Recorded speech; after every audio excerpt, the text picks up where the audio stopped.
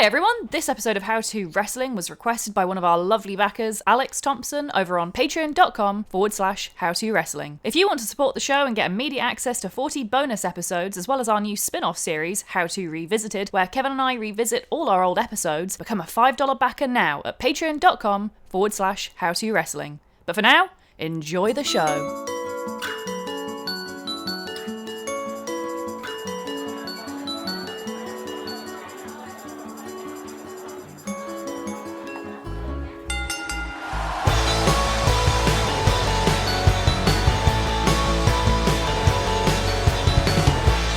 Hey pal, and welcome to another episode of How To Wrestling, the world's first podcast detailing how to wrestling, how to get into wrestling, how to understand wrestling, goodness knows, maybe how to enjoy wrestling. And this is, well, yeah, I gotta say right now, this is both the biggest episode, probably the most stressful episode, the hardest episode, and the most important episode I think we've ever done. It is about the head man, the business icon and self-proclaimed handsome, virile son of a bitch. Today, Joe is learning all about the genetic jackhammer and the CEO of Titan Sports and World Wrestling Entertainment, Vincent Kennedy McMahon. Oh man, that's sent a little bit of a shiver down my spine even saying all this. Hello once again, I am Cowboy Kevin Mann, joined as I am always by my better half, my comrade through this journey of knowledge and learning about wrestling. It's Joe Graham. Hi. How are you doing, Joe? Researching this episode gave me a 2-day migraine. So thanks, Vince. Thanks, Vince. This is day 2 of that migraine, is it not? Yeah, it's day 2. Why was this so hard? There's just so much going on with Vincent Kennedy McMahon. I feel even the subject of who is he is enough to give someone a migraine. Yeah, I think this is one of those episodes where, I don't want to use the phrase bitten off more than they can chew, but it's very apparent when you're looking at the different parts of this person that you could have like 5 episodes on him as an in-ring character alone. We could literally have this whole podcast be How To Vince McMahon, and it would be probably a podcast that could go on indefinitely. Yeah, it could, yeah, because stuff keeps happening as well, like at the end, so this is just kind of a constant. I mean, when Vince eventually dies by like, yeah, I don't know, like strapping himself to loads of fireworks to promote a new thing on the network and, you know, explodes in an explosion of steak wraps and ketchup, you know, it'll age this episode quite badly.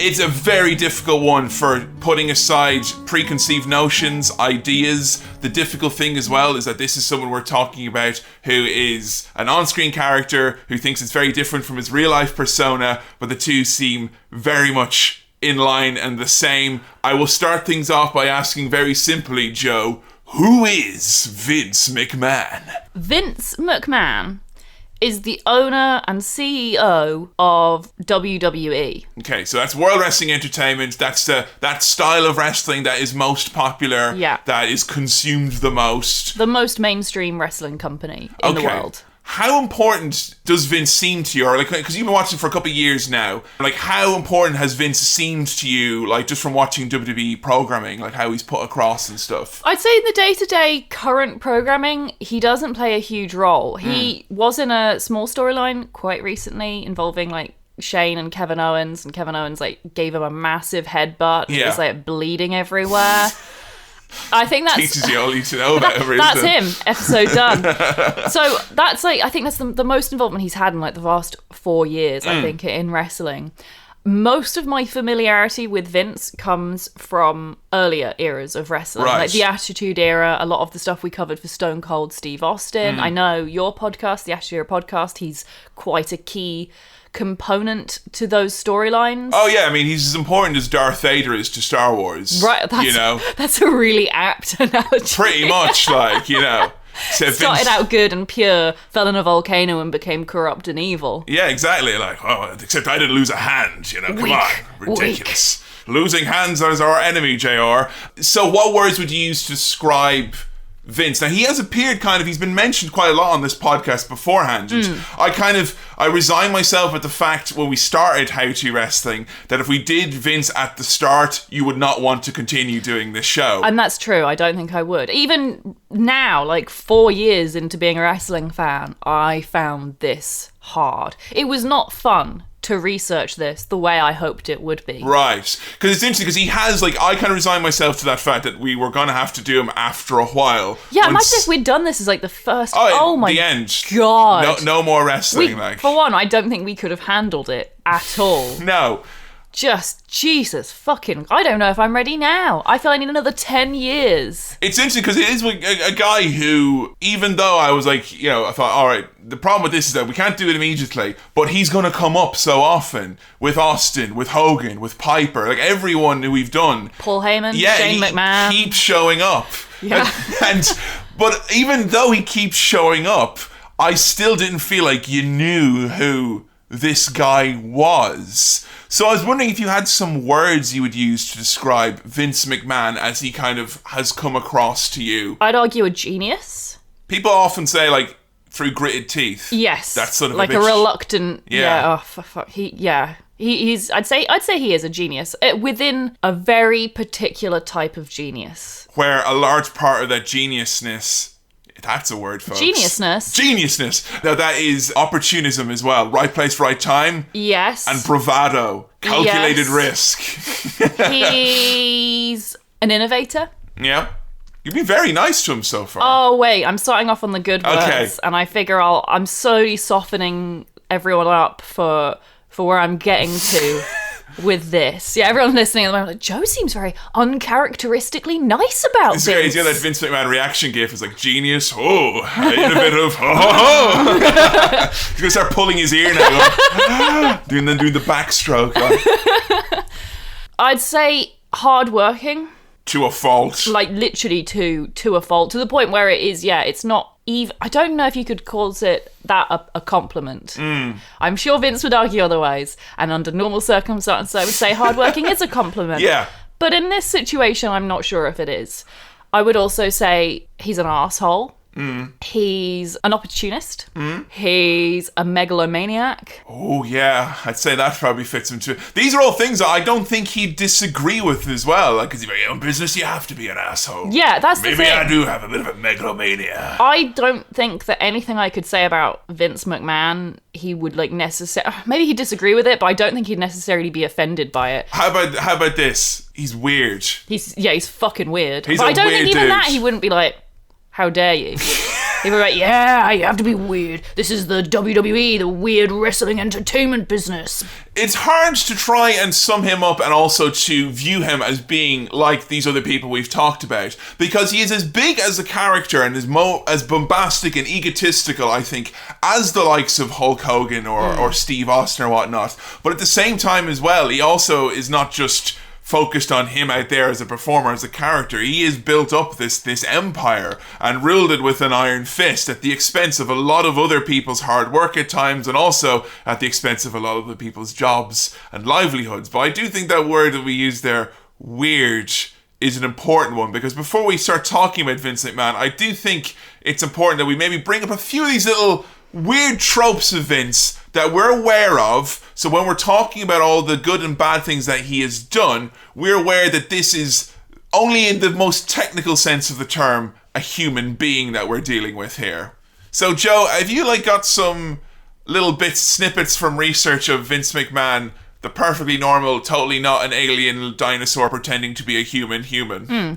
Obviously, Kevin does a lot of research for this show. He does all the easy stuff, like the knowing the facts and knowing timelines and when things happened. You know, the stuff that's not really important in a post-news world. Oh, I see. Yeah, we're in a post-news world now, making me redundant. I like that. Yeah.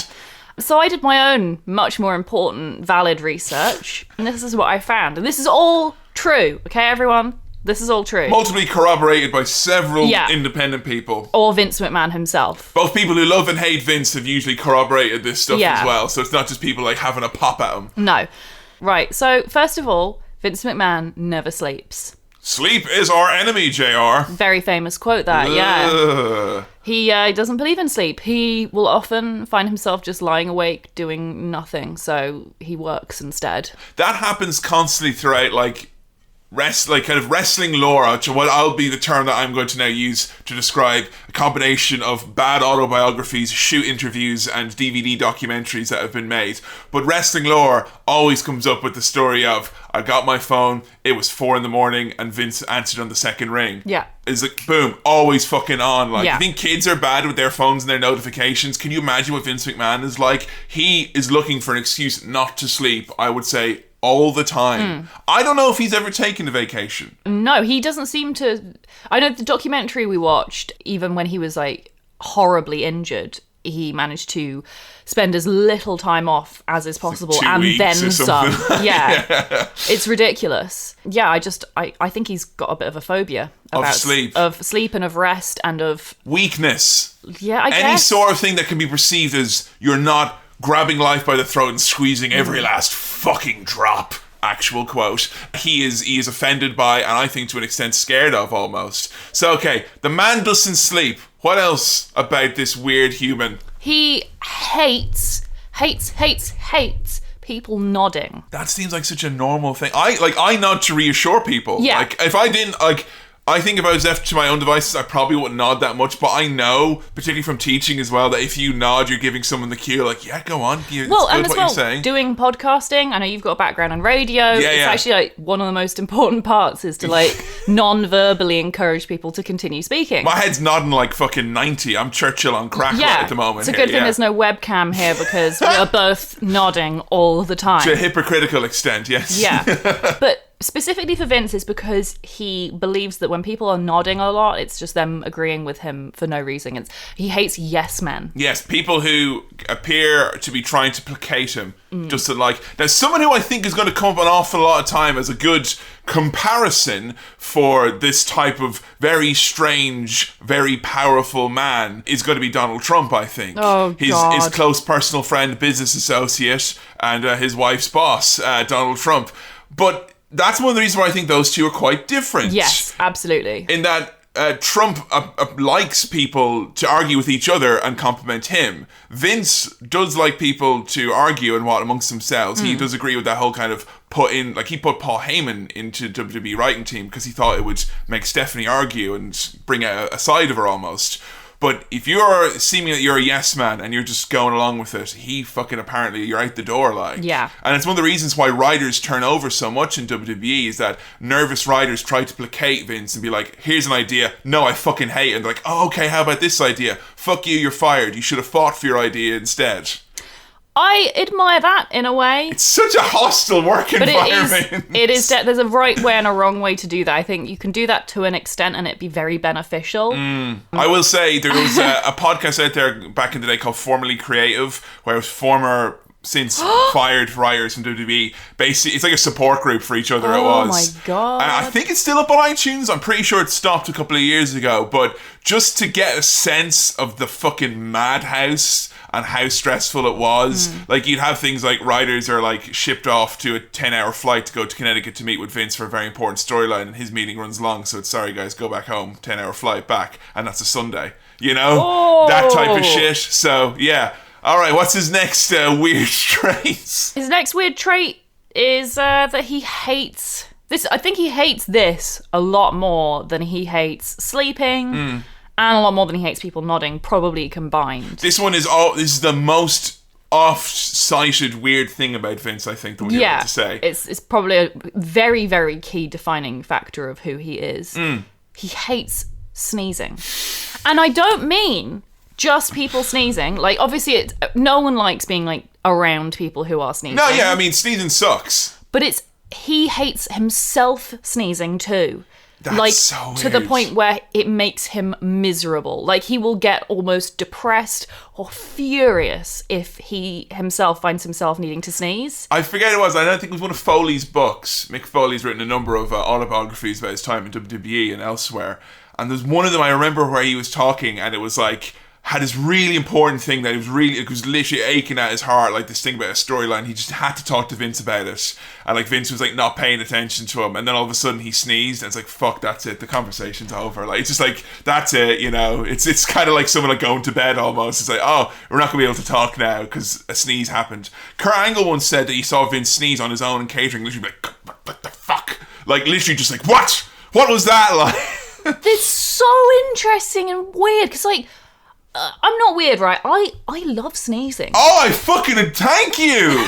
Oh god, every time I love you. You know that. You. Just don't sneeze on me. No, but like separately.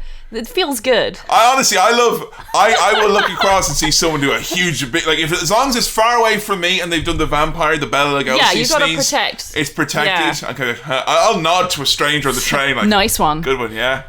Was that good? Yeah. Oh, it looked good. In the same way that when you really need to pee before it gets like uncomfortable levels of need to pee, when you pee, it's like, oh man, this is a great time, you know? Yeah. So Vince, I automatically can't relate to him to an extent. No, that I find weirder than the fact that he doesn't sleep. Like, I know on paper, a man saying that he doesn't sleep is, like, weirdly unhuman and robotic, but him saying he hates sneezing is way weirder to me. Yeah, because I can see, I mean, if I could not sleep, I kind of, I mean, I do love a good sleep, don't get me wrong, but if I could, like, only sleep 2 days a week and not sleep the rest of the time, that'd be pretty sweet. Kind of like that. I might appreciate my sleep more. Okay, I'm going to say 2 words I think might resonate with Vince. Almost a yin to Vince's yang. If the yang is the evil dark one, this is the yin. Chris Traeger from Parks and Recreation. Oh my god, Rob Lowe's character. Yeah. The guy who loves working out and being really healthy. And when he gets sick, he like is fucked up, like all weird and depressed about it. Stop pooping, goddammit. I can see Vince McMahon with a cold, furious at himself. I imagine if he had a cold, I imagine him just like working out like through sweat it. out the virus, sweat out the illness. And it's so weird as well, specifically the sneezing, because like I said, I like sneezing, so I can't relate to that, but like I have all the things to do with illness to dislike. That's the only good one. Yeah, why would you not dislike coughing? Coughing is fucking awful. And it's hurts, gross. It hurts. It's the worst. Why would that be less? It's one of the few involuntary pleasurable things that your body does. Yeah. You know, that and farts, you know. Well, Vince, that takes me on to the next fact. Okay. Vince McMahon fucking loves toilet humour. Oh, yes, he does. Farts, piss, jokes about shit. He fucking loves all of them. That will explain why that has happened a lot. Like, Vince McMahon, the character on TV, has been doused in piss and shit. And he's pissed himself. Don't think he shit himself. At least not. He may have been a shoot. He shot himself once or twice in a match. What about other wrestlers who have shit themselves? How did he react to that? If Vince found out about a wrestler pooping himself, because Tommy Dreamer once shat himself when he got slammed by Mark Henry. Yeah, was that the one where the ref had to like pick it up? Oh no, that was CM Punk. Yeah, so that's a different thing. Oh, allegedly, I might add to that. Okay. Allegedly, it was a poop. The jury's still out in there. It was very dark, the poop, but also he was very sick at the time. So we know once that sickness is in there, you know, your coloration chart's out the window, pal. So that's true. Tonight on Unsolved Mysteries.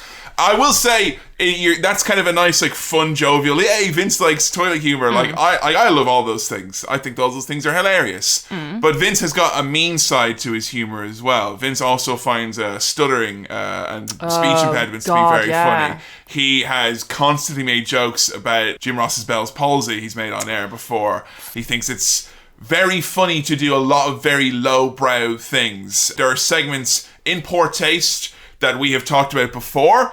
Katie Vick as a free chief. No, I'd repressed that. And like Vince, like we watched the McMahon documentary, which is what WWE did, which is something they're so proud of. It's not available on the network anymore.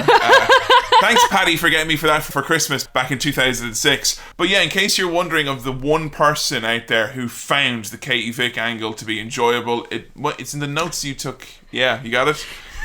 It's not quite about toilet humour. Oh, God, fucking hell. The full quote is, fucking hell, this is so hard to say. Can you say it? Do you want to say it in a Vince voice? I can try, but I might make myself laugh too hard. Okay, if you want me to do it in a Vince voice, I'm happy to try as well. Okay, because I'm worried I will just laugh too much. There you go.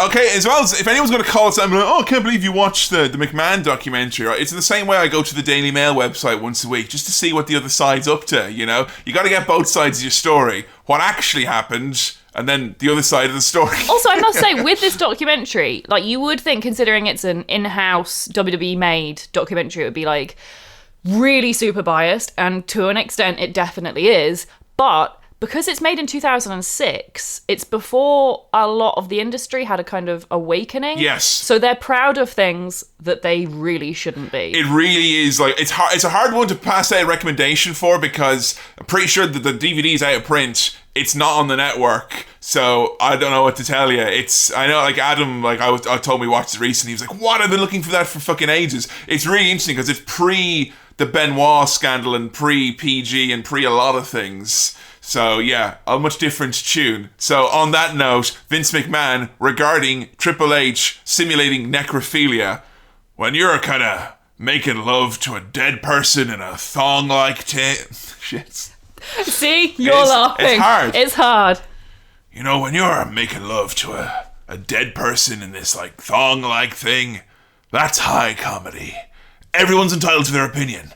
I exercise my right to free speech, and quite frankly, I believe I did that quite eloquently. Quite eloquently are two words that do not enter into anyone's mind. Folks, if you've not checked out our episode on Kane, there's a video about Katie Vick on our Facebook page. It is not high comedy. It's not even comedy. It's comedy that you may have done when you were high, but it's not high comedy, okay? It's a difference. I thought it was really interesting on this, because they interview a lot of different people from WWE. They have Stephanie, they have Shane, they have Stone Cold. Linda's there. They have JBL. What about... You fucking kidding me about you don't like Yes Men? JBL's there basically sucking his anus. JBL can't be yes man because he can't actually say yes because his head is so far up his ass. If he says the word yes, you'll get a lower intestine in his mouth. Vince can't see JBL nodding to him all the time because every time JBL nods, his head is so far up Vince's own ass, Vince is nodding along with him. He just thinks that JBL's a really expensive bidet. He just needs to realise that he was an announcer all those years. But with regards to Katie Vick, they interview Triple H, and he is like probably one of the best people in terms of like standing up to Vince. Him and Shane, I think, are the two who kind of like, yeah, that's bullshit. What he's done there. Yeah. And Shane, I can kind of expect because Shane's Vince's son, so he gets a bit more probably leeway in that regard.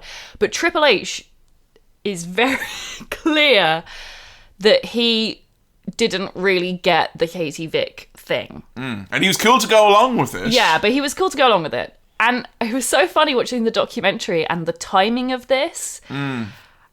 And it's so close to him marrying Stephanie. You said back in our Kane episode that you thought that Vince did it as like let's see if you love my daughter. And at the time I said it as a joke. I 100% believe that to be true. So if I want to marry you, does that mean I'm going to have to like get it on in a thong type thing with a corpse simulated necrophilia? To please my dad. Is your dad, how like Vince McMahon is your dad? About as opposite to Vince McMahon as you can get. Awesome, that's great. I picked the right family to marry into. Back onto Vince quirks then. Regarding food. Vince eats a lot of steak wraps. Okay, now, steak wrap you might think, oh, has that got like kind of like salad and some different things mixed up with lovely kind of charbroiled meat and a nice kind of... No. The steak wrap, it is a plain tortilla, wholemeal tortilla, because I think that's the only fiber he gets in his diet. A wholemeal tortilla with cut up steak. I think it's really well done, the steak. Oh, fucking him and Trump need to fuck off with that. It's either really bloody or really well done. It's one of those. Gross. Both make sense in a weird kind of animal way. Ketchup, and then it's wrapped up, plain. And if it has anything else on it, he will not eat it. I remember you telling me ages ago that Vince McMahon had been eating these basically one a day for like his whole life. And one time someone came up to him and was like, oh man, I really like your burritos. And Vince was like, what's a burrito? And he hadn't heard of it. He didn't know what it was. There was an angle they were doing with, I forget who it was. It was an angle they were doing with like Big Show and Eddie Guerrero involving like food that was being stolen. And someone was like, oh yeah, you should like put like, you know, drug the burrito or something like that. Like Eddie was going to drug this burrito. And Vince is like, a burrito? Like what? And it's like, yeah, it's really, and Vince couldn't buy it that it was a like he accepted it was a food stuff, but he didn't think it was popular enough that you could have it on TV because he thought people would think it was weird. That's so strange.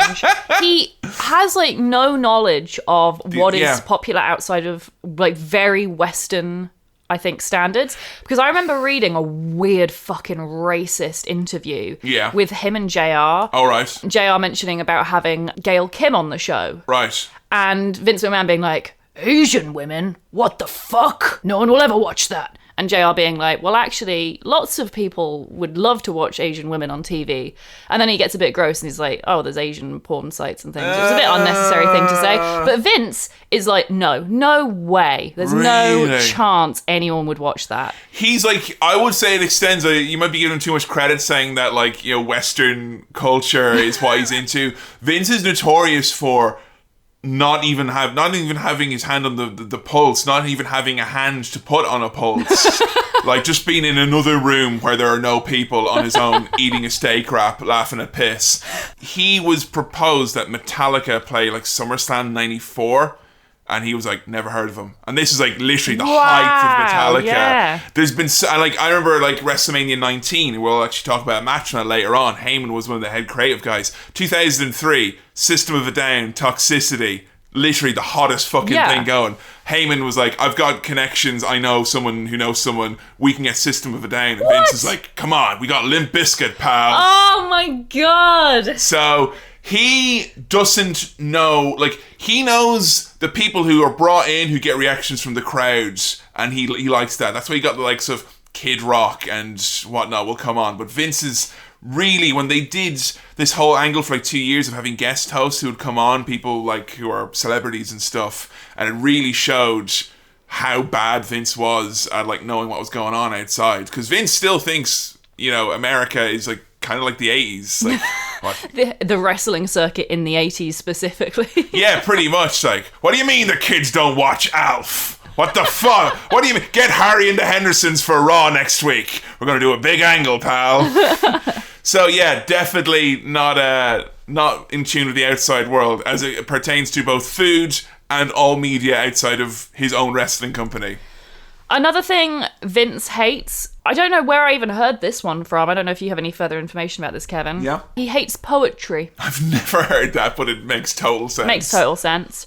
And the opposite end of that, we've got a lot of things here that he hates. Hates nodding, hates sneezing. Poetry, I thought Vince would hate any sort of literature that wasn't instructions to do something. Yeah. Like to get steak wraps or to build a furniture or something like that. It doesn't seem like Vince would sit down or curl up with a good book. What's the point? Yeah, I don't understand. Because, you know what this pertains to? Vince doesn't even watch other wrestling. Really? You know, this is one of the saddest things. I remember, like, we read in Mick Foley's book, how he came into WWF in like 95 or 96 with a lot of buzz from ECW, all the kind of promos and stuff that he had done. And like JR and all the people who hired him, they're like, oh man, this stuff is amazing and all that. And then Foley's like, oh, I can't wait to talk to Vince about my character. I mean, what did he think of those promos I was doing? They're like, oh, he's not seen literally a single thing you've ever done. Wow. He'd been a wrestler for like 10 years at that point. Fucking hell. But Vince, that's an important thing about Vince, thing, and maybe not a quirk, but an important thing, Vince always has his little inner circle. There's a few names that'll pop up over and over again throughout coming episodes of Vince's trusted group. And in terms of people Vince trusts the most, you got Stephanie McMahon, Triple H, Kevin Dunn, the longtime director and producer of WWF and noted millionaire. Back in the past, it would have been Pat Patterson, former wrestler, who was his kind of creative guy, viewed to be one of the best creative people ever in wrestling.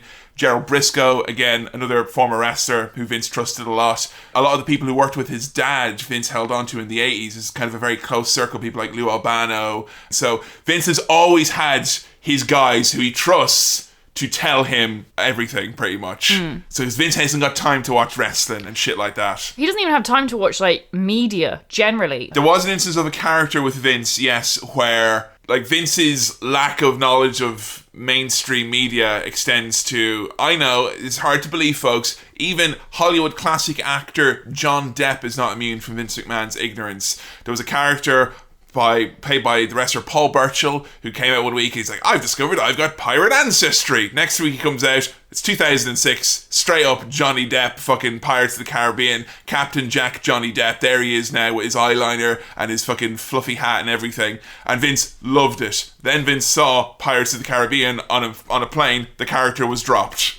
Wow. He didn't know. You know? And it's funny because there's a lot of other characters, like there's a character called Simon Dean, which is basically just Ben Stiller's character from Dodgeball. And if Vince ever saw Dodgeball, that character would have been dropped. But there's a lot of characters that got pitched to Vince by, you know, you're a 20-something-year-old writer. What are you going to pitch Vince? Something he's probably not heard of that you've just taken from pop culture. It's why a lot of pop culture gets kind of regurgitated in a bastardized form in WWE sometimes. Because Vince doesn't know. Jesus. It's why the New Day half the time are doing like jokes for the Chappelle Show and stuff like that, because Vince doesn't know. If he knew it, he'd probably say don't do it. But he doesn't, so they do it. Wow. So yeah, a lot of things that Vince hates. Hates sleep, hates people nodding, hates sneezing, hates poetry, loves snow cones. Really? Yeah, loves them. It's like favourite thing.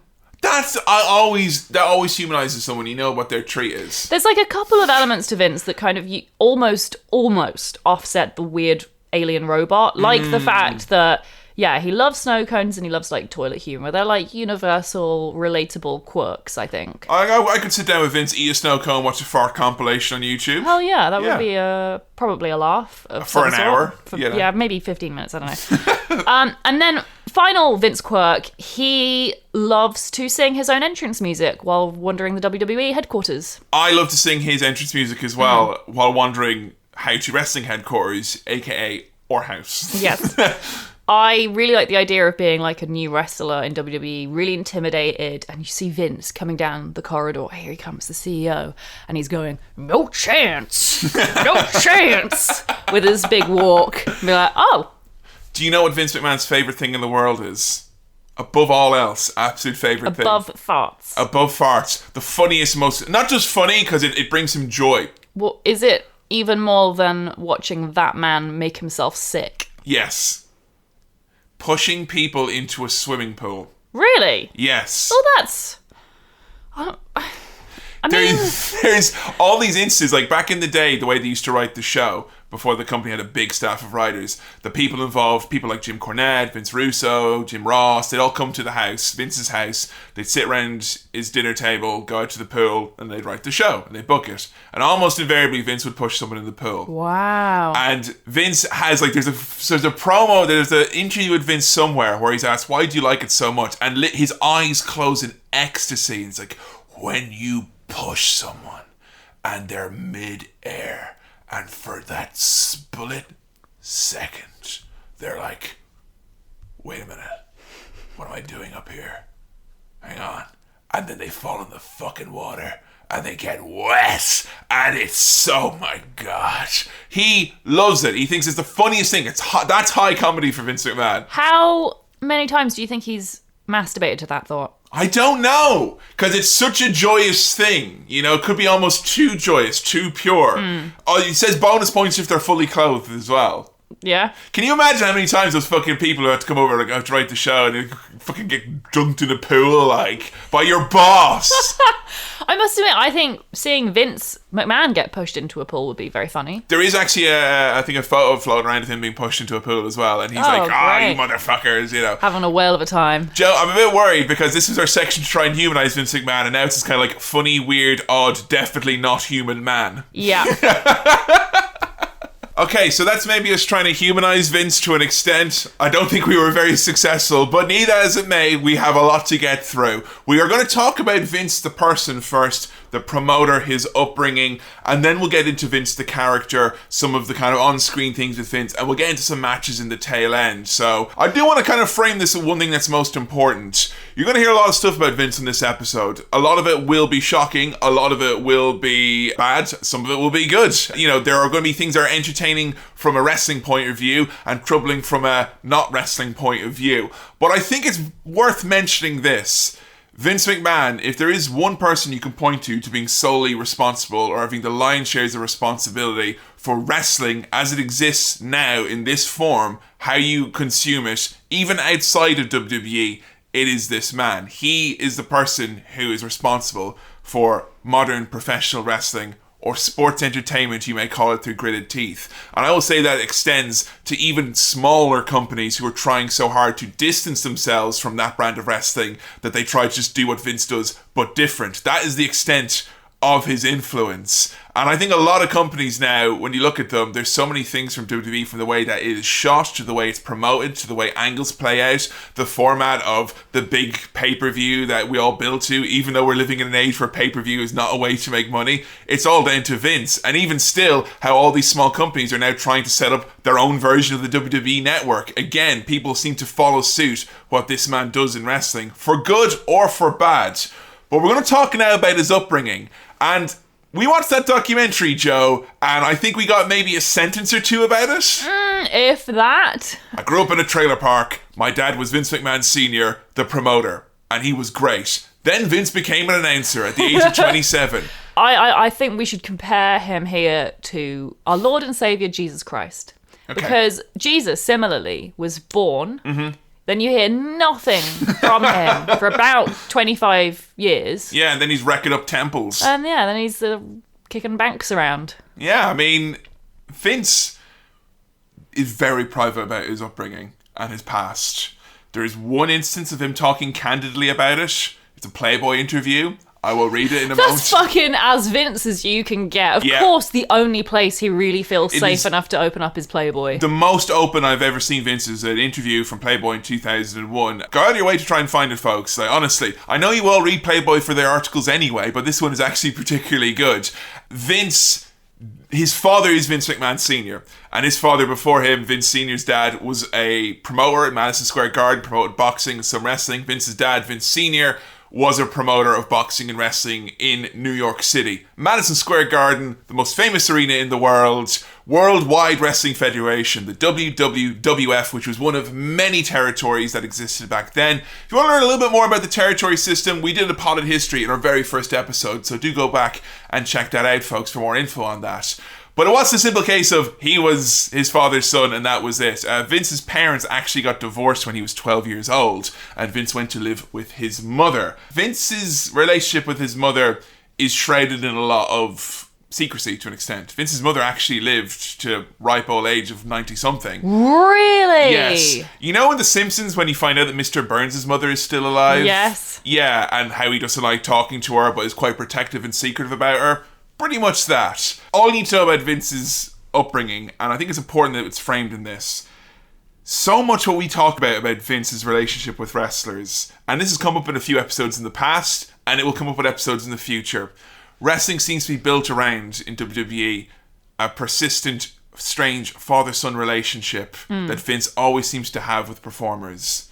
How many wrestlers, when you're seeing WWE 24, who've come back after a while, Kurt Angle, Goldberg, Steve Austin, Hulk Hogan, whoever it is, always talk about how they have a father-son relationship with Vince. He's like my dad. Yeah. Seems so innocent at the time, but it is a power dynamic that's there. I think Vince's upbringing sheds a lot of light on that. I'm going to read you a few quotes from the Playboy article so you can hear in his own words about his upbringing. Regarding his mother, now he's brought up in a trailer park in Manly, North Carolina. Right. Dirt poor. Yeah. As in, like, Vince came from absolute nothing. So I have a question about that then. Yeah.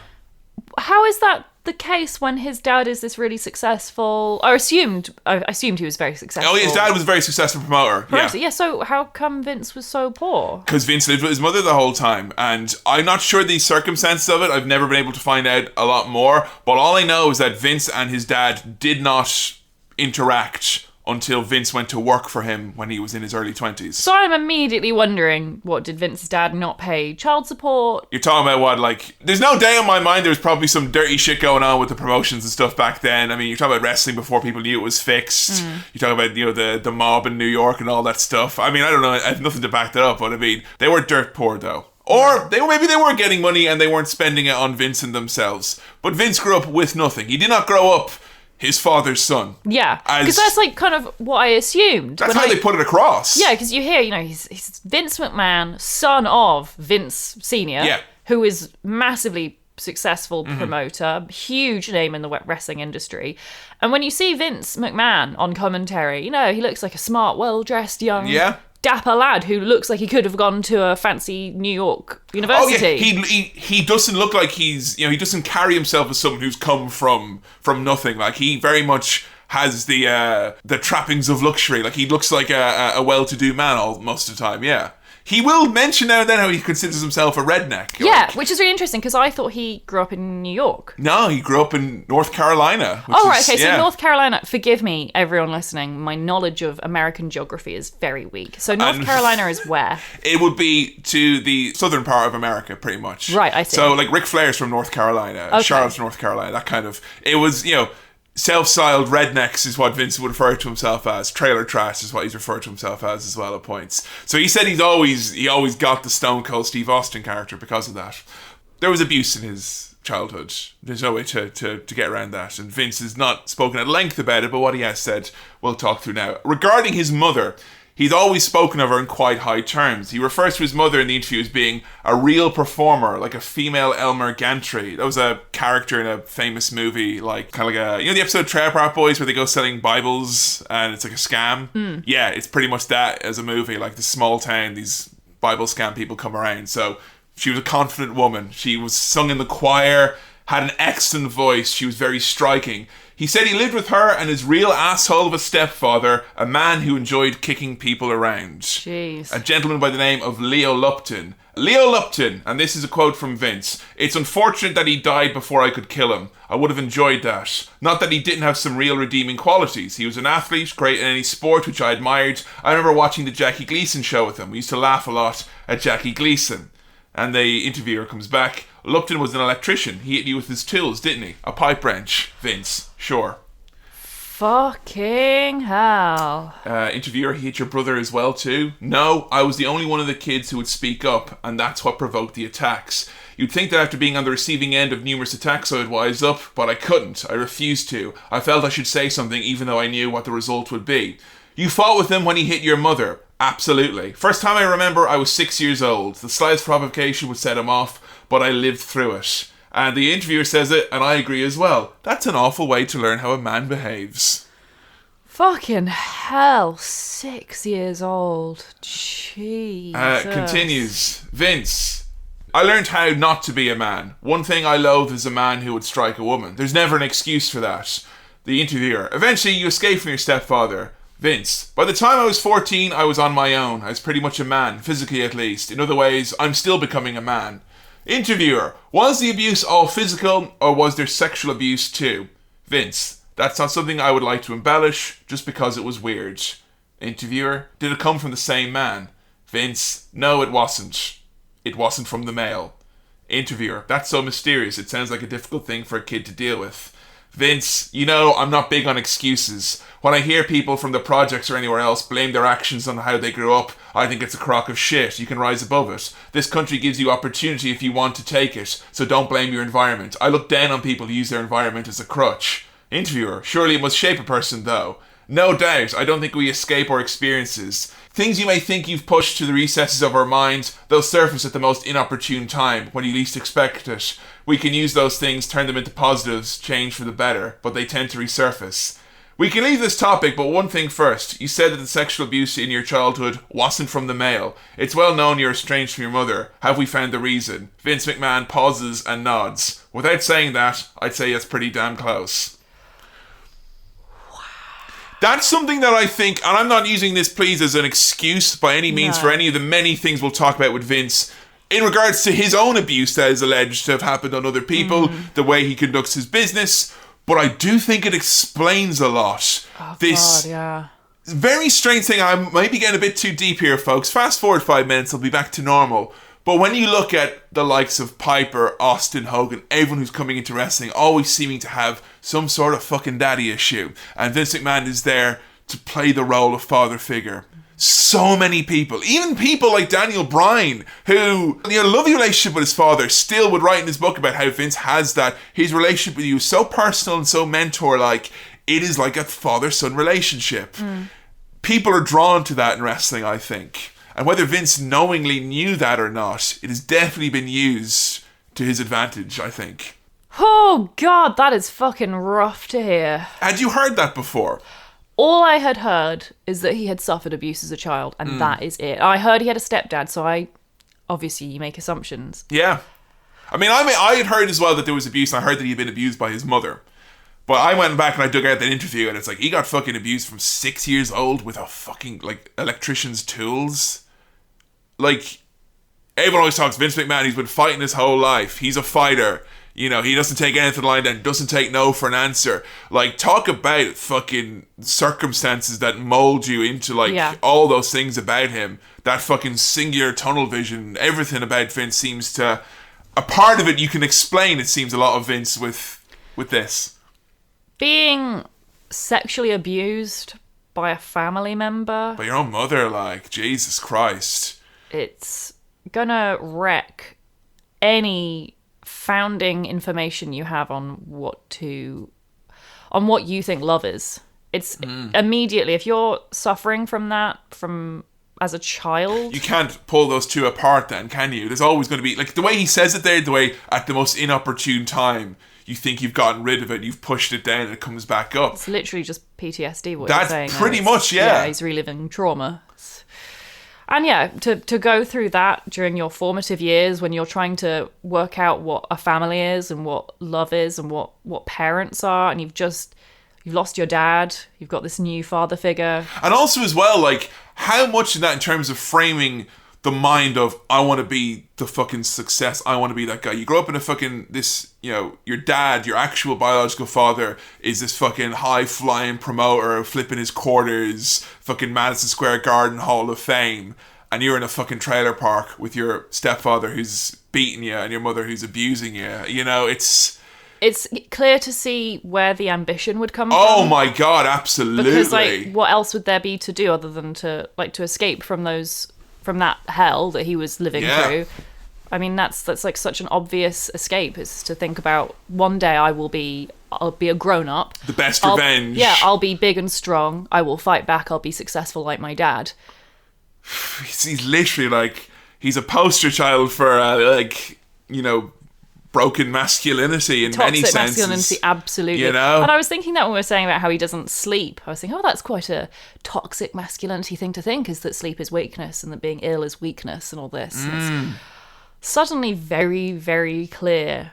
And you hear stories as well. Like, I mean, we're going to dip around here and there because so many times where, like, stuff like illustrates other points and when we're going through, but you know, you hear the story of when Vince blew out both of his quadricep muscles. There's a famous clip at the Royal Rumble. Vince was meant to come out and restart a match, which is a messed up finish. He runs to the ring. He hadn't been warmed up. He tore both of his quad muscles, pretty much. Yeah. And like he tore one of them. He went backstage. He's like, sit down, we'll get an ambulance. He's like, no, goddammit. And he stood up and he tore the other one. And like, he literally was like crawling on his fucking hands and knees. He wouldn't take no for an answer. They're like, you need to go to hospital. He's like, no, I don't. I'm fine. And I don't want to be the person where it's like Vince is like, oh, I better act real tough, otherwise people are going to know that I'm, you know, all broken. It's not that. It's that he knows he is tough. Yeah. When you fucking lived through what he's lived through, of course, he's fucking tough as nails. And what happens that young as well, I don't think you can even recognise that in yourself. It's just, that's how he's wired. Yeah. That's Vince. If that's your experience and that's who you've become as a result of your entire upbringing, the whole sexual abuse from his mum, again, I don't want to make out that I'm excusing any of his future behaviour. And also as well, we will bear in mind, this is like a fucking shred. This is Vince McMahon nodding silently in an interview 17 years ago. Exactly. That's all we have to go on, folks. Yeah, there's a lot of speculation here. Yeah. But his relationship to his own family as well, I think, adds a bit of kind of clarity to that.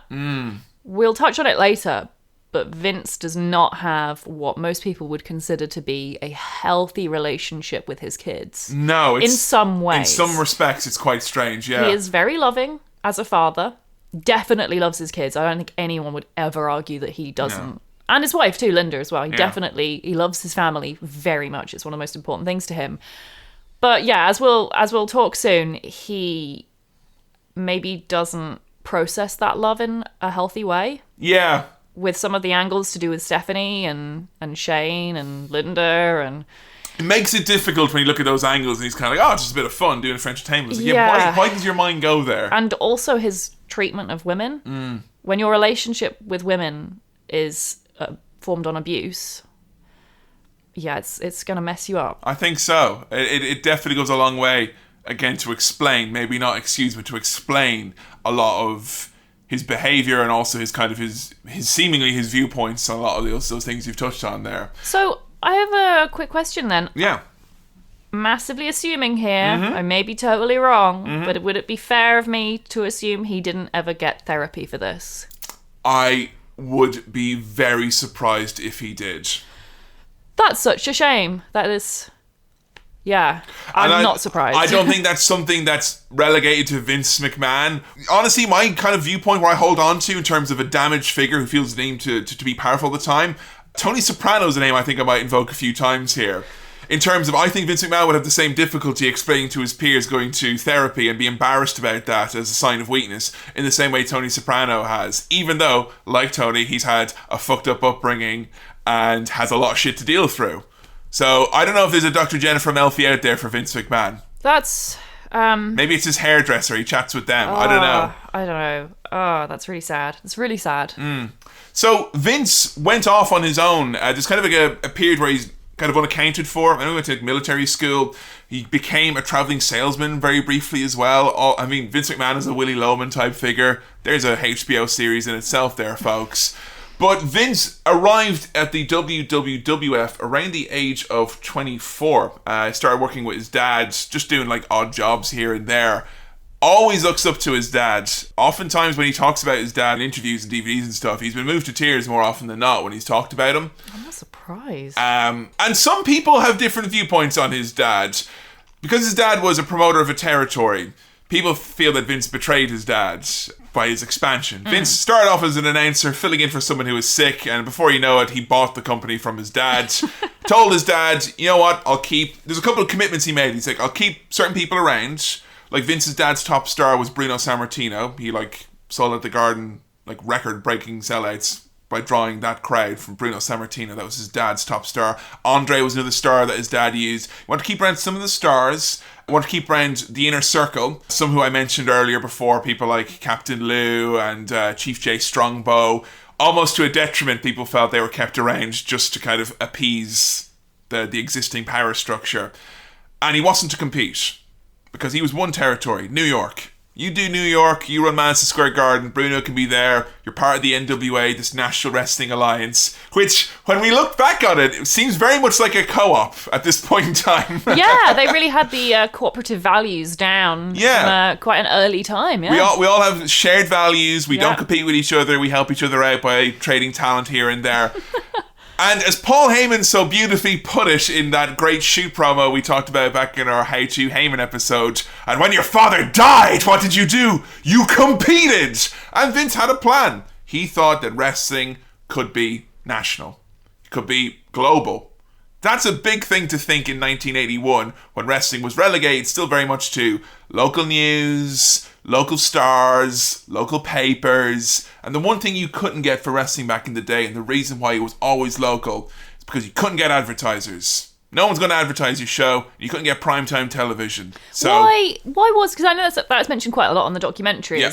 Vince says how one of the main things that gave him success was that everyone said he couldn't get advertisers, and he did. That's the absolute number one thing. It's the only reason it worked, really, because without advertisers, you've got no money. Without money, you can't fund the expansion. Vince's father would have paid the local affiliates to run his wrestling show. They viewed TV as, I pay you $3,000, you run my show. That means at the end I can advertise tickets to the MSG show and I'll get a good house and I make my money there. Vince was more like, I'll put on my TV show, you'll pay me because it's a great TV show and there'll be advertisers there and you'll make money as the TV station and I'll also advertise our shows and we'll make money there and also we'll sell merchandise. Yeah, thinking about that now, because that strategy is almost like a key component of what you'd consider digital marketing. Content marketing is very similar to that very early method of gaining advertisers, of thinking about advertising almost mirrored. It was about the image. That's how Vince was able to do it, because if you ever look at any of the older kind of 80s wrestling that we've watched, the kind of the Ric Flair type of era, and it's bloody faces, gouged eyes, fucking blood-stained mats, dingy lit arenas, men smoking cigarettes in the front row. It was college students and men who would go to wrestling shows. That was kind of it. And maybe you get some groups of ladies who come to see Ric Flair, But Vince said, wrestling is staged, it's entertainment, it's a show, and it's family entertainment. You're not going to see blood on my show. You're not going to see violence. It's going to be like watching, a family show. And people are like, oh, it's cartoon wrestling. And Vince is like, yeah, sure, whatever. It is. Also, we've made a cartoon about our wrestlers. Go watch it and buy our shit. What I find really funny about that is that he's basically saying that he stopped all like the non-PG, the blood, the violence, all of that, to make it PG. Yeah. But then he brings it all back again. Yeah. And makes it again for teenage boys and young men. It's so strange because we've talked about how Vince hasn't got his finger on the pulse. But one thing Vince is probably better at, and like he doesn't know about pop culture, but he knows the national mood. And if you think of like 1984, you're talking about Reagan's America, where you're talking about this kind of little bit of a wholesome image of pride of America again. And no, we don't want it to do the kind of all the protests and the violence from the 60s and the 70s. It's kind of family time now. It's 80s America. And he had what people wanted. People wanted to go to a show with their kids. Because, like, if you were someone who grew up watching Bruno in the garden, you're 30 or 40 now. You've got kids. You want to take them to see wrestling. But maybe you don't want to go take them to see someone get their eyes pulled out, or, a spike driven into their forehead, or have Abdullah the Butcher run a fork across someone's backside. You want to see Hulk Hogan point at things and wave the American flag and tell your kids to say their prayers and take their vitamins and respect their parents. He had what they wanted. The late 90s, those kids had grown up. They'd become teen boys, apparently, all of them. And everyone realised that they loved masturbating. And Vince McMahon was more than happy to cater to that very male, very teen boy demographic, young adults. It is so weird, though, that he changed it from being all about for men to being for families to taking it right back for men again. The reason that is because as much success as Vince had in the 80s, and we talked a bit about this in a WrestleMania episode, huge success with the early WrestleManias, up to WrestleMania 4 or 5, really big, he pioneered pay-per-view as well, folks. Merchandise is another thing. All these things alongside the advertising made it incredibly successful, but it started to get a bit stale then in the mid-90s because, Hulk Hogan again, and Hogan wants to do other things, the stars are getting old, people aren't watching as much, and it was stale. And the reason the Attitude Era came along is because Vince needed to shake things up, because his brand was cartoonish. At the point where it was getting crappy and cartoony in WWF, you had WCW, who were doing edgy stuff with the New World Order and spray painting, and also in Philadelphia, ECW were setting people on fire and having really like shoot promos about being fired and stuff. So Vince is always very good at seeing what else is around and assimilating it. I think the same thing's happening at this moment, in time. People loved all the great indie wrestling that was around a few years ago. Now wrestling seems to be a bit more of a focus, the in-ring product on current WWE TV. I mean, he does it, Yeah. So yeah, as we said, Vince has had a lot of success as a businessman, but the biggest downturn for him was that mid-90s period. And a lot of times it gets framed of, like I kind of just said, it probably shows you how biased we all are as wrestling fans, the older ones of us, I guess. The long-term wrestling fans are sort of biased against it. It's like, people got bored of Hulk Hogan and that was kind of it. But there was another big thing that happened in the mid-90s. Big steroid scandal rocked the World Wrestling Federation. Vince was actually taken to court by the federal government. Now, I've heard this mentioned in passing. Yeah. Like, they talk about it very briefly in the documentary, but, like, they don't talk about it the way you'd expect someone to talk about being taken to court by the federal government. It wasn't like that was a dark time for us. It was like we fucking owned them. We wrecked the federal government. So basically there was this time period where it was well known that steroids were used widespread in wrestling. And the viewpoint was this: wrestling isn't competitive. Vince has come out and said as much that it's not competitive, it is a show. We're not here getting an unfair competitive edge. We're just making our bodies look good. Because Vince likes big guys, and the fans like big guys, and Hulk Hogan, the superhero muscle man. I mean, look at the people from that time. Hogan, Savage, the Ultimate Warrior. Fucking muscles on muscles on muscles. The only reason why Scott Steiner always gets pointed out as being such a weird muscle man is that he looks like they used to look like. Yeah. In that time period, you would have been like, so what? Like, he's slightly smaller than them, if anything. So it was known that steroids were taken a lot. And it actually wasn't illegal to do so. Steroids trafficking only actually became illegal in around 81, 82. Oh, wow. And at that time, it came out that there was this gentleman doctor who WWF would use, and there's so many damning and incriminating like memos and messages left where it's like, anytime we come to Pennsylvania, let's make sure we use this doctor so the wrestlers can get their candy. Now that's a quote from Pat Patterson, who was Vince's number 2. And this doctor who was actually indicted because he ended up being caught out. He was selling steroids not just to wrestlers but to other athletes and bodybuilders and stuff. He sold stuff to a mole, and then they ended up being, they kicked down his door. He was in the middle of like shredding documents and stuff like that, and basically it came out that he was giving a lot of stuff to wrestlers, and because of they would use him as a ringside doctor. And he would also sell the drugs when they were in certain towns. And It basically looked like on surface that they've got a bit of a system here. Where you come to this town, you give Vince all these drugs, Vince gives them to the wrestlers. Now, like most great federal indictments, this one was slightly overreached because it then became Vince was pressuring people to take steroids. Which was where they fell at that hurdle. Oh, these silly fools. Oh, I totally see where this is going. So, I mean, pretty much like Vince was using steroids. Yeah. Hogan was using steroids. I mean, 1993, that's when we went from Hogan Savage to Bret Shawn. That's when Hulk Hogan lost like around 10 inches of those 24-inch pythons. That's when everyone shrunk down because all of a sudden the spotlight was shone on it and everyone's like, oh shit, we can't do steroids anymore.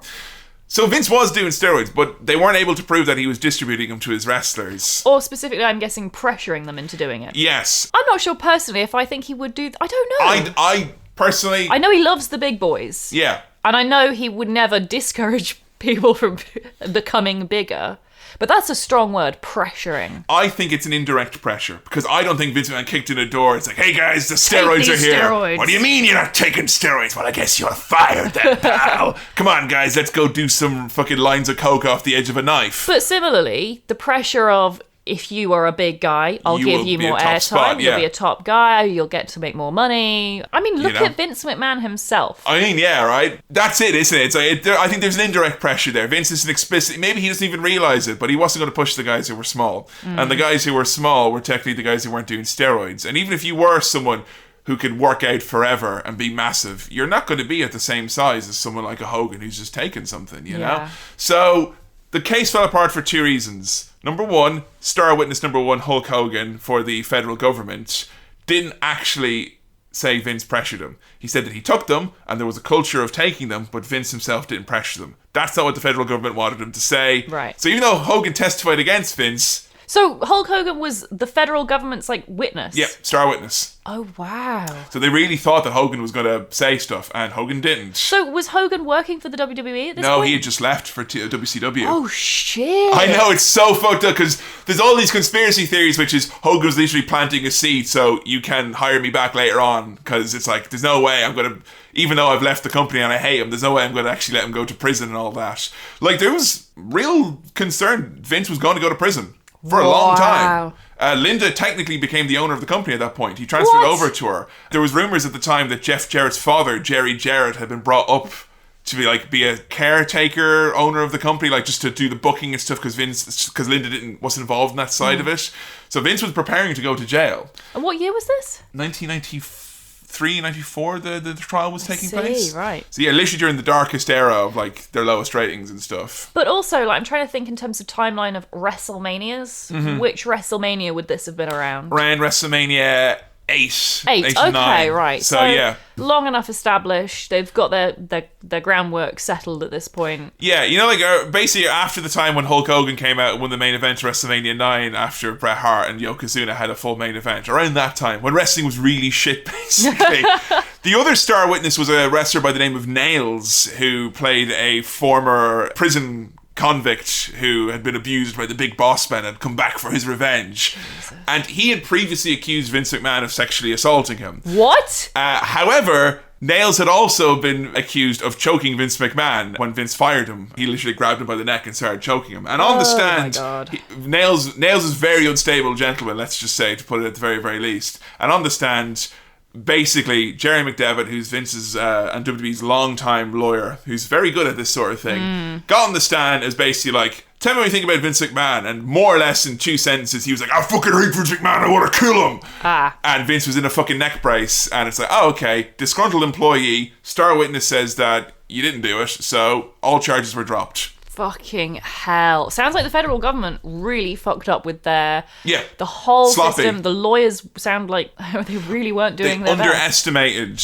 Is this WWE. because it was wrestling, do you think? They I just think thought, a lot of it was that. It's hokey carnival sport. It's And of not course real, they're all it's on fake. steroids. Yeah, they're all silly drug addicts, I bet. Yeah, Do you reckon that's what it was? Absolutely, they underestimate him. And massively. definitely underestimate Vince McMahon as a businessman. Yeah. And Jerry McDevitt, their lawyer as well, because he's like, there's a reason he's had him for the last 30 or 40 years. Wow. He's fucking good. I bet he knows some serious fucking dirt. In the same way that Tony Soprano's lawyer also knows a whole lot of shit. But again, folks, that's a massive box history. We could do a whole episode on that. Very much a forgotten part of wrestling's history. It's so funny when we're looking through all this stuff, how quick people are to jump on storyline stuff that Vince has done and forget about the real life stuff. I mean, if there was a storyline that Vince McMahon got sued by the federal government, you'd be like, that's a bit too much, lads, isn't it? I don't know if I'd say that. I mean, he fights God. More on that in a bit, folks. So yeah, big scandal rocked the company. After that, though, Attitude Era. Vince, again, one thing that is strange about him is that he is actually quite good at deferring in some senses. At being like, look, you guys know what's happening here. You do it, you know? Vince Russo, a lot of the writing of the Attitude Era, a lot of the direction of the Attitude Era, it was down to him, and Vince that's not ideas Vince would have come up with himself, but Vince is good at using other people's ideas, channeling them, fine-tuning them, and going in the general direction he wants to go. Right.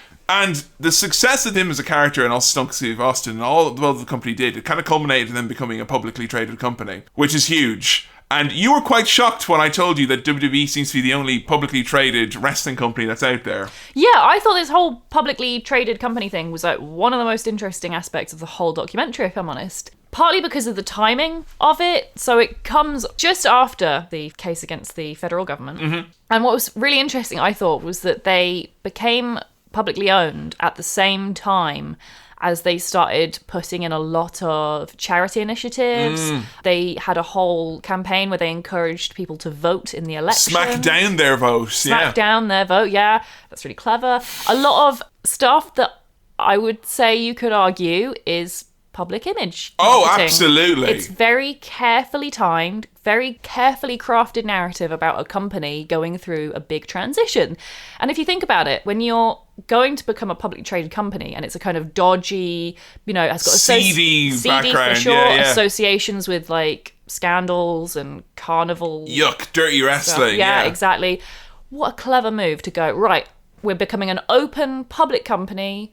We want all of our stakeholders to have a visibility into how we run our business, and we're going to partner up with Make-A-Wish. We're going to start donating to children's charities. We're going to start making sure all our superstars are constantly doing charity work, meeting with the public, meeting with dying kids who want their last final wish to be to meet a WWE superstar. I will say they did a lot of that stuff pre-public. Like really? Hogan did Make-A-Wish, all like we're always part of Make-A-Wish and all that. But I think you're right though in terms of them formally partnering up. Like Vince and Linda are like board members of Make-A-Wish, yes. And Be a Star, their bullying campaign thing. They're always involved in some. Susan G. Komen, they're always involved with some big name. I'm not saying just because they're all charitable that means they're all good.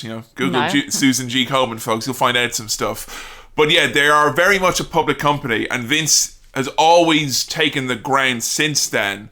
It's very rare that Vince has been like kind of. Like something's been brought up, like we need to do more drug testing, or we need to do something about the public image, or about how we're being treated in the media. Vince has always been very proactive since they've went public to rectify the image problems that the company has had. And it's really clever because it's worked for the most part, I think. Totally, because in PR, you get sent a press release, and let's see, you've got two press releases. You've got one that's like a dodgy scandal stuff, but you've also got one that's like huge charity partnership or massive charity donation.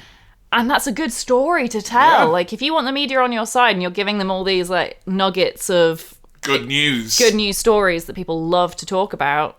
Oh, the media, they only ever do the negatives, Joe. We never hear about the positives that you're doing here in Iraq.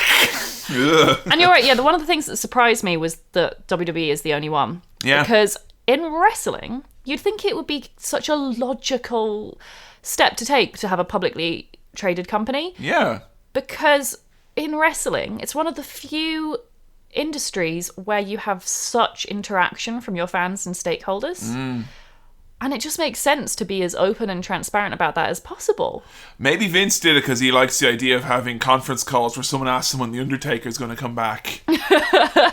I don't know. I can't answer that question for you why others haven't done it. I mean, I'm sure there's very good reasons. It's funding is probably primarily it. And most wrestling companies are only going to raise money, they feel, through a big private investor. You look at what TNA's been through the last few years with Billy Corgan, and previous to that there was some big country music stars who are trying to put money into it. It always seems to be someone with money puts money into an existing wrestling company. Which is a shame because it really doesn't do much for the wrestling industry when you've got like a very wealthy wrestling fan who runs a company the way they want to do it. It's like, I'm going to run my perfect wrestling company just like I've always wanted to. And therefore it's not good because really wrestling needs to be honest and transparent and it needs to have loads of different voices to keep it good. People would point to the fact, though, that WWE manages to be a publicly traded company under all this scrutiny and yet doesn't get called out on the fact that they're all independent contractors who have no insurance or 401k or anything like that. No union.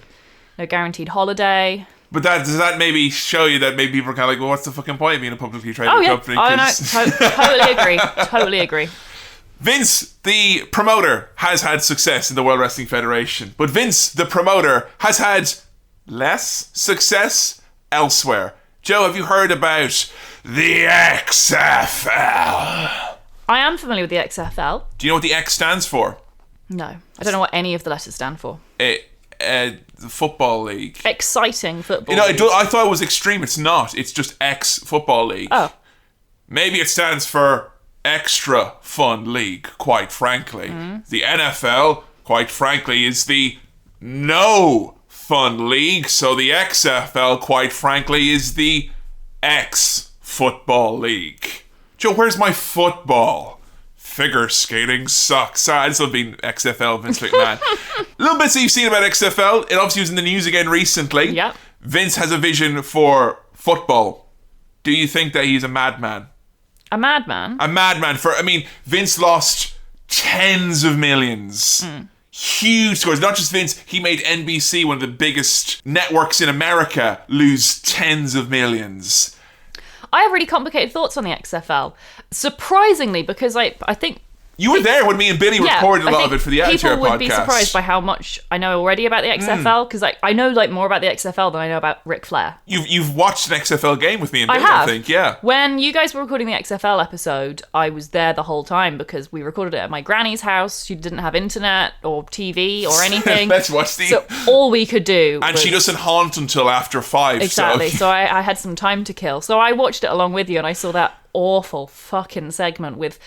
What's his name? Rodney Dangerfield? Yeah, right, Dangerfield. Coming out of a shower. Yeah. And it's like a weird dream sequence and there's naked women there and, it's very strange. So Vince basically just had an idea. He still has the idea. He's trying again 2020, folks. I will say, check out the ITR podcast. My other podcast, we did an episode about the XFL. We kind of explained the whole ups and downs of the league. A lot of good things that they brought in there. Like, there's things that Vince tried to change about how football was presented that they actually have incorporated into the NFL since. Oh, really? Like having, interviews in the locker room and stuff like that, or having cameras on the side of the pitches. A lot of things, like little changes that they would make and how it's actually presented. So...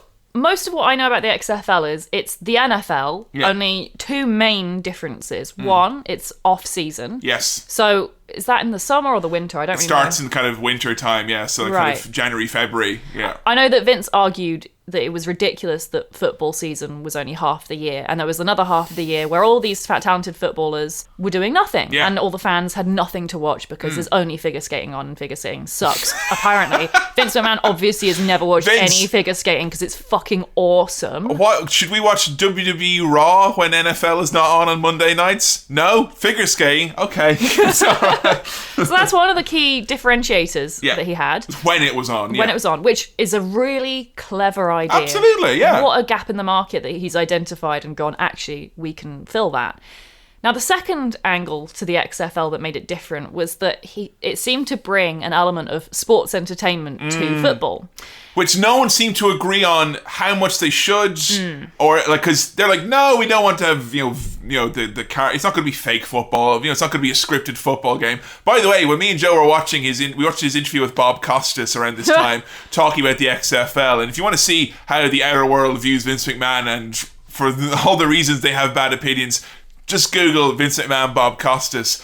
No one seemed to be able to agree if it was a good idea for it to be sports entertainment or not. You and I thought, like, the idea of a fake football game that was completely scripted, that sounded actually really fucking awesome. Real talk, I think there is a huge, massive gap. And if I had the money, like the funding, anyone listening to this who's like a millionaire who wants to give me this, because I am 100% sure this would take off, is sports entertainment as a whole outside of wrestling. It's genius. Like how you got kick-ass anime that is based on tennis or something. I want to see scripted ice hockey with a set outcome where it's all decided, it's all predetermined, but you still have the action, you still have the pacing. So it's like sports, but better. Vince he was asked about this and he was like, come on now, don't be ridiculous. You have to catch the ball, you have to throw the ball, and you can't script that. No, I think that's bullshit. I can see where he's coming from, but I think that's bullshit, and I totally disagree. I'm not someone who's ever really been able to get into sports. I used to play some as a kid, but the idea of watching sports for me has never been fun.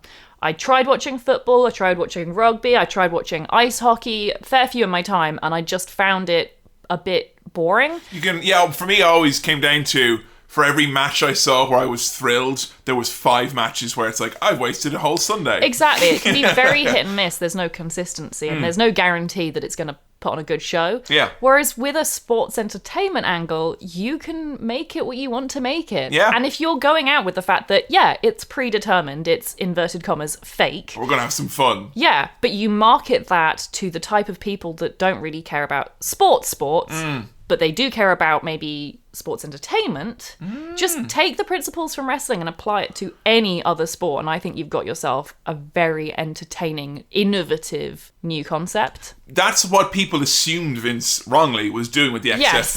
What he was doing was trying to get some of the presentation aspects and in his own kind of the brand, the attitude of it's smash mouth, it's in your face. It's not going to be like, no, we're not pulling any punches here. Full on tackles, guys who are going to get paid to play, paid more to win. So it's like that fucking urge. Like, he wanted to make it like have the spirit of WWF, but they weren't able to translate it across because the only people they could sign were cast-offs from the NFL. The quality of play was poor. People stopped watching. It was so expensive to run. Also, the marketing involved was shit.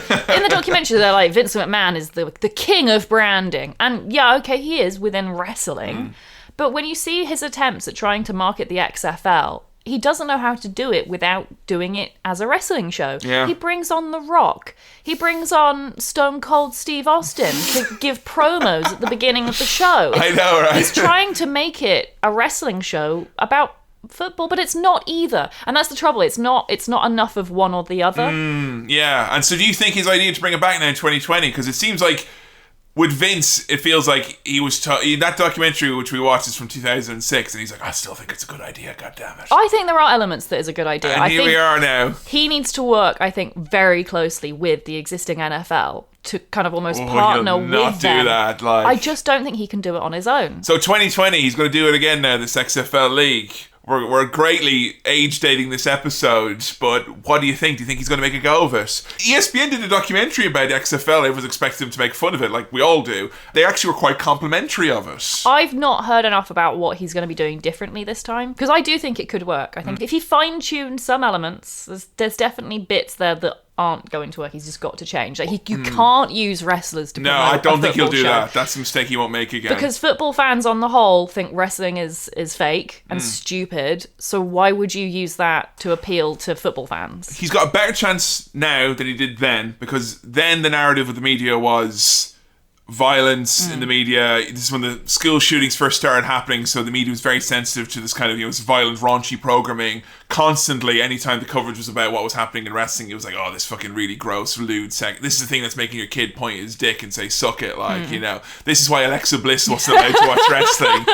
So have you ever heard the story, Alexa Bliss telling her mom to suck it, and that's why she wasn't allowed to watch wrestling as a kid? That's so the best. cute. I love it. So now, I don't think wrestling has that image problem of vulgarity and sexualized content and being lewd and gross. It's more of a...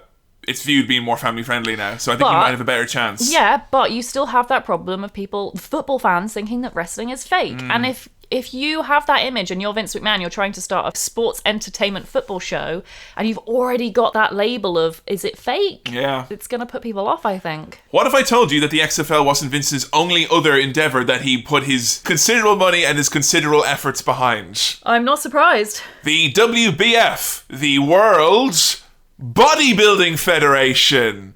I'm not surprised at all about this. The only thing I showed Joe of this, because honestly, I'm a bit worried about being usurped by some hunk, and I was very worried that I showed Joe just one clip. I'm a little bit worried, Joe, that you're going to leave me for Gary Stridon. Wow, What take a man. a look. Look at the flexation there. Gary Stridon. Oh my God, the striation. What a body. What a man, Gary Stridon. It's him trying to whistle, but not being able to. He's just trying to spit at me. Thoughts on Gary Stridon? Thoughts on what you saw of the WBF? Would you like to watch a 3-hour pay-per-view of the WBF? I got bored with like the 2 minutes they showed. It seemed to drag on. He had a top hat and a cane, Joe. On and on. Yeah, but I'm sorry, there's only so much watching a man flex that I can bear. Even if it's Gary Stridon, wow? Yes. Even He's a strange looking muscle of a man. Like, you know, I don't mean muscle as well as in like a human muscle. I mean muscle the seafood, like the shell. Oh, I see, right. He looked like a muscle. Like you pull back the layer and there's a nightmare underneath there. Yeah, it's like all brown and veiny and like covered in oil. I don't want that in my mouth anymore. Did at the start, now not so much. Why do bodybuilders do the whole fake tan thing? I've never known. It helps the musculature show up better. Really? Yeah. You actually, like, you see people, they will literally paint it on. Wow. I'm a big Pumping Iron fan over here, folks. Admittedly, I'm a muscle head, I gotta admit. But yeah, they paint it on. And one of the reasons why Arnie was always considered to be on the top is that he didn't have to paint on the dark tan because he was already cut up to fuck. There's a couple of like body transformation, like weight loss things. You can see it's like faked ones. It's like, obviously the person is just taking the picture on the same day. Before and after before. Yeah, but with some clever lighting and different underwear and stuff, you can mock quite a big difference. And I know one of the techniques that they use is to wear fake tan. That's why Vince is like pretty much dark orange from 2006 onwards during that period, I think. God. When he went on that Muscle and Fitness cover. So WBF had one pay-per-view. Yes, you can imagine that, an actual pay-per-view, 3 hours of flexing. There was a contest on it where it was a tug-of-war between the superstars of the WBF and WWF. It was made primarily as a vehicle for two things. One, Lex Luger, who was a big wrestler in WCW at the time, was being brought in. He was from a bodybuilding background and wanted to do less wrestling. And Vince was like, look, I'll come in, I'll sign you. You can do WBF. You'll do a few appearances for wrestling, but you'll primarily be here doing WBF, not taking bumps, instead flexing next to Gary Stridon. Wow. And also it was made as a vehicle for Ico Pro, which was the supplements that Vince McMahon marketed in the mid-90s. It's like something that Alex Jones would sell on his weird podcast. You're taking my pills? Guys, what I do, I wake up every morning, I take my Ico Pro. It's got the special formulation, the iodine crystals. It's only 99.99. You make sure you take that, and you can look as red and unwell as me. Help. That's pretty much what it was. Now, unfortunately, WBF, Ico Pro, and Gary Stridon, wow, all kind of disappeared in 1994 when we had the steroid scandal. And you can imagine... Oh! Yeah, there's probably a very big warehouse somewhere in Connecticut that is literally filled... with Gary Stridon. He's just sitting there, this massive humanity. Continued growing. Yeah, Vince just opens it up every now and then, like, feed him those Ico pills. Gary Stridon, wow. Lock him up, guys.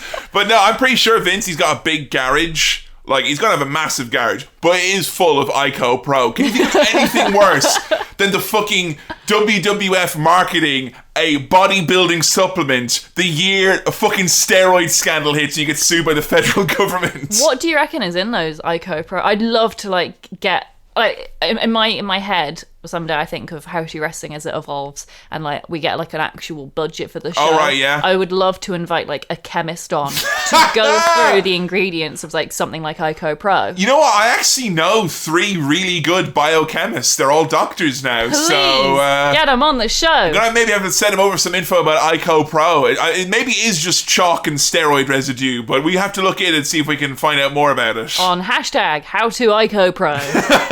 There was a while ago an IcoPro shirt that was doing the rounds. What? And I would fucking do anything for that shit. Oh my god. So yeah, WBF, a big failure. XFL, a big failure. WWF New York, again, another thing where he lost tens and tens of millions. A restaurant entertainment complex set in the heart of the failing New York Times Square. Yeah, WWF had their own version pretty much of Planet Hollywood that you could go to. Back during the Attitude Era, it started like 2000, closed up by 2002 or 3. You go there, you could buy an overpriced burger and chips. They would show the pay-per-views live. WWF superstars would make appearances, and you could go and you could buy merchandise in the store. I'm pretty sure Guy Fieri has a restaurant on the site of it now. Oh wow. It was like where the Hard Rock Cafe used to be. Now, I in the past have made a lot of fun about them for doing this, which is, you know, you've got the rent in New York Times Square. You can imagine it's the highest rent on Earth. It's like literally the center of the fucking universe.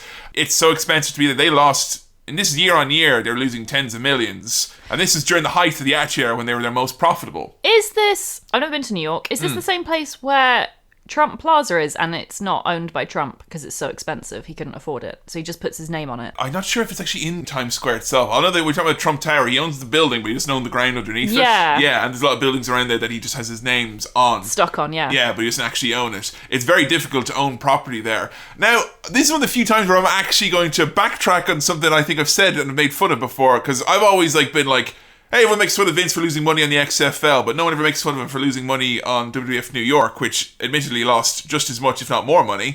But someone said to me a while ago, no, everyone who has a restaurant in Times Square in New York, they lose money. Yeah. You can't make money there. It's a marketing thing. Yeah. So Vince would have written that down as not a loss of a restaurant, as actually I spent money on marketing. For 3 years, people were like, look at them, they've got fucking their own building in Times Square. Yeah. Same as like Trump Plaza. Yeah. It's marketing. It's all about image. It's like there's the WWF big fucking event is happening there tonight in their building that has WWF written on it. Something that like blew my mind when I found this out was that the really, really rich don't give a shit if they lose money. It doesn't matter if they're bankrupt because it's so much about the image. Yeah. If you can afford the image, that's all that matters. And if you think about it, from like 2000 to 2002 or 3, every time there was a pay-per-view, there was a billboard in Times Square, 100 feet high, that had the pay-per-view poster on there. That's big. And so, yeah, I'm going to say I don't think WWF New York is as big a failure as people made it out to be. I am obsessed with finding out more about the menu because the food was meant to be horrible. Oh, really? And the other thing, I keep finding little snippets of info about it.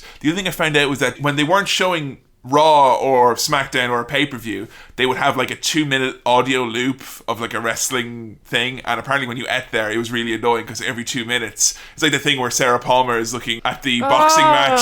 Oh, he hits him with the right hand, down Ding, again, ding, ding ding ding. Over and over again, eating fucking mozzarella sticks. Fuck that shit. Failures as a businessman. I'm going to talk now about some big scandals, and I'm going to try and hit as many as I can. Kind of thought we'd already just done this segment. I guess No, not. These are kind of like unobjectionable business failures. Okay. I'm going to try and go through some of these other ones. Some of them you may have heard of, some of you may not have. These are some of the big charges against Vince McMahon personally, in terms of his personal moral conduct. So, when we're talking now about these kind of personal controversies of Vince, I want to bear in mind that as every single storyline that has ever played out on TV in WWE, involving Vince or not, has always had final say and at least some creative input and direction from Vince McMahon. Because everyone who's ever worked for him has said that, the dream they've always had is to produce him a script or a storyline that he's like, perfect, let's go, as opposed to tweaking it. Because he'll always tweak. I don't want to just run through every single objectionable storyline because I'll pretty much ruin the rest of this podcast forever. So if there is a story like, I can't believe you didn't talk about the storyline when he... Yeah, we'll get to those all eventually. We're going to try to talk about the ones that are central to Vince McMahon, but these aren't storylines. This is real life bad shit that's happened with Vince, okay? First of all, he's a serial cheater, or was.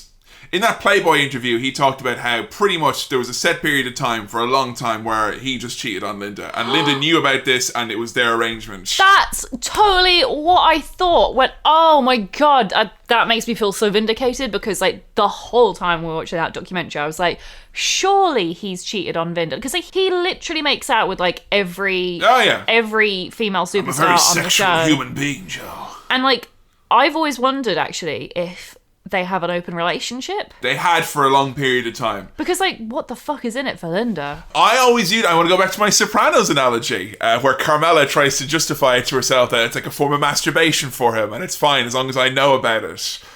But you gotta wonder, I think that's gotta take its toll on you, like, in your relationship.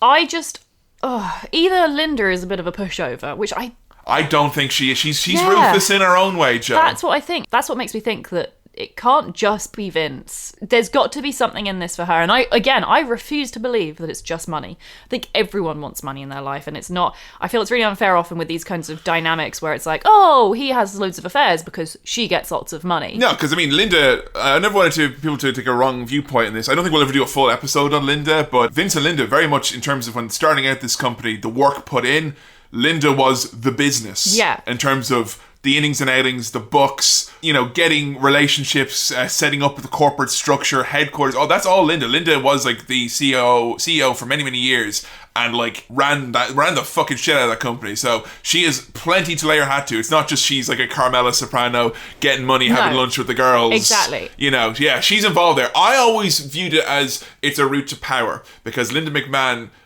since 2008, she had 2 unsuccessful bids for Senate. She spent, again, she had her own little XFL, folks, and her own WWF New York. It was called running for Senate unsuccessfully twice. And she's in Trump's cabinet now as the head of the Small Business Administration. There's a lady who had a hunger for power. Yeah. And I'm not saying she wanted to be power because she's evil. That's what she wanted. She felt that she could offer something to the country or whatever. Seeing as she basically built the WWE, like the business side of WWE is some of the most innovative elements of it. It going public, I would say a lot of that's down to Linda as well. Which is like, I don't think it's fair to call Vince a genius and not give the same name to Linda, because what she has brought to the company is really quite frighteningly good. And I don't want anyone to think as well that it's one of those cases that Linda is kind of like, oh, she's the kind of like the quiet doubtery type and Vince is the big bombastic risk taker. Vince and Linda together put up their house as collateral for the first WrestleMania. She took just as much calculated risk, in inverted commas, as he did. So yeah, she's a risk taker too. And they seem to have quite an interesting dynamic, the two of them. Like I genuinely believe they are deeply in love with one another. Yeah, I mean, I showed you after Linda lost the second race for office, and you can see Vince in the background. He's like nearly crying. It's fucking, yeah, he loves her. He does. Yeah, there's an element of a healthy relationship in there somewhere, and I don't think you can have a healthy relationship with a power imbalance that would be implied if you only take surface level story of, oh, Vince is this massive, powerful egomaniac, Linda just does what he says, he has all these affairs while she's at home sad and alone. I can't see that. The only thing though about his affairs, as consensual or seemingly she knew about it, whatever that is, I know that there was a quote with him saying somewhere that he stopped doing it, and the reason he stopped doing it is because he felt he was hurting those around him. Right. So I think it could be one of those, open relationships, but yeah, please, not that fucking open. I think and that's another thing I want to kind of touch on. There's so many stories of the early 80s when they were starting off about Vince really wanting to be one of the boys and going out partying and drinking with them, and allegedly a lot of cocaine used to go around the wrestling locker room back then, and Vince was part of that. Again, all that's just hearsay and stories from wrestling lore, which is my new favourite catch-all term that will be appearing on a t-shirt soon. Wrestling lore just written in cocaine. But like, there's all these stories of like Vince, fucking hard drinking, going 90 with all these, you're out there partying with the likes of fucking Piper, fucking Hogan, Flair, Bret Hart. That's Vince going all out there, and he was part of that scene, I think. There has been multiple times of Vince McMahon seemingly using his power to cover up scandals or to protect his performers. Jimmy Superfly Snuka, is that a name you've heard? Oh, yes. He allegedly murdered his girl. Is it alleged? It was third-degree murder that he was convicted of, but he was deemed to be unfit for trial and then he passed away. But the death of his partner at the time, long mired in scandal and controversy due to the handling of the case. So, I don't really know what the result... I mean, I know the allegation was that he murdered her, Yeah. and I know there was some kind of, like, did he or did he not, kind of similar to the OJ thing. Was he found guilty? He was found guilty of third-degree murder in the end. Yeah, Right, but he was okay. also deemed to be unfit for trial because it had been so long.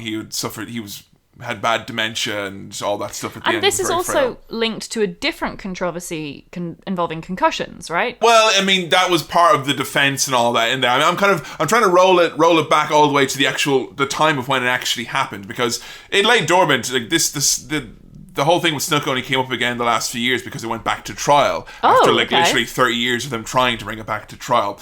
But essentially at the time there was a lot of haziness surrounding it. When Snooker's character he portrayed on TV was that of an islander type savage from Fiji Isle, and he was kind of a madman, you know. Fucking not racist at all. Yeah, well, Jesus. Vince was there when Snooker was questioned by the police and all that, and Vince apparently did all the talking. And Vince, because Snuka was one of his top stars, and Vince also as well basically seemed to use the excuse that, come on, the guy doesn't even speak English, you know, he's a savage. Fucking Which hell! Snuka very much was not, you know. Snuka, of course, a wild man in his own sense, but he's very much aware of his actions. And there was a very alarming quote from Vince, which he allegedly said to the prosecution's attorney, which was, if you're going to tell me that one of my performers is a violent individual, I don't think that's a very shocking thing. And he said that I'm in the garbage business. That's what I'm in. Now, that's not the only time where Vince has seemingly went to bat for people. There was a ring boy scandal back in the day. There were a number of young boys who used to work helping set up the ring in the early days of WWF, who would wrestle around, in inverted commas, with a couple of people, one of which was Pat Patterson, one of the right-hand men of Vince. Another was Mel Phillips, the ring announcer. There's a few other people involved. And it basically came out as one of those things, horseplay as a child, and then as an adult, when you realise that foot fetishes are a thing and that you were probably being abused in that ring. Scandal came out, a couple of people got indicted, including Pat Patterson. Vince fired them all, and then when the charges against Patterson were dropped, Vince brought him back in. But Vince went on national TV to defend them all and to discredit the people making the accusations. So, what was the allegation? That these boys were being groped by people in Vince's employ. Oh my god. And they didn't come out and say it until they had grown up. It was kind of, it's horseplay and tomfoolery. The way a lot of those kind of groping things, I mean, I know when I heard a lot about the pre-scandals when, back home in Ireland, it was kind of, horseplay and tomfoolery, and as an adult you realise it's not appropriate for someone to touch a kid that way, in any scenario. So, yeah, Vince went to bat for them, and Patterson was brought back in with open arms after the charges were dropped. And again, same thing happened with Jerry Lawler. With Jerry Lawler, when there was a big scandal with him, dropped him, and then as soon as the charges were dropped, it's like, no questions asked, back in you come. He will bring back, as long as in the eyes of the public you have been acquitted, Vince's judgment is, you're good for business, back in you come. That attitude, I feel, has made the wrestling industry such a toxic place, because you'll hear that argument out of the mouths of babe fans, I want to call them. Naive little boys who think that the real important matter is whether or not the public considers a person innocent or guilty. It's very inappropriate to say at this point. When you said babe fans, you went naive little boys, and my immediate thought was whose anuses have been digitally touched off in post-production. Just like Babe. Just like the real pig Babe, yes. Now, Vince has a bit of a history then of seemingly going to bat and trying to protect people. I think a lot of that comes from wrestling's carny background, and it's kind of us and them, the business, not the business. They don't understand, we understand. There's been less of that since the 80s, but it's important to know that it has happened. Yeah. And that there are a lot of people who would view that Vince's role in this and the way these things... I'm pretty sure the family of Jimmy Snuka's dead partner don't feel that justice was served. No. I'm pretty sure anyone involved in the Ring Boy scandal don't feel that justice was served. And I'm sure there's a lot of other cases of that as well that we don't know about. Recently, Rich Swann was identified as being in an altercation with his partner where he was arrested for domestic abuse. Yes. It was a very public display of... He was seen to be choking his partner. Dragging her by the hair. She's like, please let me go. And he like dragged her into a car which like careened off and smacked. Like literally like a big public fucking drama of domestic violence. Now, she dropped the charges. She did, yeah. Which means that he won't be taken to court. There won't be any official charges made against him. Does that mean... Now, to me, that it very much means he's still guilty just because she decided not to press charges. Yeah. Doesn't really have much to do with... He still did what he did. He still did what he did, exactly. But does that mean in the eyes of WWE... Now, I know he hasn't been brought back, and I don't think he will be, but if things had been the way they were, do you think he would have been? If things were the way they were, I would have said no, because Rich Swann was never a big enough star in Vince's eyes. Oh, so it's only people in the inner circle that get protected. Not even the inner circle, it's people who are important enough parts of the show. Rich Swann's a very entertaining wrestler in his time in WWE, had some great matches, but it was never like, business hasn't dipped since Rich Swann hasn't shown up. If it was like 1984 and, $1 Million Man Ted DiBiase or, Sergeant Slaughter, like a big name who a show could be built around, was involved in a similar scenario, probably would have been brought back. Right. But for instance, this time with a top name like The Miz or John Cena or, some big name like that, I would struggle to give you an answer, because one thing I could say about Vince now is that there is a deferment to, board of directors, there's a corporate culture. It's not Vince's say so anymore. No, there's an HR team. Yeah. And... They've said zero tolerance policy. If it's domestic violence or abuse, you're gone. And I think at the moment anyway, they're looking for any excuse where it's like, look, see, this performer did this and we cut ties and that's that. So I don't think... ask me again if it happens with someone who's going to affect business. Because then you'll see the limits of Vince deferring to the corporate culture and then what's best for business, to use that overused phrase. But yeah, definitely the opinions have changed on that. Because, I'm sure in the 80s, if we were to fire everyone who was a domestic abuser or had been involved in public altercations like that, you have a fairly slim roster at the end of the day, lads. Vince McMahon has had a number of occasions where sexual assault allegations have been made against Vince personally. One we've already mentioned, which was Nails. There has been a lot in wrestling lore from older wrestlers particularly, as in wrestlers who would have kind of been veterans when young Vince took over and kind of looked to him as being a bit like not part of our circle. But there has been quotes attributed. For instance, Kamala, who was a wrestler who said, if you do Vince sexual favors, he'll do you favors for your career. What? Yeah, and I've heard just little kind of mumblings like that. But I will say I've struggled to find anything concrete other than people saying that. And it works in Vince's favour, because disgruntled ex-employee saying something that can neither be proven or disproven, well, you can go, well, then you can't prove it. But there have been cases where Vince has been charged and been directly accused. Really? We mentioned, obviously, the case with Nails. The first ever female referee, a lady by the name of Rita Chatterton. She was the first ever female referee. She was brought in 1984, thereabouts. That's really interesting, because I know it's something I've mentioned before is the lack of female referees. I didn't actually think WWE had any. Until NXT, when this is actually where this story came out again, because the commentators were like, look at that, in NXT right now, the first ever female referee, and people are like, 30 years ago, there was a female referee. So there was only one? No, Jacqueline used to do refereeing as well. Yeah, so yeah, she was also a female referee, but she was a wrestler who became a referee, as opposed to just a referee. So there has only been, other than the current NXT referee, there's only been one full-time referee who was a woman. Yes. And she was involved in a sexual abuse allegation. Yes. With Vince McMahon, CEO, owner of the company. That's a bad look. It's a very bad look. And if you look at the kind of the facts, and there are not many, to be honest, out there anymore. It's a story that's mostly forgotten. But essentially, she said that she was brought in, she was told by Vince, look, you're a female referee, good-looking woman, you're probably going to make $500,000 a year because you'll be a star by being a referee. Which I always thought was quite strange, because Vince has recently always taken the viewpoint of the referees, the announcers, all the dressing of the set, essentially. The focus should never be on them. That's why referees don't even have names anymore. Back when I was a kid, I knew, there's Chad Patton, there's Mike Chioda, there's Teddy Long, there's Earl Hebner. I know there's the skinny referee. I don't know their names anymore. But she was brought in And she says she was told she'd become a big star from this. If you've ever seen kind of bad refereeing, I guess it can take away from a match. They always allege that she was not as good as her male peers. I've never actually watched the matches that she's refereed. She didn't even referee that many matches. For someone who's supposedly going to be a star, she was very seldomly used. The whole "you're going to be a star" coming from a very powerful man in a business always makes me feel uncomfortable. And sure, as we all know, Joe, with the recent news and all that, men in power never abuse it, though, do they? Never, ever, ever. But the allegation was he invited her into a limo, told her to perform sexual acts. She refused, and then she was fired later thereafter. She came out. That was like 6 years after the fact. She came out with the allegations. It was like a big like daytime chat show thing. She came out like, my story can be told.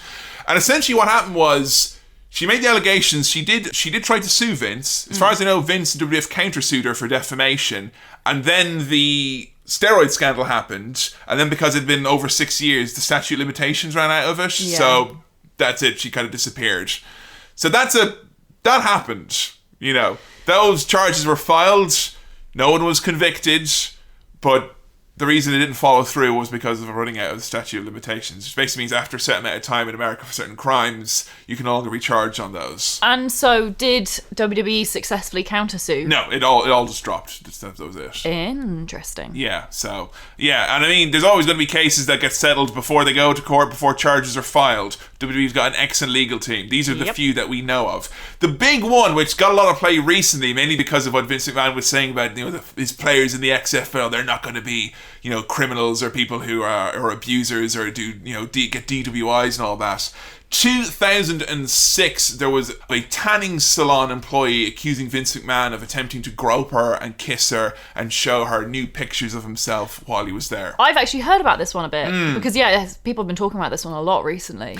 It's again one of those ones where it was reported a lot on the time and then kind of disappeared a bit, and there's again scant information is available. Yeah, because I came across an article from around that time when it happened, and I was horrified at the treatment of it. And also, I think it was the Wrestling Observer. I don't know if it would have existed quite in that form. No, it would have. Yeah. It was Dave Meltzer definitely talking about it, and the way he talked about it, I was so horrified. As supposedly a journalist.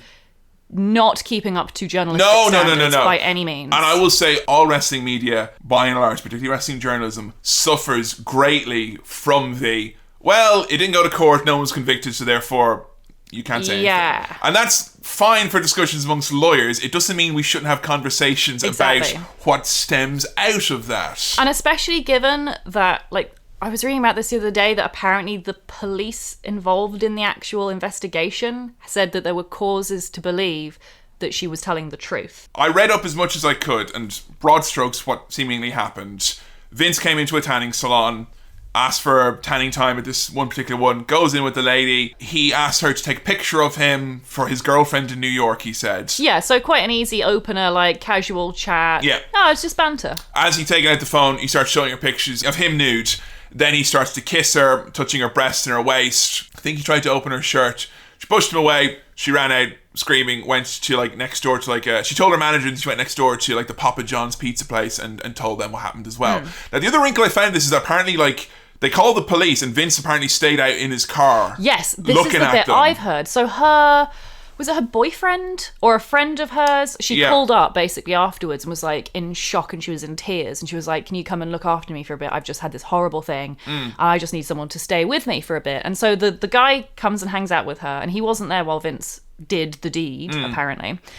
So all he could actually vouch for was to say that yes, Vince, he sat in his car the whole time, facing the salon, staring at her. That's so fucking scary. And the guy said, he wasn't even there at the time, but obviously he was there afterwards, and he said he'd never felt so intimidated and uncomfortable in his life. It was the vibes he was getting, the glare. And Vince was in his car for 45 minutes. That's very scary. And did you hear all the stuff about the security cameras? I didn't hear about the security cameras, no. So this guy, again, the friend of the girl, so he worked, I think, either with the salon or near the salon.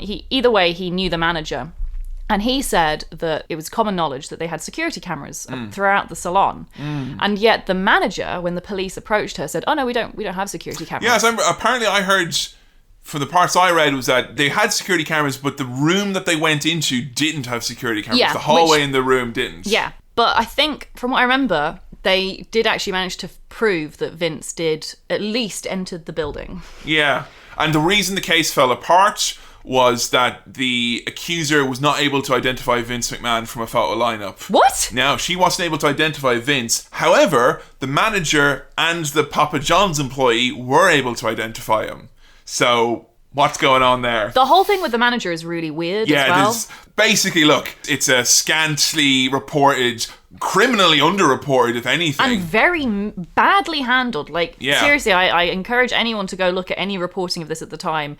If you can find it, with 2018 eyes, because it's awful how they like call the poor woman crazy and like completely disregard her comments for like the worst of reasons. I'm not sure the timing of it, because this is Vince McMahon after he came back from his quads both being ripped up, and he he came back quicker than Triple H did when Triple H had only torn one of them. Vince came back from two of them, and he was a monster. Like, we watched some of the bits on 2006 of Vince on TV. If anything, he's even more turned up, and apparently his behaviour was a bit weird back then. And I don't think it's any small feat or any small coincidence that a couple of weeks after that scandal hit on TV, they did a storyline with Trish and Mickie James where Trish had a boyfriend and Mickie was like, oh, look, weird and crazy, and look at this old crazy woman being crazy, and she's like, oh, he touched me. It's it's all about making up allegations and how, anyone will say, crazy women, they'll just lie because they want attention. Yeah, it's great. I've got like a TV show watched by millions of people to kind of, essentially work through all the thoughts in my head. That's a bit weird. The really sad thing, though, is how many wrestling fans have been worked by this. Like, I have seen so many fans try and argue that side of the story. And it's like, how are you an adult and you don't understand? You're a wrestling fan and you have been worked by this story. And it's like the most obvious of narratives as well. And I find quite strange about it as well. I'll send this to myself. I was like this when I first because this is something, I remember hearing about this in 2006 and reading the reporting on it. I remember thinking it was fucked up. And then I remember like kind of revisiting it recently, you brought it up, and I was like, oh no, that was all, all those charges were dropped. And I found myself, and I can't explain to you my behaviour for that, but I found myself very much being like, no, I didn't know it. And like, because I remember at the time you said, oh no, because if that happened, I'd have heard about it. I'd have read about it because I'm an informed wrestling fan. I read up on wrestling journalism, and I had to say to you, are you aware of who writes wrestling journalism? Yeah. Have you taken a look at those faces? But I think there is an unwillingness among a lot of long-time fans, myself included,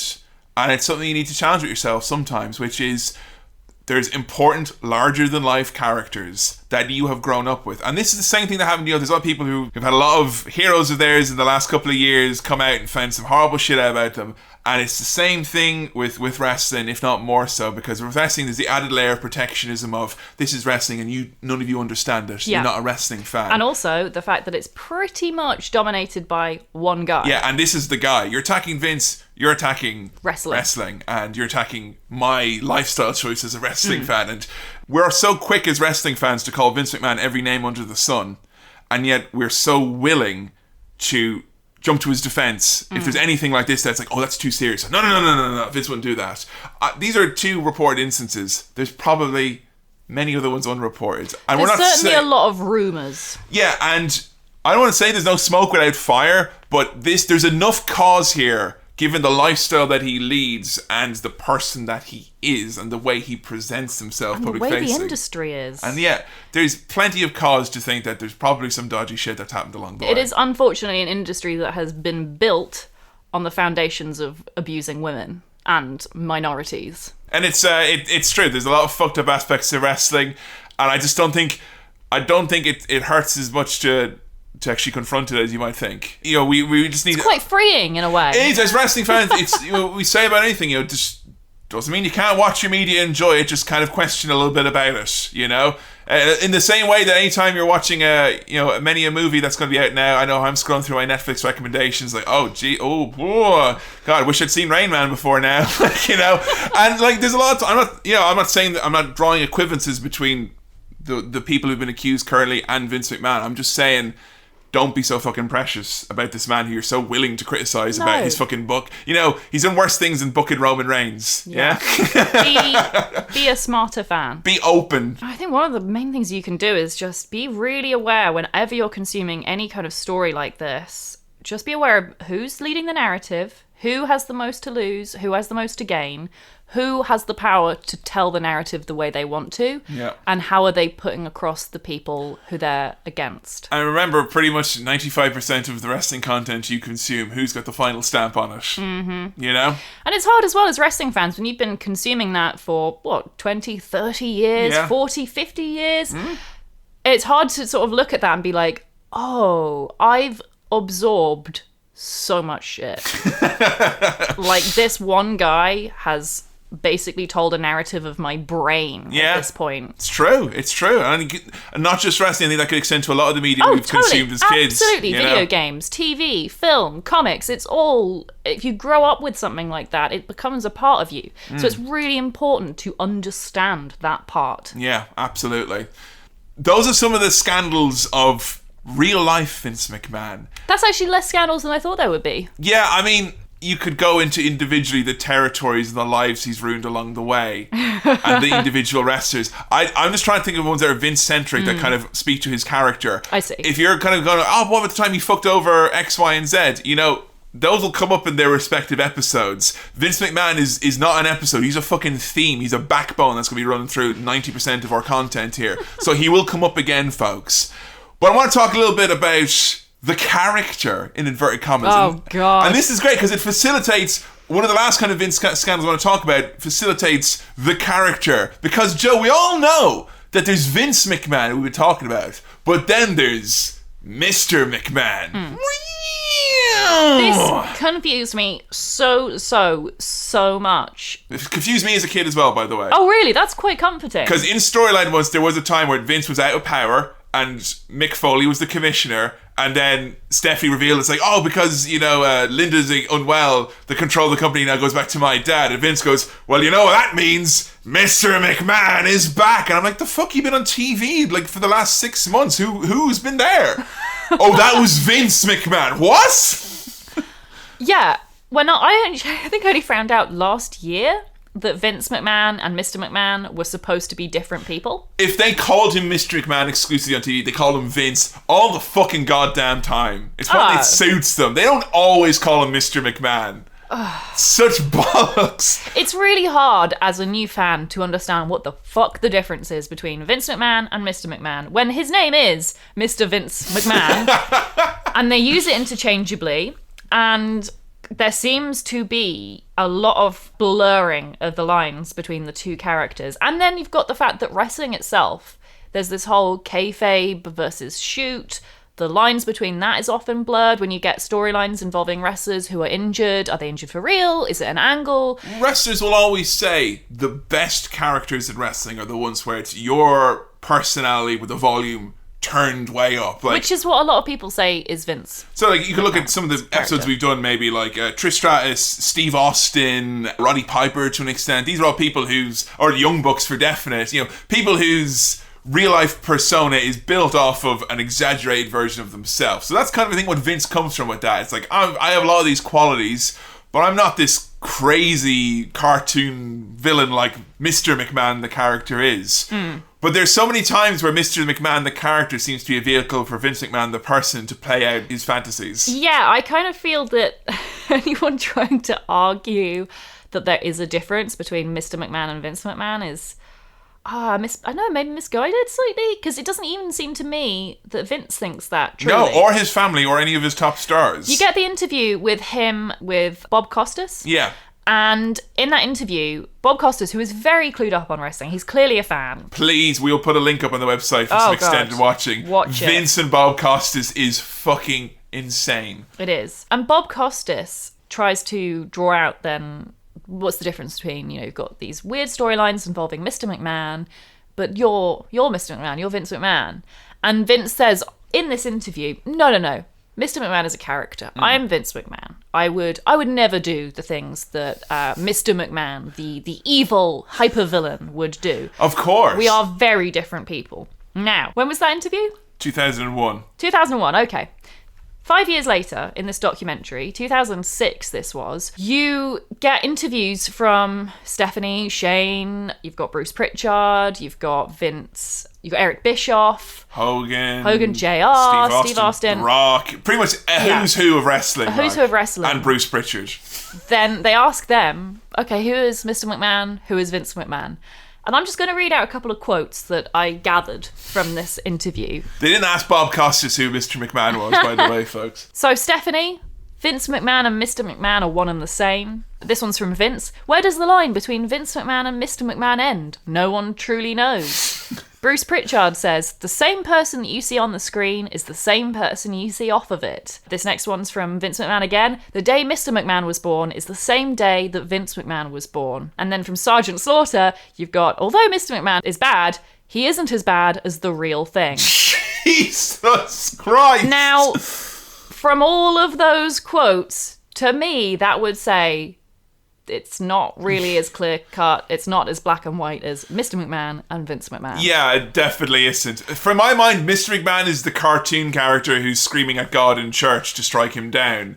Vince McMahon is pretty much any time it's like he's there with his son and his daughter or his wife kind of playing on real life things, or when he's doing stuff with wrestlers where it seems to be playing off a lot of real life power struggles and power dynamics. See, to me, I think it's most helpful to think of Vince McMahon, and I say that as an umbrella term for him as Vince McMahon and Mr. McMahon, as almost like a spectrum. Like a gender spectrum almost. And of course you found a way to shovel in gender. My social justice warrior opinions. This is just to make sure that anyone who was going to leave me abuse on Reddit fucks off now, okay? Just get out of here, I don't want you. But yeah, I don't think it's as binary as Mr. McMahon and Vince McMahon. I think it is. It's this weird spectrum of which he sits permanently on every point of the spectrum. You can always see in storylines where he's a little bit more into it or a little bit more amped up. Whole storyline about him, you know, when he actually in real life bought WCW and you see his character playing out on TV, it's like, oh, this sick Vince. Like, he did a thing when he bought WCW. He was watching the last show and like, kind of, oh look, there's Jeff Jarrett, I'm gonna fire his ass. You tell me that wasn't him for real saying that and be like, this is great, I fucking bought the company, look at this bollocks here, I'm gonna fire him, make him join my Hall of Fame and then pay for his rehab 20 years later. It'll be great. There's a lot of that, like, where again, I meant to think with Mickey James and stuff like that, where it's kind of storylines start playing out and you can see Vince himself is so fucking into the idea of, like, he loves it. Like, there was a moment, you know, they're talking about when Steve Austin left the company and, you know, Vince, you know, as a character has to come out and tell the fans that Steve Austin is gone. He fucking loved every second. But is it in of that. character? I think it's Vince. Yeah, but I don't think it presented as character, exactly. isn't it? Yeah. Now, in theory, that would be fine. They would be like, that, yeah, okay, fine, it's wrestling. He's a character, he's not a character, it doesn't really matter, right? Yeah. But it actually does matter a lot. Because you might point at anything that's very, very dodgy and go, he forced a woman to strip in the middle of the ring. Oh, that's his character. Mr. McMahon. He beat up his own daughter in a wrestling match. It's just his character, isn't it? Yeah. Now, the trouble with that is he is also a business owner. He does own the WWE, which means not only is he a very powerful billionaire who can almost control the media narrative anyway, just through press releases that he gives out, well-timed, public donations to certain charities, very well-timed. He already has this massive control over the narrative. And when you also have that added factor of being able to say, oh, but that was in character, or that wasn't in character, or this is kayfabe because you don't understand wrestling, that wasn't real, or that was. And it helps Vince McMahon literally decide whenever he wants, whatever he wants. That's me or that's not me. And in that interview with Bob Costas, he brings up the Trish Stratus angle, the whole horrible one, which we mentioned on her episode, where she's forced to strip to her underwear and crawl around on her knees and bark like a dog. And Vince says, that was in character. You don't understand because it was Mr. McMahon and this is wrestling and also entertainment. As well, you don't understand because you don't watch. The only people who can even comment on that have to be invested wrestling fans, because otherwise you're an elitist, You're one of those mainstream media elitist types. I don't want to. The similarities with Trump there are so fucking apparent. Yeah, seriously, especially when you think of Trump's rise to fame through wrestling, through the very carefully crafted narrative of The Apprentice. Yeah, the appearance it's a character. of him. It's totally a character. The appearance of wealth, set designed to look like his home. It's so many of the same parallels. But the difference that I would think is that I don't think Donald Trump is ever kind of going, yeah, this is all like a show and a bit of a character. He believes this. Yeah. I don't think Donald Trump is clever enough to realise the lack of self-awareness there. Yeah. Well, and also, for Donald Trump, it wasn't his doing. It was the very clever... The producers of The Apprentice that really crafted that narrative. Has there ever been a phrase that fills you with more dread about the state of the world than the President of the United States has less of a sense of self-image than Vincent Kennedy McMahon? Jesus. But I always, the image, the phrase, I couldn't get it out of my head over and over again. I kept thinking about Don Vito from Viva La Bam when he was a larger-than-life character who was then accused of groping people and all this stuff. And in his defense, the lawyers were like, he's playing the character, And just Your Honor, that was my character that was doing those incredibly disagreeable things that you all saw. It was not me. Same with Dapper Laughs. Remember him? Yeah, except he was too scared to do his character in front of that mean news lady. I just think it's very interesting to consider just how carefully crafted the whole image of WWE and Vince McMahon. And that's interesting as well, seeing as Vince was very, very, for the longest time, he didn't even want people to know he was the owner. On camera, he was he's the announcer. That was it. Vince was there in his big jacket, doing the kind of that style of commentary that inexplicably my better half Joe loves so much. What a maneuver. But he was quite hesitant to actually become a character on screen, even when, and this is something which a lot of people maybe not realise, the Mr. McMahon character, the character of the overbearing boss who rules with an iron fist, he wasn't even the first person to do that. Oh, really? Eric Bischoff was the overbearing heel boss of the NWO and ran WCW long before Vince McMahon screwed anyone. I didn't know that. God, kudos to Eric Bischoff. It's a really clever idea. And kudos to Eric Bischoff for biting his tongue for the last 20 years and not being like, I came up with that shit. God, come on. Lads. Oh. Don't get me wrong, there's only ever one Vince McMahon, but that trope, people credit that he came up with the heel authority figure. He didn't. He refined it, he made it his, but it all started, Joe, in a horrible winter's night in Montreal, Quebec, Canada, late November. He had been kind of alluded to as being the man who was controlling things on screen for quite a while now, like with Bret Hart, who in kayfabe was meant to be frustrated with how things were going on, and he'd call Vince out, him and Vince got in a fist fight on TV and stuff. It's Wait a second, are you about to tell me the Montreal screw job? I'm going to give you a little pot of the Montreal screw job here. I'm going to give you all of it. The synopsis. Joe, there's episodes that we could fill about this. You need to know the basics of it, but there's movies, there's documentaries, there's careers that we could talk about and conspiracy theories. There's still, I'll tell you this and you still won't know the Montreal screw job. Oh my God. But for those of you at home, it's a very important moment in both the life and career of Vince McMahon, WWF, and Bret Hart, who is someone we'll cover at a later date. Essentially, Bret Hart, who was a WWF champion at the time, and was doing a storyline where he was a good guy in Canada and a bad guy in America. He was to defend the title against Shawn Michaels, whose storyline was he was a dickhead in America, Canada, and the rest of the world. So those two had a match. Bret and Shawn, in real life, fucking hated each other. Bret's contract was coming up. Bret was going to WCW. He's going to the other company, and Bret was the champion. And Bret, because he takes himself very seriously, something we talked about in Owen's episodes, Bret, very serious competitor, views his accomplishments in the ring as being that very serious. Said he did not want to lose the title to Shawn Michaels, the man who he disrespected in Montreal. He thought it was in bad taste. The fans would hate it. He's a cultural icon there. Yada, yada, yada. Can we do literally anything else? Could you, for instance, I'll come to the next night on Raw. I'll drop the belt there. Or could we have it so that it ends with a big crazy DQ finish and you strip me of the belt and I go away? Yeah, there's lots of ways to kind of not have someone win but not have them lose in their hometown. I will say as well, though, in the grand scheme of things, it can always be viewed as somewhat ridiculous that a wrestler is like, no, I don't want to lose here, let me lose there. But that's... I think that's kind of throwing away quite a big part of wrestling, though. Yeah, true. It's a lot about It grows from the territories. It's about your hometown wrestler in a lot of respects. So True. I can at least understand that. It's always been pitched, though, as a very selfish thing that Really? Bret wanted to not do business. Okay. Because you All lose right. on your way out. That's always the way. You put over Right. someone on your way out. That'll come up again, folks. Anyway, Bret was told, in real life, the match will end when all of DX come out and all of the Hart Foundation come out. It's a big crazy brawl. It's a DQ, and great. we'll get rid of the belt. What actually happened in the match was Bret got put in his own finishing move, the sharpshooter, which is his submission by Shawn, and then Vince McMahon told the referee to ring the fucking bell, and the referee rang the bell, and Shawn Michaels is given the world championship, and Shawn Michaels looks really confused. Bret Hart sits up and straight away realizes that he has been swerved, to put it lightly. So it was made to look like he'd tapped out then? Yes. Bret Hart? That Shawn had made Bret tap out. With his own move? With his own submission move. And so this came as a surprise to Shawn Michaels, I'm guessing? At the time it did, but later... Well, there'll be more on that in Shawn Michaels' episode, Joe. Okay.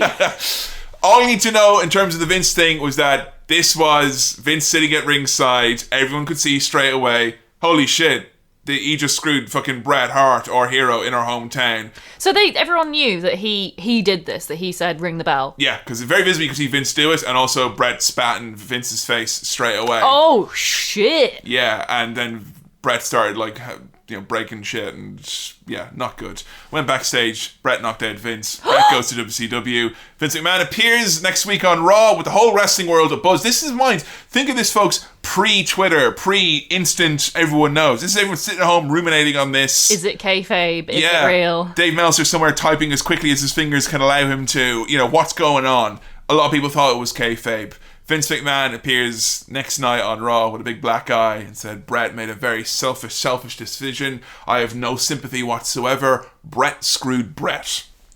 Ooh, okay. And Bret goes to WCW. I'm a bit confused as to how that's Bret screwing Bret. Because Bret didn't want to do business. Well, he didn't want to lose in his hometown in his final match. These are just the circumstances as they were presented, honey bunny. Alas, that's just how it came off. Okay. But what they realised straight away, some will say this was planned this way. Others will say, oh shit, they just kind of, hang on a second, everyone hates Vince. Who'd have thought Vince McMahon brandishing a black eye given to him by our fallen hero Bret Hart, appearing on TV in a turtleneck saying very curtly that he has no sympathy whatsoever. Also, I own this $1 billion company. Straight away, everyone's booing Vince. And he becomes the character. He's no longer just the announcer. He's the guy who fucking stole Bret Hart's dream. He's the guy who screws people, and he's been doing it for years, and he's pretending to be an announcer. He's a ruthless son of a bitch. And off to the races they went. Wow. Harnessing real life resentment, transfiguring it into heat. And then along comes Stone Cold Steve Austin, who from our episode with Steve Austin, he fucking blew up because you've got this fucking asshole boss who's fucked people over, and now here comes this tough-talking, working-class son of a bitch, Stone Cold Steve Austin, who's drinking beer, giving Vince McMahon the finger. And what was so great about it was that Vince, the character, he starts off as being, I'm the proud owner of the World Wrestling Federation, Mr. Austin, and quite frankly, I'm your boss, too. I hate Stone Cold. I hate him. You don't have it anymore. It's mine. It's mine. So, Austin facilitated Mr. McMahon becoming wrestling's Darth Vader. He is the antagonist of wrestling. And what they did with Austin and Vince, they since have tried to replicate with many other people. It's magic, that angle. It's absolute magic. It's worked throughout time. Before wrestling existed, it's a classic trope. Nothing will ever get that raw emotion across of the boss who just wants his company to run the way he wants and rule with an iron fist. An egomaniac who's using his success to gratify himself. And you got the guy who's booking the system, who also has got a pretty cool voice and talks like this. I mean, come on, that's just gold. They'll never get that. And they did Vince and Bobby Lashley, Vince and Brock Lesnar, Vince and Shawn Michaels, Vince and Roman Reigns, Vince and John Cena. They've always tried to replicate. Vince versus blank was the go-to for like 20 years in WWE, it felt like. Wow. That's the standard. As a character, we've watched some of Vince's promos, we've seen a lot of his interactions with Austin, we watched the very famous Life Sucks, and then you die. I always thought he's underrated. He's taken as such a given as a character on screen. I just wondered, for you as a new fan, watching some of these segments with Vince as a character, doing his promos. I mean, we watched him doing the promo in the full-length mirror when he's talking about bringing in the NWO and injecting with a lethal dose of poison. What are your thoughts seeing this character on screen? What did he like to you? Was it entertaining? Yeah, at times it's entertaining. Any highlights? I did really like his Life Sucks in the New Die promo. I thought that was really, really well done. That can't be me with the small genitalia. Ugh. I think, unfortunately, though, it's aged so badly, his character. Really? Are you surprised? You sound surprised. I do, because honestly, like, I could watch Vince promos all fucking day. I had literally to hold back. I wanted to show you hours of Vince promos, but I was like, I had to cut it down to some essentials, because I could hear him talk forever, like. Because Vince doing everything is like, there was one time they were in Liverpool, and he got, like... the crowd was a bit flat, and during the break he came out and cut a promo on them. It was like, what the hell is wrong with you people? You're not cheering for the WWE superstars? Is it because we come to Liverpool? We're never going to come back here again. Liverpool, it sounds like a goddamn skin disease. Anything he does in that character I find silly and entertaining. Yeah, but you think anything he does. Okay, maybe not anything. Or why would you say it's aged badly? Because a lot of his sense of what is entertaining is either juvenile or mean. He comes from, I think, quite a cruel place, his sense of humour. A lot of it is to do with the size of his penis, or the size of his balls, making people piss themselves or be sick, and I like I said, I love toilet humour, and I get it, and there's definitely bits of that which I think is great and very funny. But on the whole, I just think it makes it feel a bit tacky and shallow and really dirty, a bit kind of like tainted. I'll counter to you with this. If he is this like kind of tacky and nasty and horrible man, isn't it like really fun to see him get the shit knocked out of him by the likes of Stone Cold and others? Yeah, definitely. I loved the stuff with him and Steve Austin. I thought it was amazing. Because that's the difficulty of this, is you can't use an opinion of Vince as an umbrella term, because there's so many elements to his character and him and his storylines. Because Vince McMahon interacting with Steve Austin is obviously far more entertaining than the Vince McMahon we saw when he sold Raw to Donald Trump. That was a kind of strange kind of, here we go, more fucking Vince stuff, like. Yeah, so I don't want to kind of say overall, because that doesn't work. So, I mean, I love the stuff with him and Steve Austin. I think genuinely such a clever dynamic. Those two, it's like I said, it's a classic. We saw clips from St. Valentine's Day Massacre when he battled Steve Austin in a steel cage. I was struggling to think of anyone other than Mick Foley who's taken more unprotected chair shots on WWF TV than Vince. Were you surprised at the level at which Vince got physically involved? So, because he went from being like not at all involved to jumping off cages and getting smashed with chairs and thrown off the apron. 50-something then as well. I was surprised, but also not surprised, because I've heard people say that he will give as much as he expects from his talent. Like, he wouldn't make anyone do anything that he hasn't either done himself or wouldn't expect him to be able to pull off. Something we talked about in over on Patreon, our Hell in a Cell review, when we were talking about the Kevin Owens and Shane angle, about probably the best thing Kevin Owens ever did when he headbutted Vince McMahon was drawing blood and like knocking him a bit loopy, because Vince will respect that. Yeah, and I said at the time, I'm pretty sure Vince told him to do it for real and try and draw blood, because, I mean, I had heard even then that's what he was like. And yeah, watching some of these clips, these matches, it's really obvious that he expects something from people. Yeah, and expects something from himself, and he's got a certain idea of what's entertaining and what should be done, which I don't necessarily agree with. A lot of, I think, his go-tos are needlessly edgy. Like blood. A lot of bloodletting. Yeah, every match, like, we do matches in a moment, and everyone Vince fucking gushes like gross blood. I think there's one, we didn't actually watch the whole match. I showed you some clips for the build-up to it, where he said that he's going to have The Undertaker's children kidnapped and wife raped by a motorcycle gang. Yeah. It was when he fought The Undertaker in a Buried Alive match, and it is the most blood I've ever seen in wrestling. Like, literally, he can't even open his eyes. It's so heavy with blood, his lids. It's fucking gross. I would say I think he's an amazing performer, perhaps one of the best ever in WWE. In terms of athleticism compared to actual, like, the match and the performance, no one that unathletic performs that well. Because he's got 2 left feet and is basically a garbage bag full of fucking processed meat stapled together when it comes to him moving around the ring. But 2 things about that. One, he has to.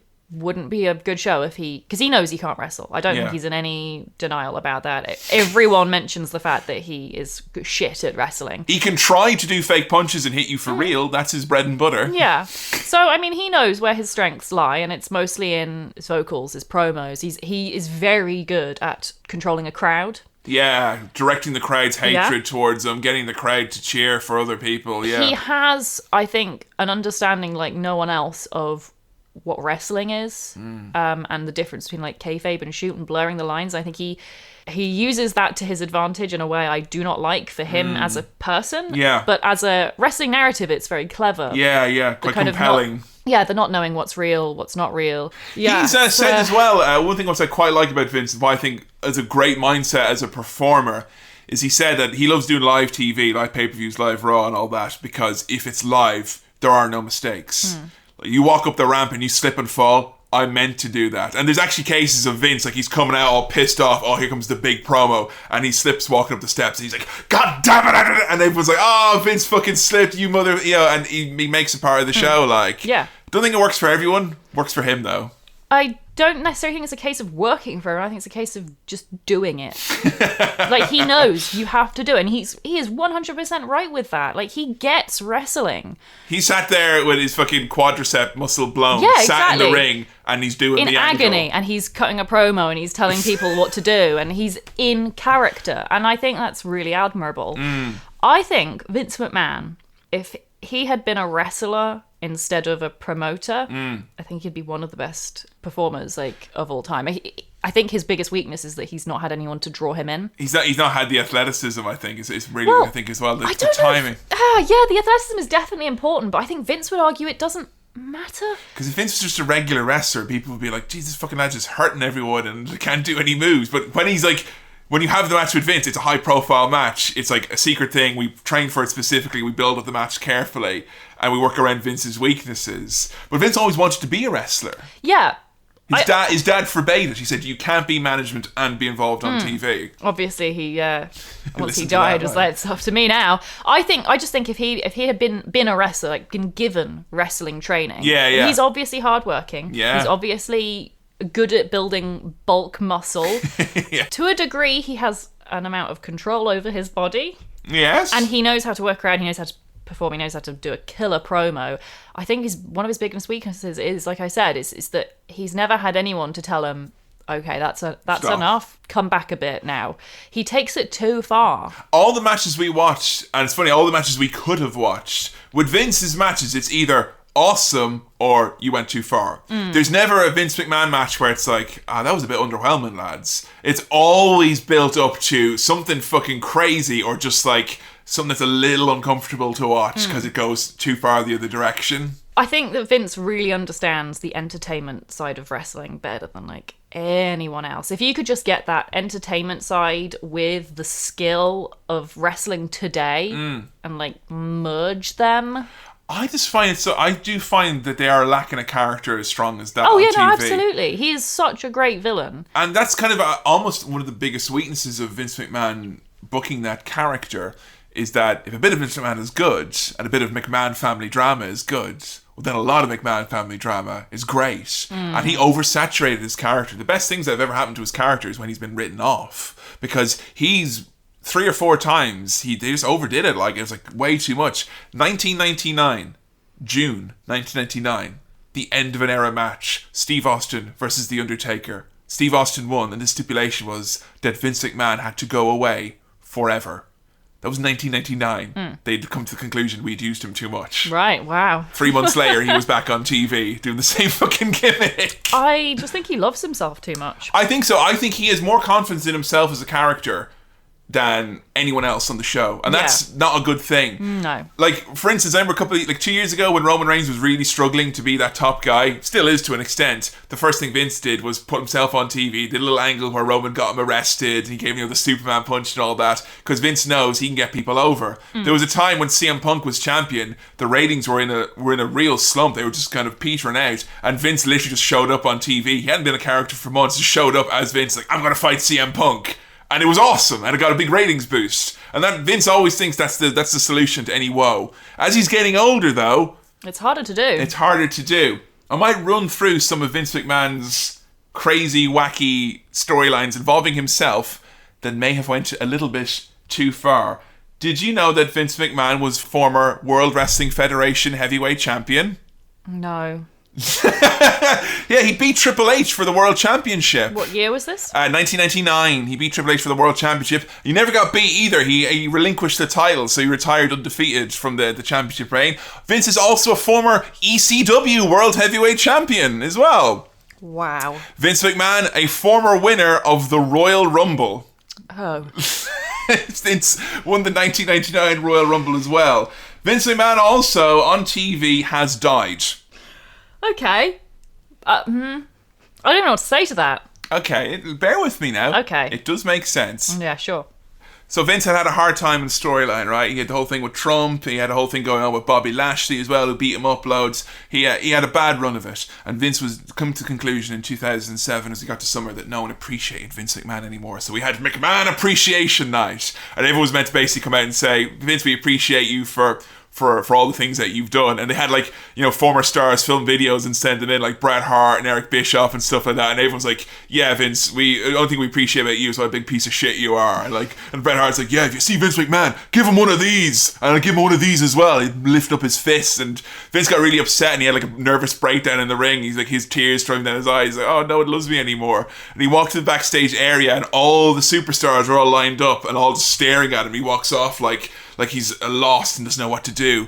Looking sad, gets into a limousine, which then explodes! The limousine explodes. Next night on SmackDown, we had a 10-bell salute for Vince McMahon, who had died. Fucking hell. Media, guess how they reacted? I bet they thought it was real. Yeah, they thought Vince had actually died. Oh, you see, this stuff pisses me off because, no fucking wonder he had this attitude to this Bob Costas interview. Yeah. Because, the media fucking doesn't understand. They don't trust you because of shit like this. I wish I could tell you that's the wacky kind of peak of this. It does take a bit of a turn here. It did in this first instance. After they did the 10-bell thing, they had to release a press statement saying, look, it's a character like in a TV show, like the Sex and the City, like in The Sopranos, like in the Game of the Thrones. It's fine. It's just a character. And I, at the time, was thinking, okay, it is. All right, let's try this with wrestling. It's a character that's died. It's not Vince. He's actually alive still. We know that. It's just a storyline. And they actually started a storyline, which is, who killed Vince McMahon? And it was like, who shot Mr. Burns? They had the federal investigators showed up and it's like, was it Stephanie trying to get Vince killed so her and Triple H could take over? Is it Mick Foley, the disgruntled ex-employee? Is it all these, is it Shane McMahon coming back to get revenge on his father for ousting him? And all these things are going on there. What's gonna happen? And then Chris Benoit killed his wife and child and himself literally a couple of weeks after, in the midst of the storyline starting off. Vince McMahon has died, then Chris Benoit died, and Vince and WWE had the misfortune of having to go on TV and say, no, this isn't a storyline, this performer is actually dead and has killed his wife and child as well. And yeah, that put the kibosh on that storyline. So, talk about putting the cart before the horse there. I mean, you couldn't predict that was happening, but that just kind of shows you you're living in an industry where people dying tragically, unfortunately, was not uncommon enough for this to go off, and you could not, I don't say you can expect it to happen, but you should have considered that it could have happened. And it did. Yeah, wow. Vince has also run a storyline after that to try and kind of get some of the juice of the mystery storyline. He came back a couple of months later and said, oh yeah, I faked my death to see if actually anyone cared about me. Turns out you all did, so I'm back now. It's me, Vince McMahon, waka waka. And then it came out that Vince actually had an illegitimate bastard son who was an active member of the WWE roster. What? The highlight of this was them having to do a thing where the lawyer was like, all the superstars had to go into the ring and I will read out clues, and then they all leave, and then we're left with who Vince's son is going to be. And it's like, they are a former champion in the WWE. They have blonde hair. They are from this town. And it was really funny. All I remember was that the Sandman was drunk and accidentally stayed in the ring. And I remember being like, hang on, is the Sandman going to be yes, please. Yes. I love you, Dad. Turned out it was Hornswoggle was Vince's son. Oh, that's so funny, Vince. Wow.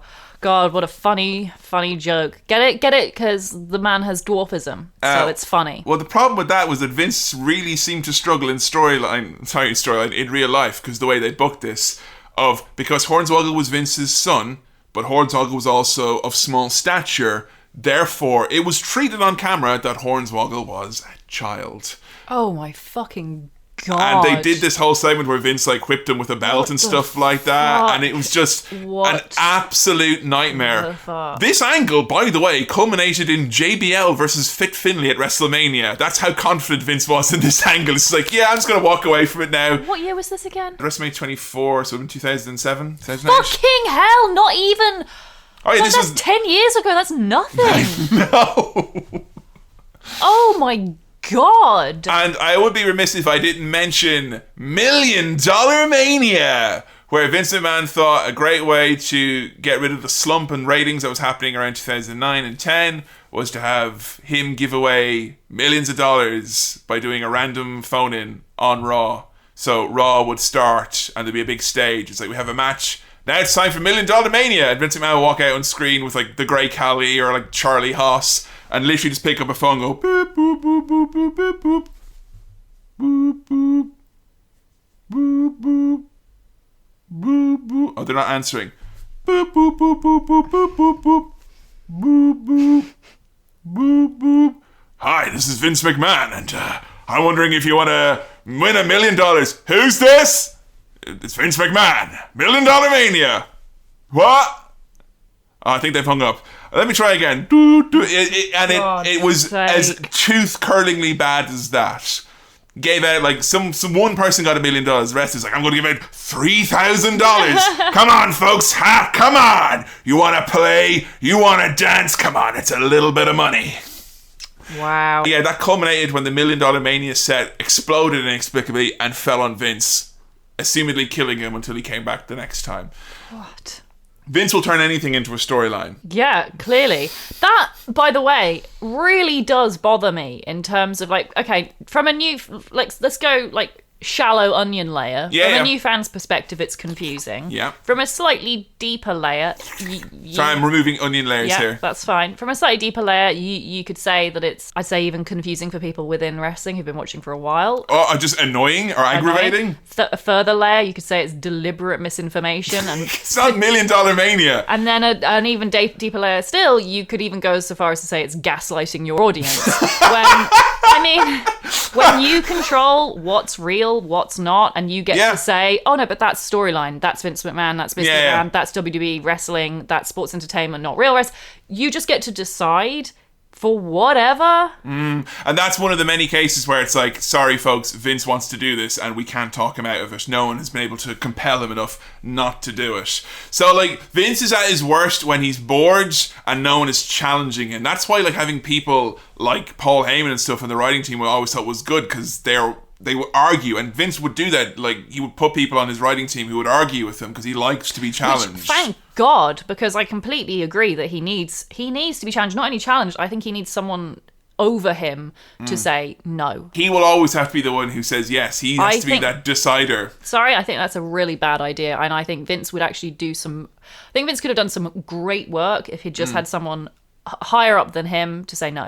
It's interesting because they mentioned the documentary as well, like he was at his best when they were head to head with WCW and they had that fire under them. When they had to have the ratings up. They had to make sure that every minute of television counts and that no one's going to switch over. And of course, the moment they lose that competition, you've got Katie Vick.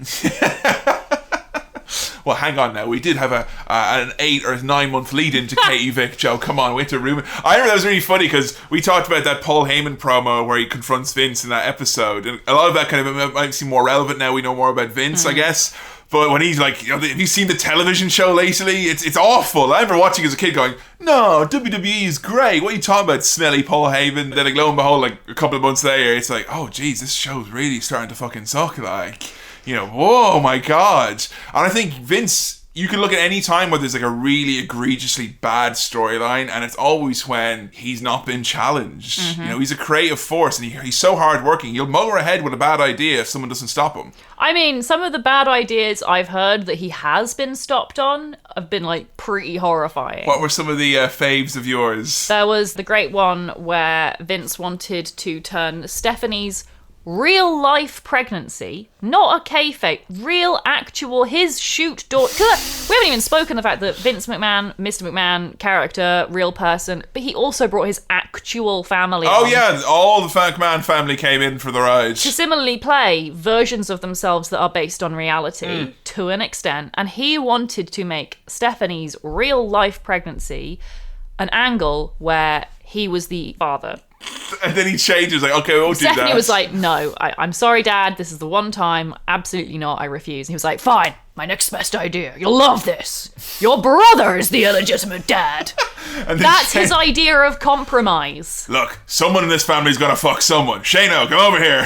And I'm supposed to believe, meanwhile, that that's an idea that didn't come from Mr. McMahon. Yeah. That's not the character. Yeah, that's the real Vince. Normal Vince McMahon. Yeah. Oh, I'm nothing like the character. The character is ridiculous. Oh, Jesus fucking Christ. There is a creepiness to some of the family storylines. Oh, God. Again, similarities to Trump. Fucking hell. Well, I like to think, quite frankly, that if Stephanie wasn't my daughter, that perhaps I would be dating her.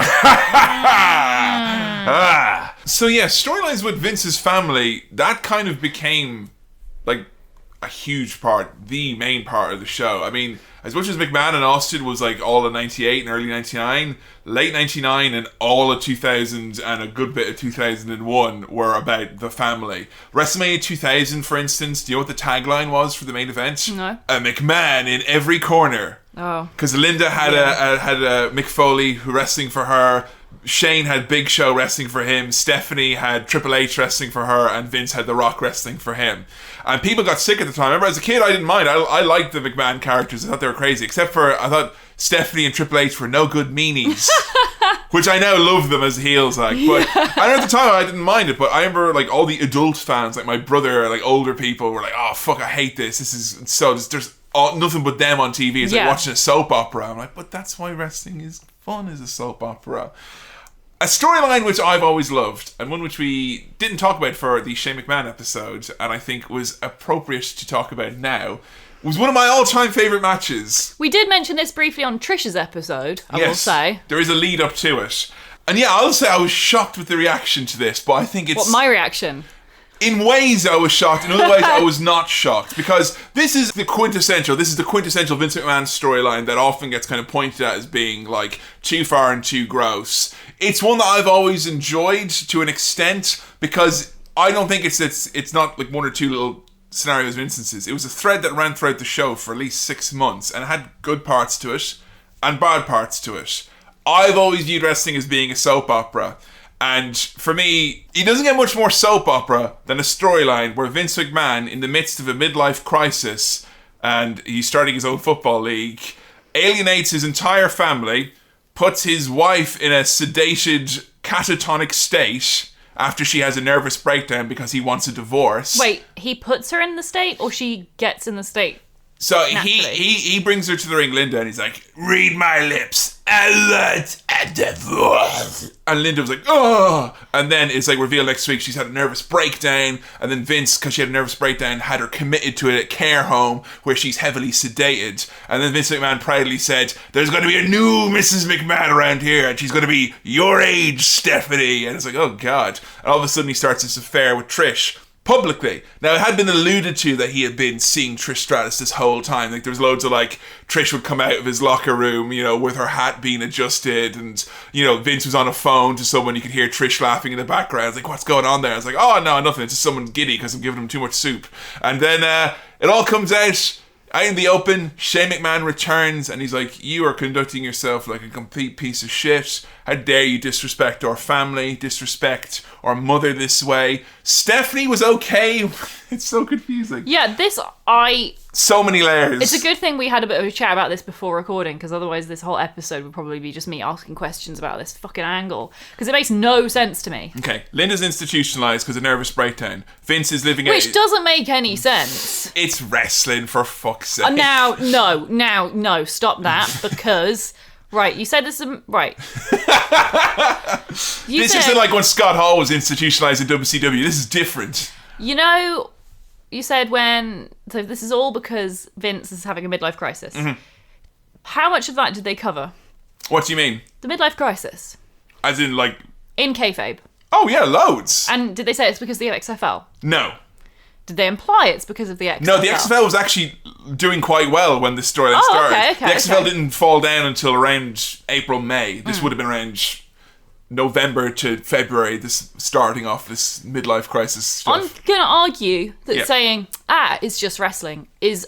Now, this is me... If I'd heard this a year ago, I'd be disagreeing with myself, but... I've got a new opinion on this, and I think saying it's just wrestling is the most unhelpful thing to say. Okay. Since doing research for this episode. Okay. Because as we've already discovered, the line between wrestling and not wrestling is non-existent. Very true. It barely exists, as is with the character of Vince and Mr. McMahon. And seeing as Vince does have, it's noted, a tumultuous relationship with his wife. And many affairs.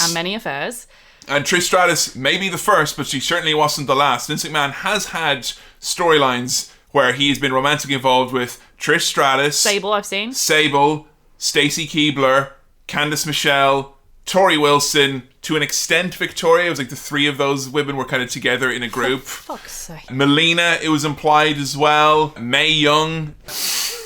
Like, pretty much every, like, hot diva that there was. I use the term diva because that's what they call them back then. I don't want to use that, like, as a female wrestling term. You know, that's... Vince made out with the divas.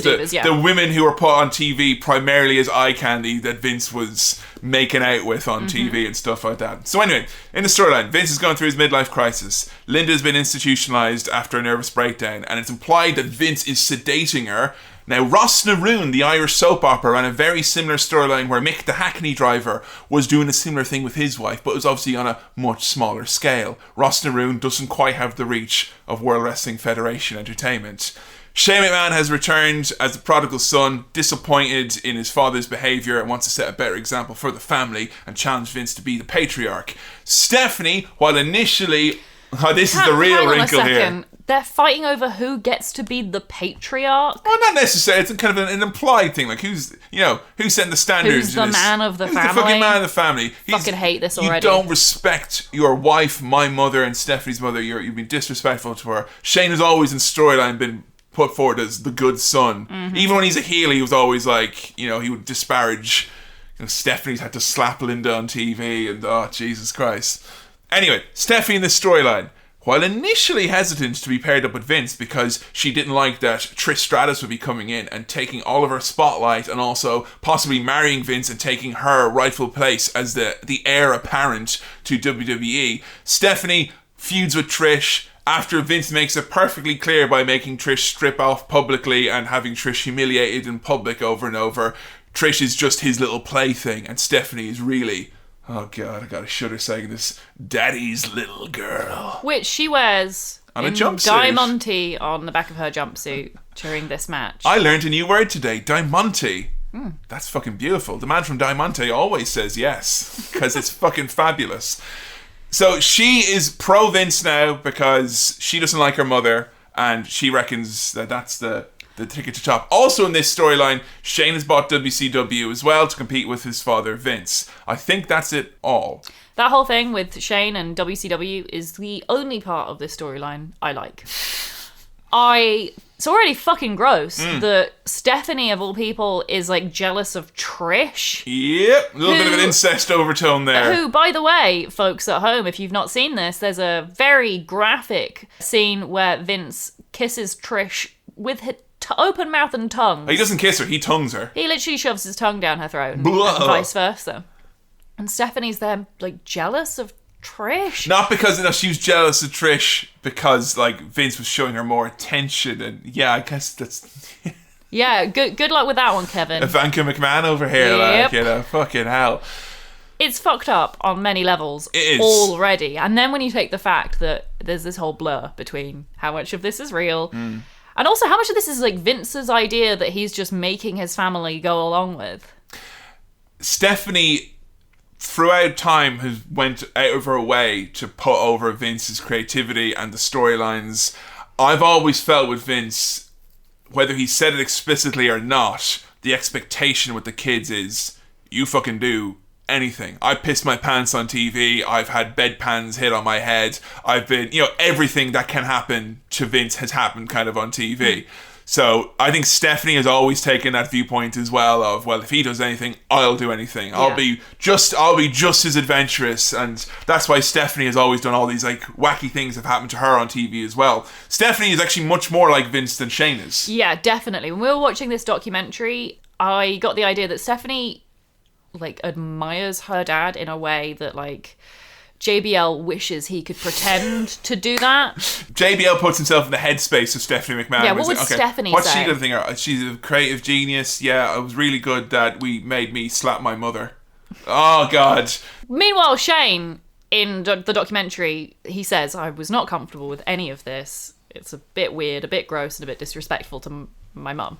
And he's like, I think it's interesting that Shane took a leave of absence from WWE when he's been quite vocal, even during these times and from this documentary, that he was uncomfortable with a lot of the things that they were doing on TV and stuff like that. But all comes to a head at WrestleMania 17, touted as the greatest pay-per-view of all time, and certainly one of the biggest storylines of all time, comes to a head as father and son gonna teach him right and wrong. Vince takes on Shane McMahon. He wants the best for his child. I wanna grow up and be wild, Dad. It's potato versus potato. The first thing that happens, by the way, in this match, I'm sure we'll come back to like entrances and stuff, but like the first offensive move is like Vince giving his son a black eye. Literally a full non-kayfabe, you can't fake this shit, boys and girls, it's a black eye. Now, you mentioned about how you were comfortable with this because of the blurring of the lines. And there's a part in the build-up to this when Shane like challenges Vince. He's like, I'm challenging you to a match at WrestleMania. And Vince comes out and he's like, need I remind you, you tried me when you were 17. You tried me when you were 18. You tried me when you were 24. What makes you think it's going to be any different? And I remember as a kid going, the fuck is this old man talking about? And it was like complete silence in the crowd. No one reacted to it. And then in the documentary, there's that line where they're like, Vince would have his study chats. Yep. And that both of us immediately were like, oh shit, moral laurel. I think I have to word with you, Shane, in my study. And the pants fall down. Pants. Which actually happens with Vince McMahon as well. More on that in a bit. Yeah. Shane's got a really, really weird kind of upbringing because, when Shane was born, like literally... You were saying like Shane would have grown up almost in poverty. Not necessarily in poverty, but Shane would have grown up not seeing his parents a whole ton. Oh, really? Yeah, he said in the past, he barely saw Vince when he was a kid because Vince was, starting the company out really, and, he was away so much touring. I found myself with this storyline still enjoying some of the ridiculous lines like, I will never ever forgive your mother for giving birth to you. I mean, that's so over the top, Joe. Come on. Surely. How would you feel about your dad saying that to you in front of millions of people? I couldn't imagine my dad saying... Me neither. I can't put myself in that. I literally couldn't. Yeah, exactly. Personally, I wouldn't like that very much. But I can't speak for Shane. No, the closest thing my dad, literally the closest thing, and this is out of the entirety of my life with my dad, the closest thing to that, it was the time when the shower didn't work when we were going on holiday, and my dad was like, this shower's not working. And we have to, an hour is we're going, I'm not going to be ready in an hour. And he was in the end, like, it was fine, he had a bath, but like, that's the angle. So if he said that, like, he grabbed me in the face, and then the shower's not working, I have to be gone in an hour. And I was like, it would have been pretty hardcore, like. We've got a line here from the documentary from Vince about this match. It can't get any better or any more fun than a dad wrestling his son. I can't believe he says he hates poetry. That is... That's poetry. Yeah. I keep having to try and remove like them as being like actual people, like Vince and Shane. But they are. I know they are. I'm not saying that this is them doing it all as themselves and it's not a character, because there is. But I think it's important to recognise that it's both at the same time. It's both. You can't just turn off the part of them that is actually father and son. They think they can. Yes. See, that's the thing. They think they've got their shoulders blind up. As far as they're concerned, it's Tyrion Lannister and Tywin Lannister. It's father and son, the struggle, playing out dramatically on TV for entertainment. I remember as a kid being so fucking into the storyline, the idea of Shane, who was a shit, becoming like a good person to battle his father and recognising that his family was fucked. It's a great story. Oh! I'm honestly, I'm going to work about thinking about it now. But I know now, the more you learn about these people, the harder it is. And I think there's an element of wrestling dehumanizing its characters sometimes, particularly with Vince and his family. And when you think about the fact that it's definitely Vince who's coming up with all these ideas, and Vince is the one who's been throwing himself off of things, cutting his head open, taking chair shots to the head. He's doing all these violent moves himself and then going, well, come on, guys. Come on, play along. Yeah. I've done all this shit. The very least you can do is wrestle me in the ring in front of your comatose mother. So, what was it like, this scenario here, where you've got, Shane McMahon goes flying through a Spanish announce table, he's got covered in black eyes, he's been laying in Vince with some potatoes, but Shane is finally laid out, and you've got Trish Stratus, Vince's mistress, pushing out Linda McMahon in a catatonic state on a wheelchair, and he wants Linda to sit and watch as Shane is getting beat up. Now, a couple of things happen here. Firstly, is the payoff, or lack thereof, for Trish Stratus' character, because Vince says in that Bob Costas interview, it's like, you're criticising the storyline now, me making her strip and bark like a dog, but I suggest you stay tuned because I'm going to get mine. No, he doesn't say I'm going to get mine. He says the character, Vince McMahon, is going to get his. Trish comes out, lifts up Vince, slaps him in the face, has a fight with Stephanie, and runs off Stephanie. And you made the really, really good point, and I can't defend it in that it's not enough, is it? It's not anything. I'm sorry, it's not. For a second, let's pretend that wrestling gives a shit about women. And let's think about this from Trish's angle. And I know we covered this a bit in Trish's episode, and I got a lot of hate for saying it. But, she's made to strip down into her underwear, crawl around her hands and knees, bark like a dog. She's covered with goo the week before as well. A lot of wrestling is about humiliating women, especially in this period. And before I watched this match, I had always been told, well, you will get upset with that because you've not seen the full angle. It's paid off. She gets her revenge. So I was expecting her to get her revenge. But what does she do? She slaps Vince. Is that a significant enough revenge for being made to be completely sexually humiliated? My only counter to this, and there's an element of reaching here, but they always say the best revenge is living well. And that storyline there, that end, that is the point where Trish Stratus stops being the manager and kind of side character, and she becomes the storyline, she becomes the wrestler and becomes, a women's champion, and, actually becomes a legitimate athlete and all that stuff. And it's kind of, the idea was that it's going to be out of the ashes of this muck in the mire that Trish tried to go down this route. She buckled down and became an incredible wrestler, and because she was talented and skilled, she became one of the greatest women's champions of all time. I mean, I would say that's a rewriting of history, because what is more accurate is she had to do that to save her career, or else she was doomed to be the girl that Vince humiliated on WWE. Do you think that it was they knew that she was good enough that they could do that and she could come back from it? No, fuck off. No, I don't give them enough credit for that. Likewise, on Linda's front, for me now, I say this with a little bit of kind of, I feel I enjoy this because I've watched this, a lot of the stuff that I've watched and I've rewatched then as an adult for the ITR podcast, and nostalgia was at play there. But I can't help. I get my arms stand up on my hand any time in this match where there's the moment where Linda, who's sat down in the corner, and Vince is like, you watch, and Vince thinks she's sedated, and she stands up and she just her hands clench up. And it's the only time Linda McMahon ever shows any emotion on WWE TV, and she kicks Vince in the balls, and then it's set up for Vince being taken out by Foley and Shane. Likewise, same question. Do you think the payoff there for Linda made up for being kept in a wheelchair and Guess what my answer to that is, Kevin. Is it no? Yes, it's no. You didn't enjoy the moment then? No. Was it, you didn't enjoy the moment because, was it like, hey, it's a cool moment, but it's not enough, or just completely, this is shit? This can't be good. I have a lot of problems with the angle, the match, how every single aspect of it was handled. I think the storyline itself is bad because it makes no sense. It's too much going on, I think. It's too much going on. Yeah. It's very clumsy. It's clear that they wanted to shoehorn some eye candy in there. They wanted to get a lot of Vince. They wanted to get Linda in there, and they wanted Stephanie and Shane. Oh, and also we have like WCW being purchased. That wasn't like something that was planned. It was like literally, hey, do you want to buy WCW? Yeah, okay. And then that's part of the storyline all of a sudden. A lot of the story doesn't make sense to me because okay, now the theory is what? So Trish and Linda were actually teaming up from the very beginning?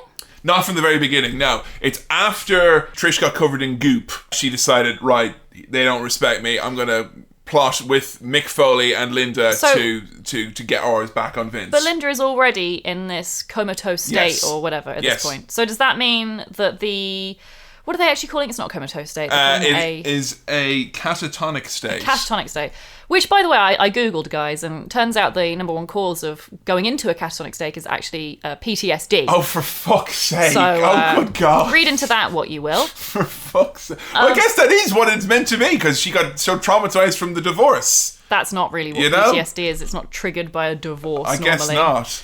What? So she's already in this catatonic state. Yeah, it's kind of implied that she had this breakdown, and then that she's been given these drugs by doctors. It's kind of like it's kind of keep her quiet, some kind of gaga pills, But then Trish goes along with being very publicly humiliated to get her own back on Vince. Yeah, to slap him, and also to keep the doctors away so that Linda can actually... Linda was okay the whole time at WrestleMania. She was just pretending to be in the States. So Trish kept the doctors away because Trish was like made to push the wheelchair around and stuff like that. So... What's the doctors away got to do anything? So she couldn't be given the medicine, so they wouldn't have the drugs that would keep her in her catatonic state. That's the thing I understand. So they say the catatonic state was caused by the divorce. Yeah. But then they also say that the medication was... It was caused by the divorce. The breakdown was caused by the divorce. And it was like, oh, let's, instead of, her working through it in therapy and stuff, let's just give her loads of those real, like, heavy mood sedation and stuff like that. Because she's fragile. She'll freak out, won't she? So she's been kept on these like mood stabilizers and like tranquilizer type things to keep her like incredibly unethical doctors who are working here. I don't know if you heard, he knows a guy. Come on, Linda needs her candy, like, come on. Oh, Jesus. I just think the whole thing has a weak payoff, and you can't even really call it a payoff because it's Shane. Shane gets all the glory. There's no women involved that actually get their revenge.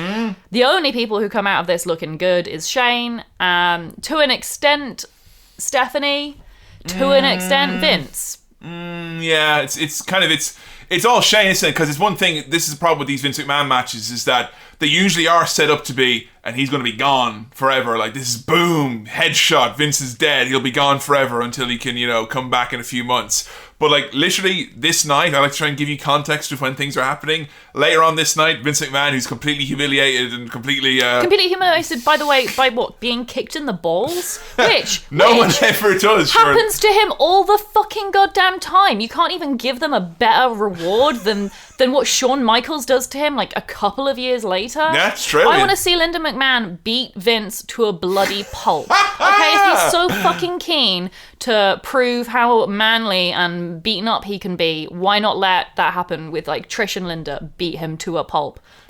True. No reason he hasn't. I mean, it's just that's not how he wanted to present it. There isn't a revenge for Linda or Trish. And to kind of put it over as well, though, just as I was saying about when this took place, this is WrestleMania 17. If you cast your mind back to our Steve Austin episode, where Austin and The Rock fought in this main event, and that's when Austin turned heel with the help of Vince McMahon. So Vince McMahon forms this power team with Steve Austin at the end, and is, again, the focal point, the most important character on the show. So it was almost like, this storyline is wrapped up and you've gotten your revenge in inverted commas, but Vince is still big part of the show, focal point, still being Vince. And really the hero here is Shane. Yeah. Not Trish, who is a professional wrestler, unlike Shane, right? Let's just bring that one home, okay? Professional wrestler Trish Stratus, who has been put in this fucking shitty storyline by the CEO of the company to do all this to her, right? Let's just imagine for a second that there's a hard line between kayfabe and shoot and being told, oh, you know, divas are treated like shit, right? Well, we want to treat you like especially shit.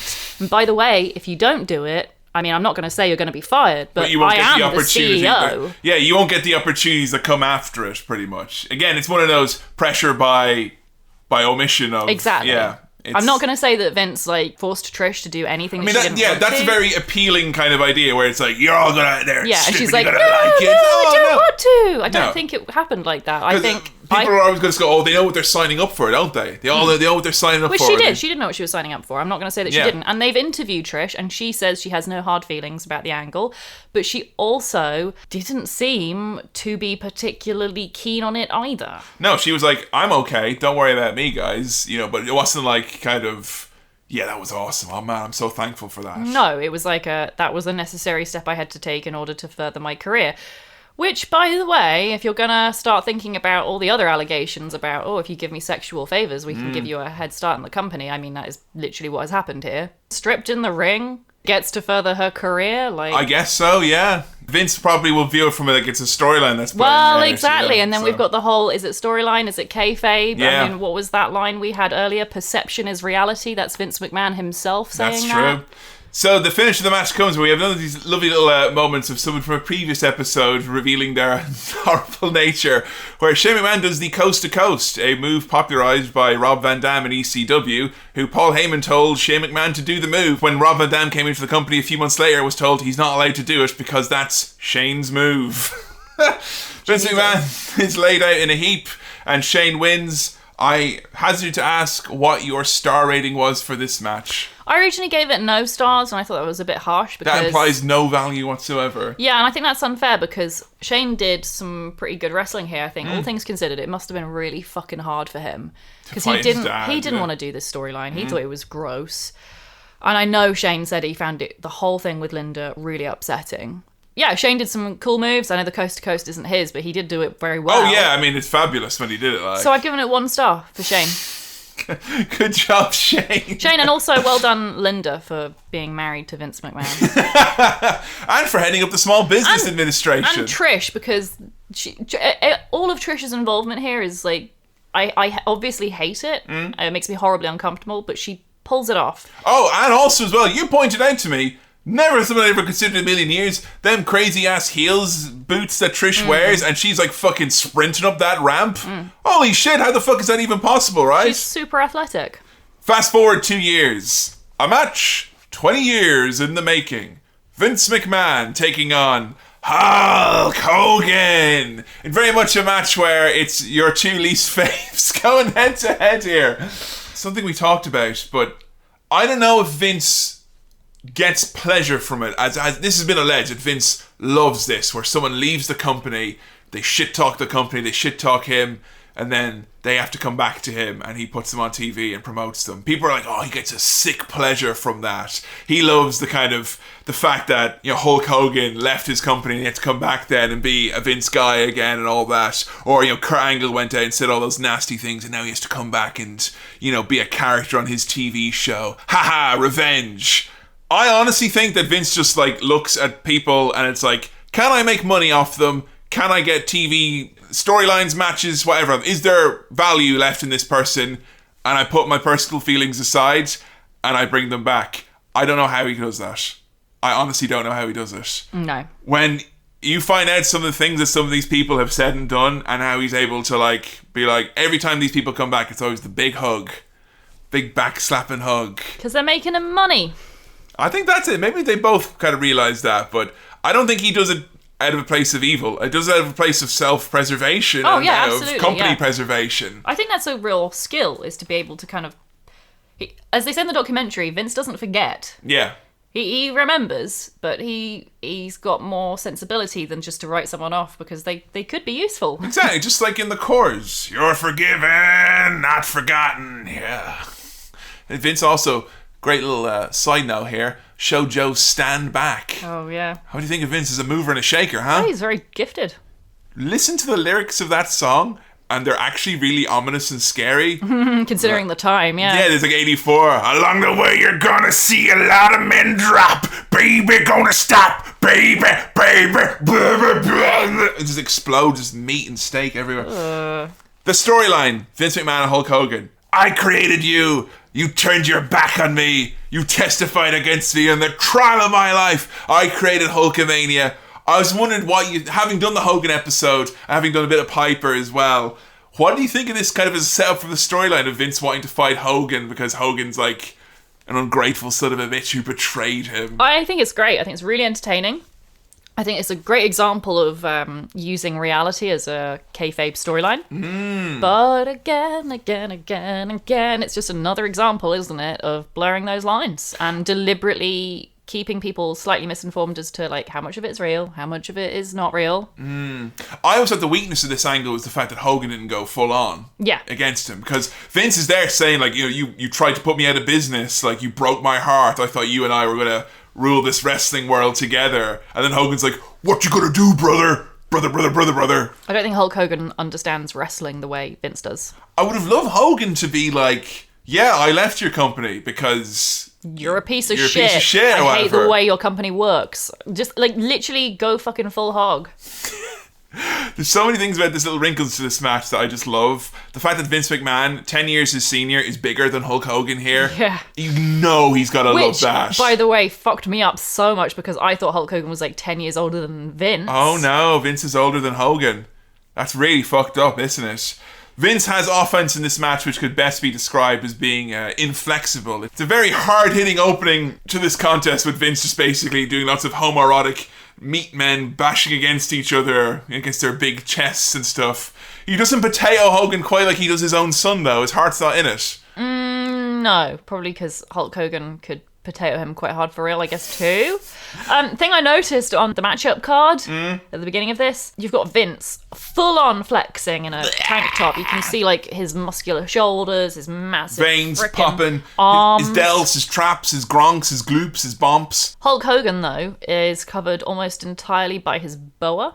Is it a muscular boa? You can't really see any muscles. That's what, oh my god, I literally just realised why Hogan had the boa in his later years. To hide all the muscles. Oh my motherfucking god, you're good you are, huh?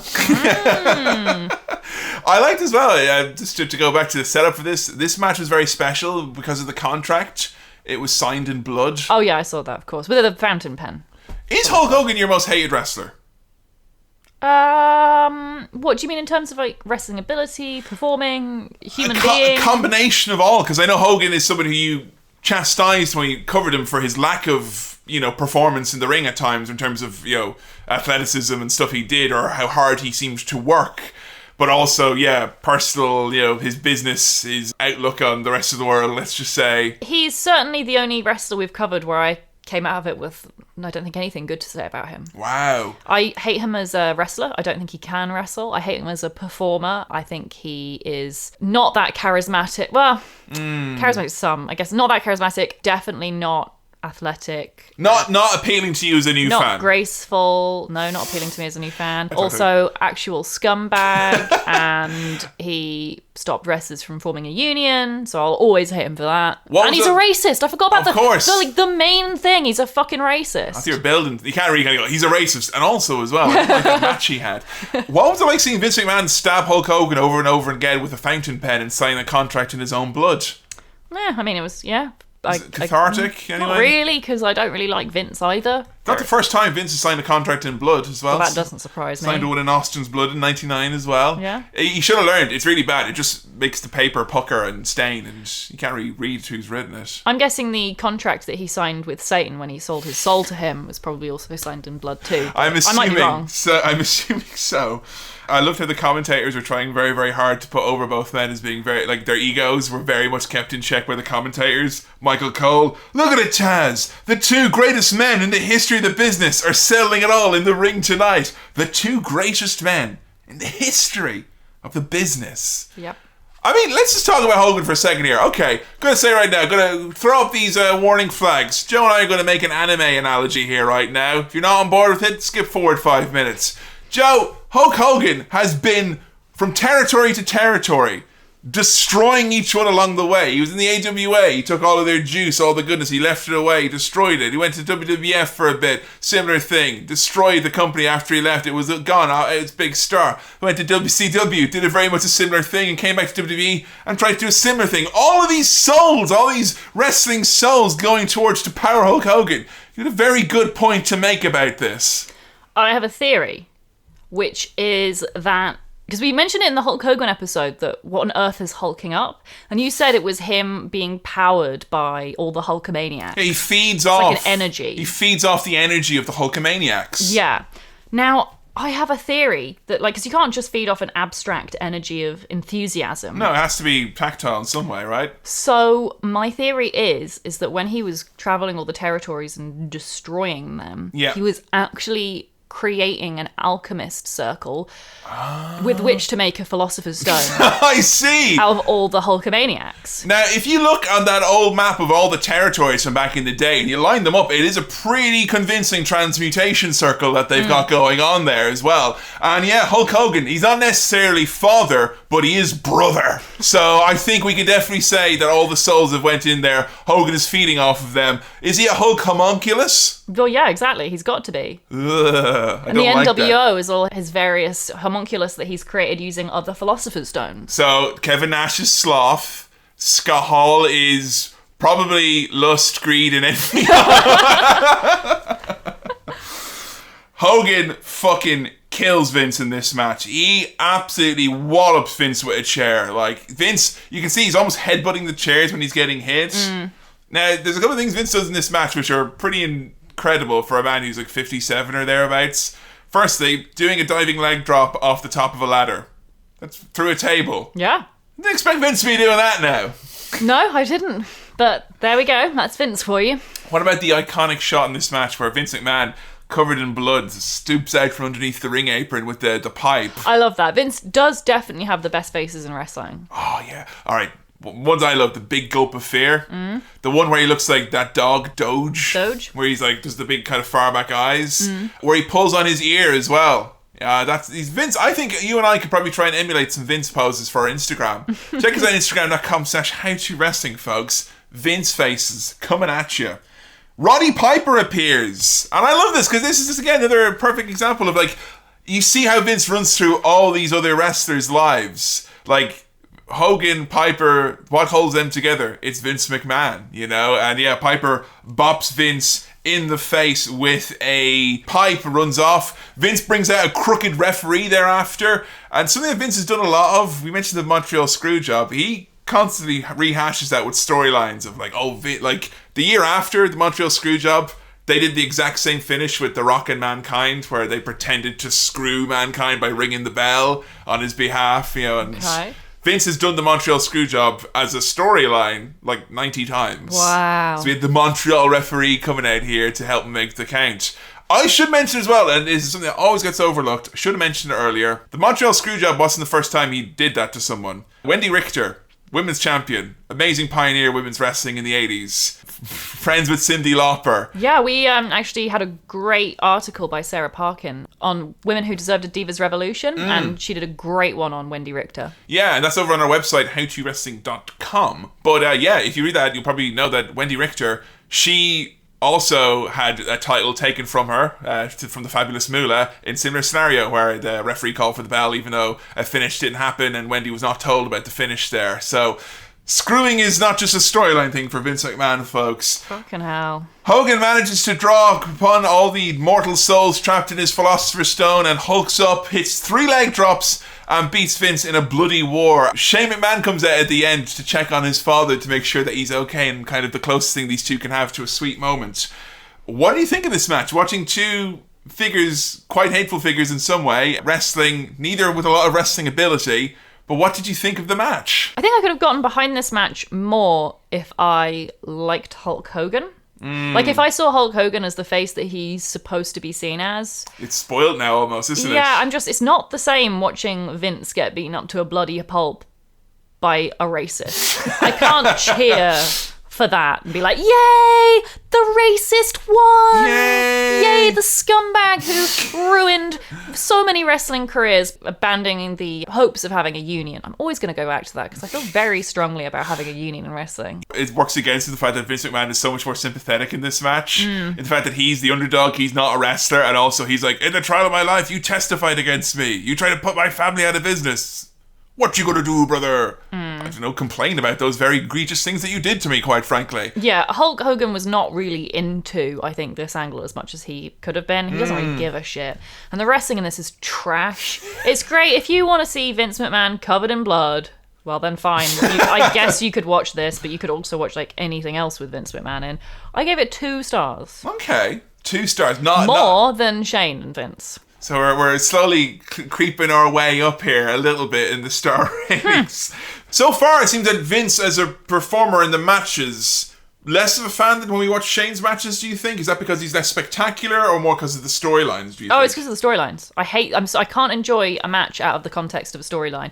In my opinion, wrestling without an angle is almost pointless. That's just my personal opinion. I realise for me, it needs to make sense. And these storylines weren't favourable for you, I guess. The storyline was fine. I just didn't like the match. The match is crap. There's no good wrestling. I'm sorry. Hulk Hogan is shit. I'm sorry. I just looked down at my notes and saw what was left. I tried to stall for time. Then I realised that this is a podcast, not a... I have to keep going. Our next match from No Mercy in 2003. Vince McMahon versus Stephanie McMahon in an I Quit match. Couldn't tell. It was literally like when I was typing up, the outline for this match, when we first started researching, I was like, yeah, definitely, there's no way we're not doing this match. Because if we don't do this match, and then you find out afterwards that Vince had a match with his daughter, rightfully I think you'd be a bit disappointed, and rightfully the fans would be like, you could not, surely. And I know there's a lot of stuff which we're not going to hit on with Vince and all of his storylines, but in terms of one that's Vince-centric, and what we've talked about previously, and honestly, we watched the Shane stuff first, and seeing your reaction to it when we were watching it, I was really dreading this. Yeah, you were like probably trembling with fear. I was like, maybe we should do... Alright, this match was so bad, I actually changed the match after that we watched to kind of try and give this a bit of a happy ending, because I was really worried about how this would go across. Because the match with Shane is the one that gave me a migraine. That's the fucking angle that was like so awful to comprehend. I was like, my head was like, no, I'd rather give you pain to distract yourself from this. So, what were your thoughts when I told you that? Because I know I gave you the match list. You tweeted it out. When you saw this match, what were the thoughts that went through you? This is before we watched your documentary and did a lot of research. Just seeing that sentence, Vince versus Stephanie. I was horrified. I had this idea in my head because as well, I knew it was an I Quit match. And having only seen a few I Quit matches, one of which being John Cena versus The Miz in our John Cena episode, which is fucking awful and upsetting. Like, hard match to do. Like, one of the hardest, because you don't have 1, 2, I kicked out the crowd into it. Don't have any of that. You have a microphone in the ring. Clumsy. You have also, as well, so many constraints with moves that you can do, and it just comes, like, it's a match designed to get the fans out of it and to be accused of going too far, or worse still, like in the Cena and Miz one, just like boring, So, yeah, that's obviously a big consideration, the match type. Yeah. So I had an idea going into this. I kind of thought it would be... You mentioned as well that Vince wins. Yes, and I was wondering who you thought would be the face and who you thought would be the heel in this. I thought Stephanie would be the heel. And I had this kind of mental image of the match finishing with like Vince like choking Stephanie, both of them covered in blood, and her like screaming, I quit, basically, like, and he's like basically still going, and she's like, Daddy, I quit. That's like honestly, because I remember I only watched this match when I was a kid, and I remember like this is during the era where like I was in boarding school, so it'd be me and like a couple of people would sneak down to watch wrestling, and this is like 2003, after when it's long established that wrestling is no longer cool and none of the cool kids are watching it. So like literally me and my friend like 14 years old, it's like 2 a.m, hoping that a teacher doesn't come in and see us, and we're watching a man beat his daughter half to death. And in my mind, I had registered this and filed it away under the painful, awkward, terrible memories, and that this is going to be horrifying to watch. I was so fucking worried, because all I remembered is that Vince won, and Vince almost always loses in his matches, because there's always the blow off, and the blow off is Vince gets his ass kicked. So I was convinced this is going to be really horrible and you're going to hate it. And particularly when I turned on the pay-per-view and the first thing is Daddy, no, come back. Bling, bling, bling. It's so fucked up. You've literally got a montage of pictures of Stephanie and Vince from when she was like a really little girl, like 4 or 5 years old and on Daddy's lap. I've always loved you, Stephanie, but now I have to destroy you. And you've got clips of this little girl going, Daddy, I love you. Daddy, why are you hurting me? Oh, the best one is like, you've become what I've always feared you become. You've become one of these horrible rich bitches. Daddy, you're silly. Daddy, you're so silly. Daddy, why? What he said as well was that at the match, you know they like this because they replayed this clip like 5 times throughout the fucking promo package, which is, he would strike down in the face of defiance. Which is rich elitism talk for, I'm gonna beat my daughter. This was a week before Stephanie's wedding. I forgot that. So they cover this in the documentary, surprisingly, and they play a clip of Stephanie sobbing in kayfabe. So this isn't Stephanie like doing a shoot where she's like, Dad made me do all this. Stephanie seems kind of fine with it. Yeah, she's like, oh, it's a match, it's an angle, it's what we do. She understood it was part of her dad's wacky ideas. We're performers. In character, Stephanie, you've got full-on sobbing saying, I never thought my father would put his hands on me. That's fucking fucked up. It's so, like,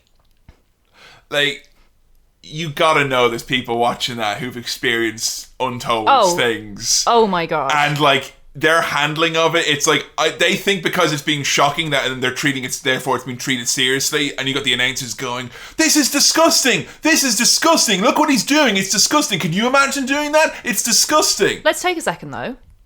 This has happened to Vince. Yeah. Like, for real. This is what he... I hadn't even considered that. This is what he actually suffered through probably on an almost daily basis from his parents, so... And there you go. Vince is like, well, your background is no excuse because I went through something like this. For real. And I did this is just a show. This is just a character on television, so I can't fuck you up because the real thing didn't even fuck me up. Jesus, particularly as well. Sorry, it's so funny the way my brain just didn't connect those two dots, even though I've known these two pieces of information. Like, the match centres around the use of a steel pipe. Yeah. And, Leo Lupton used his tools and yeah. wrenches and stuff. That's so fucking strange, man. And then we've got a quote from Vince.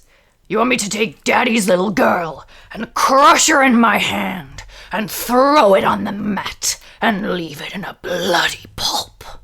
It, by the way, that's the part that almost makes me feel most uncomfortable with that whole sentence, is the fact that he's gone from taking his daughter... Yeah, turning it into a thing. Turning it into a mulch, and now it's an it. And I don't know why they find that so, like, that's, like, horror on a level that's, like, almost impossible to comprehend. And then you've got the announcers saying, this man is brutalizing his daughter. Yeah. I don't like the fact that the first thing we hear is, stop this absurdity! Ding, ding, ding! And the match is on. And you've got Linda as well. Linda's in Stephanie's corner. You've got, like, the announcers saying Linda's watching her husband brutalise their daughter. And... Vince has got in his corner his mistress du jour, which is Sable. Yeah. Now, I think one of the biggest things about Vince is his serious problem with diminishing returns. I mentioned before, Rock and him and Austin, big business. So they did him and every other, like him and Triple H, him and Shawn Michaels, him and every other fucking top name, and it's always diminishing returns. Likewise, the most shocking and the most business they ever got from a storyline is Vince and Trish. That was the big fucking headline one, and then it was like Vince and Stacy, just because, and then it's Vince and Sable. Like, literally, like, one of the reasons I think I may even was so drawn to defend the thing with Trish is that because Trish went on to become a performer and she got a storyline. Unlike Stacy, the storyline with her was that she was like trying to use Vince to further her career, and then Vince kissed her and she's like, ooh, this is gross, and she just left the show. And then, like, Sable was using Vince, so she wanted to become the general manager because she was Stephanie's assistant. And then Stephanie, is kicked out, and Sable is, like, told, actually, no, you're not going to be the general manager. And she just stops being with Vince. Like, the thing with him and Candice, literally, it was just so he could grow up and kiss her on TV. There was no storyline. It was, here's Candice, Vince, I've worn a sexy outfit for you. Come here, baby. Blah, blah. And that's 10 minutes of TV. Yeah, which is gross. But it's not quite the same as what Trish was made to go through. No, but, like, at least fucking... I guess my problem with it is that he was at least using that woman in that case for a storyline, as bad as it was. The other cases, he's literally just using women just so he could use them on TV. Like, there is like a 10-minute clip of him groping Candice Michelle, making out that they aired, that serves no storyline. Well, people will jack off to it though, won't they? How is that fucking... I don't see Vince McMahon. He's going to jack off to that other than Vince McMahon. Oh wait, no. He probably jacks off to explosions and buildings collapsing and dinosaurs screaming in agony. Fucking hell. It's so blatant. Sable is here solely to be a hot babe that Vince McMahon is with. Sable as well, who sued the company in 1999 for sexual harassment and came back in 2003, and her angle was that she was Vince's mistress doing sexy things for him. Wow. You mentioned earlier the fact that this is only 6 days before Stephanie's wedding. Oh my god! Which... Weddings are stressful. Have you ever seen Don't Tell the Bride, folks? Like in the episode of Don't Tell the Bride where they want to have a fucking I Quit match with the bride. On the documentary, Stephanie says, when my dad wanted to wrestle me 6 days before my wedding, I wasn't too happy. Very casual, Stephanie, about the whole fucking thing. She is so much more cooler about it than either Shane or Linda. And Triple H as well, who's like, I don't want to see how they were worried that she'd have, because Vince is so clumsy in the ring that you could knock a tooth out, have her a black eye on her fucking wedding day. Triple H is, I don't know, it's a weird place that Triple H, his criticism comes from, because it's like almost the one time he stands up to Vince about something as weird as this. You're gonna ruin the family photo, Vince. Yeah, like that's what he cares about. Linda is like, she almost says no at the beginning. She's like, you fucking better not lay a finger on her. And Shane similarly is like, are you serious? This is messed up. Do you think that's why Linda was like just added into this match? Absolutely 100% sure that's why she's in Stephanie's corner, is to keep an eye on Vince and make sure he doesn't hurt her. So the actual mechanics of the match then, I mean, I actually was surprised by your reaction to the match, and I was actually surprised at myself at like how the match played out, with like Stephanie outpacing Vince at the start, you know, like kind of getting one up, and the crowd. This is the thing I was in my head, was that the crowd weren't into it and it was awkward. Oh, they were into it. This is like all the justification Vince needs, is because he's like, look at this angle, I'm a piece of shit. The crowd want to see me get my butt whipped. And Stephanie is such an underdog because she's my daughter. And the crowd are nuclear. It's like Hogan versus The Rock. And I don't say that lightly, because I wrote down here, preemptively, the crowd gets increasingly confused and quiet. They don't. They love it. They fucking love it. Vince knows what people want. And it's fucked up what they want. I must admit, I don't have a problem with a daughter beating up her dad. Dad, I hope you're not listening, but if you are, that doesn't mean I want to beat you up, okay? I don't want to beat up my dad. But when your dad is Vince McMahon, I think beating him up is it's like a quite a good angle, especially for someone like Stephanie who can play such a great face. And the pacing in this match is interesting because obviously neither of them can wrestle. They can do like a move. Yeah. Which they do very clunkily. With Vince, he has like kind of, he grabs her by the hair and he kind of rolls her onto the mat, kind of. Yeah, it's like safe play throws. She's done her falls. Yeah. But Vince's, their facials is what really makes it like, because at the end of the day, it's literally Vince is like, and pratfall, and like, they're just kind of doing silly falls, but Vince is like, bleh, and he's got blood in his face, and Stephanie's like, ah! It's, Stephanie is so good in this. Is this the first time you've seen her wrestle? Yes, it's the first time ever. I was really not expecting much, because in the documentary they show clips, and even then I was like, oh, this is fucking cringe. But actually, it starts off, and she's just on the full offensive against Vince. Like, she is beating the shit out of him. It's awesome. She looks like a star as well. Like, she may not move with much grace, but like her facial expressions, her selling is so good. I love how she zips in between his legs and stuff like that. Unexpectedly quite fast. Yeah. Which was really cool. The submission moves where Vince is like wrenching on her and stuff like that, though, and she's screaming. I find those uncomfortable. No, I thought they were a bit weird. There's also a really awkward moment where Stephanie rolls him up. And oh no! She wants for like a small package, like a quick 3 counts. And her hand literally covers his dick. Full on grope dick move. Like, straight away I was like, no, it's just the inside leg, Joe. Don't be. And she literally. So I had to rewind. It. Not only does she touch his dick, she grabs onto it for leverage as a fulcrum to pull Vince down and use her arm as a lever. It's fucking horrible. Poor Stephanie. The pipe coming into play then. You know, Vince trying to use a pipe on Steph. He does hit her with the pipe. Yeah, that's fucked up. Now, when she's hitting him with the pipe, it's like, it's fucking, whoa! Yeah, Like, she hits him really well with it, by the way. Bludgeon Brothers take note, because at one point she, like, does an upper hand swing. yeah, she backhands it. Like, That's fucking cool! I want to see Stephanie beat Vince with a metal rod. That's cool, though, and I don't like all the weird... I just don't think it's ever tasteful to have parents hit their kids. I just think that's better left untouched. the match ends as tastefully as it could. Well, first of all, can we just quickly talk about the rules of this? Oh, of course, yeah. Because the rules of the match, it wasn't an I Quit match. It's like they said it was an I Quit match, and I remember on TV they walked it back because they realised that these two couldn't do an I Quit match, because you can't do an I Quit match with the microphone and all that when neither of you can fucking wrestle, you know. So it was, it wasn't working in that sense. So Stephanie could pin or submit Vince. But Vince couldn't do the same. Yeah, Vince had to make Stephanie say I quit. Which is a bit weird in terms of, like, how that's gonna go then. Yeah, because Vince never had a microphone. I think they were doing it like, you know, like the Brett and Austin submission match. That was an I Quit match. And there wasn't a microphone, but it was like you had to say I quit in the submission hold. I just think by having it like that, where Stephanie can pin Vince, but Vince doesn't have to, like, he can't pin Stephanie. In terms of, like, agency for her, that means you're definitely not going to get a shot of Stephanie pinning Vince and being like, making him say I quit, which is quite a powerful dynamic. But you almost will definitely get it the other way around, where Vince has, like, got her and making his daughter say I quit, which is instantly weird. And we thankfully don't get her saying I quit. No. Because the whole storyline is that he wants her to quit as general manager because he feels she's being soft and not being ruthless enough, and she's like, I don't want to be like you. And it's also, the other layer to the storyline is she knows that Vince knows that if she quits, she'll never probably work for him again, so she has to fight because that's what he actually wants. And at the end of the match comes where Vince is choking her with the pipe and Linda throws in the towel, which is, I think, as tasteful an end as you can have, which is a mother wanting this all to end, and Stephanie is, you know, she won't quit, and Linda does it to kind of save the family, kind of. At the end of the match, I found myself going like, that wasn't as bad as I thought. Like, I thought this was kind of like, you know, like, maybe I won't renew the website this year. I really was worried this would be a match that would taint wrestling for you forever, kind of. I mean, I don't think a man choking his daughter with a metal rod for the public entertainment of millions is necessarily the coolest thing. No.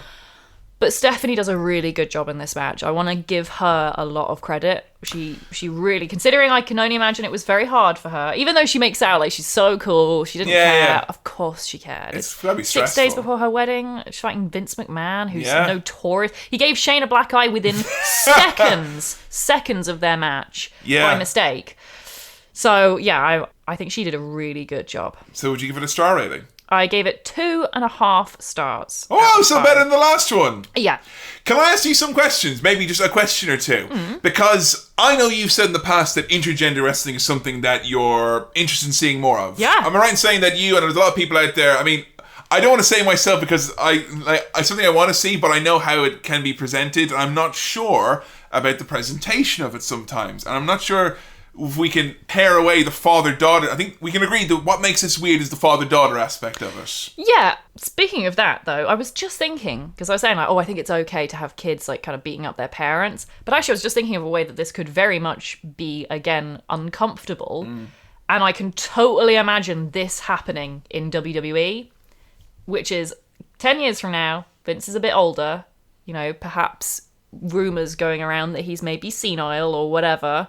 You know, he's getting on, maybe he's weak, a bit more shriveled, and you've got, like, Vince or Stephanie, like, beating him to shit. Oh, right. Which is immediately, again, a weird power dynamic. So, yeah, I think at the point he is now, Vince being, 73, 74, he's officially, I think, like, you can use him in angles, but the angle has to be, how could you do this to this old man? Yeah, like they did with Kevin Owens. But even then, I think it's... Look at him. Because I've got a question coming from the camp of well-meaning male wrestling fan who wants to know about how intergender wrestling can come off. Because I love the idea and the concept of, you know, you opening up and men and women fighting each other. I think that's an awesome idea. I love that. The worry I have about the way it often is presented, because I've watched, like, Antonio Cesaro, Claudio, fight his wife Sarah Del Rey. Yeah. I watched Eddie Kingston fight women in Chikara. I've seen a lot of intergender wrestling in Chikara, and a lot of times the way that the matches play out is the big strong man is there with the big, like, pushing her down, big submission moves, out-muscling her. And I just wondered, is that always telling a kind of a biased type of story in that the female athlete in these matches is always the underdog who has to kind of quickly outpace and outflash the guy, and it's like the big strong man will, if he gets there, will win and will squash him kind of thing. And that's kind of how I always worry a lot of these. This is what a lot of it was here with Vince. Vince, when he had Stephanie, he was in control, he was dominant, he was the bigger, stronger guy. Stephanie managed to outthink him, outpace him, hit him a few times, getting some good licks and nearly win. Is that telling a biased story that the only way women athletes can beat male athletes in this hypothetical intergender wrestling is by being smarter and quicker? I think, yes, if that's the only way. Or is that, like, even if it's the predominant way? I mean, obviously you could have, like, say, a Beth Phoenix or a Nia Jax kind of physically I mean, I guess the way China used to physically dominate men of her size or smaller size. I was just wondering, do you have enough faith in wrestling to portray it in any other way? I have faith in wrestling to portray it in a positive way, and there are loads of promotions that do. British wrestling at the moment has quite a lot of intergender wrestling. Oh, really? Yeah. I know Pete Dunne recently has been fighting female opponents, and Yeah. I would fucking love to see that. And that's Pete Dunne. He's terrifying, okay? He is the scariest wrestler I can think of. He's way scarier than Vince McMahon. And yet, I would be absolutely fine watching him wrestle a woman. Because I'd watched a few, and I was just worried that would be the only story that will get told. I think if WWE did intergender wrestling, that is exactly how it would go down. And I do not trust them to handle intergender wrestling properly, because they can't even handle their own female characters properly. Right now, Nia Jax is involved in a storyline. Like early 2018, just before WrestleMania at the moment, yeah. And right now her storyline is about her being bullied in school because she was bigger than the other girls. And she's crying, like, on a weekly basis. You know, the way Braun Strowman cries when he gets upset. Yeah, exactly. Like, it's a stupid, hypocritical double standards for the way women often get treated.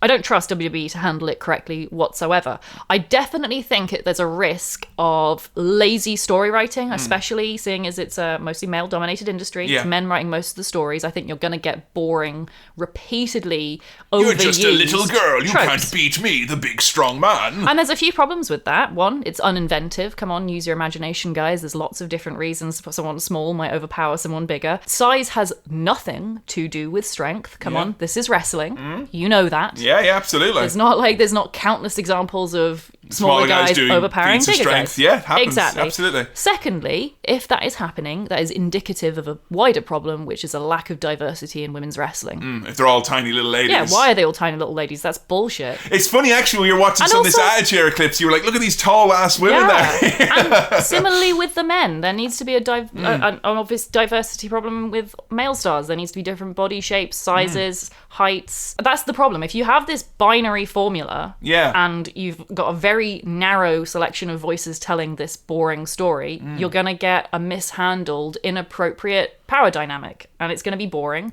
and it's probably going to be tasteless. Well, thank you very much for clearing that up for me. I really, that was something a bit on my mind. And yeah, father fighting his daughter is a great time to talk about this type of thing. Originally, I wanted to show...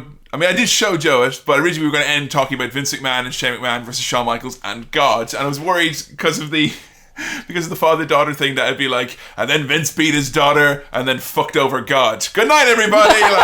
So I showed Joe Vince and Shane versus Shawn and God. Thoughts on the God angle quickly before we get into our final match? When you told me that... So I just got a notification from my watch to congratulate me for doing all this exercise, so you can see how hyped up I'm getting. That's the best, yeah. You know you're doing a good podcast when your tech is telling you a good job on the workout. When you first told me about this match, I thought you were joking. I really thought you were joking. You've told me so many times that you love when wrestling is just crazy, fucking wacky, hella weird, and I couldn't think of a weirder angle. Yeah. That everyone except for Shawn Michaels seems to appreciate how fucking weird it is. In theory, I would have loved this. Full disclaimer, I would say I'm agnostic. Don't believe in any religion. Yeah, but you're not like a militant atheist taking down other... Yeah, about as far away from a militant atheist as you can get. I believe everyone has the right to practice their own religion. I'd say I'm the same. I was raised Catholic. I would never consider myself fully a Catholic. I was never a fully practicing devout Catholic ever.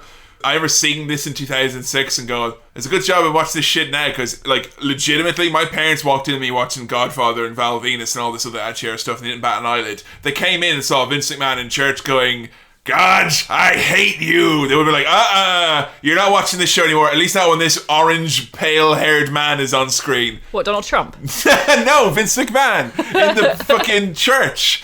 Vince and Shane going to church is pure wrestling cheese and fun. I love it. I love it, but I just feel, again, it's handled badly because, like I said, in theory, I would love this. I find making fun of aspects of Christianity, because it's a dominant religion in the UK, to be quite funny, right? But even I am kind of like, be respectful of people's religions, okay, guys? I guess, yeah, and the idea going in here was that here's Vince, who's never been to church in his life because he's the character's this, self-centered, ego-driven billionaire, and he doesn't think God, if God exists, it's not for him because he's fine on his own. And that's so funny. But the thing I don't like about it is that it's against a born-again Christian, Shawn Michaels. Poor Shawn, Jesus. He's a born-again Christian because of massive drug addiction, horrible upbringing. He's gone through some fucking shit, has Shawn Michaels. Yeah, he has. There's a good reason he felt the need to become a Christian. Yeah. And God to him is very, very important. Yep. And knowing all the dynamics as well with like backstage and like Vince and how he treats some of his stars, it seems Shawn Michaels ain't someone who'd be made do something he didn't want to do. No?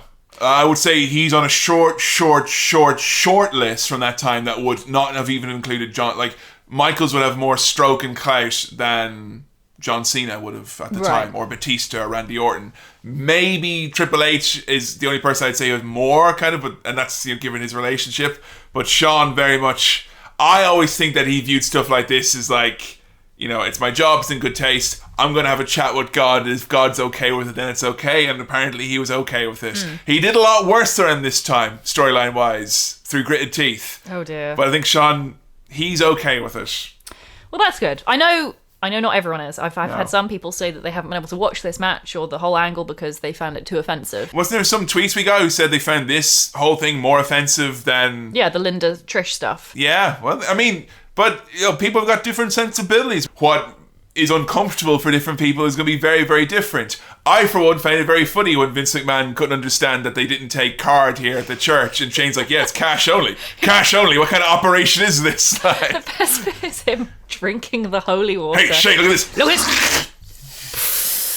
How does he do that? The Triple H thing. I love as well that not only did Vince McMahon do something as sacrilegious as drinking holy water and spitting it out, he slurped the holy... Don't slurp holy water, Vince. Come on.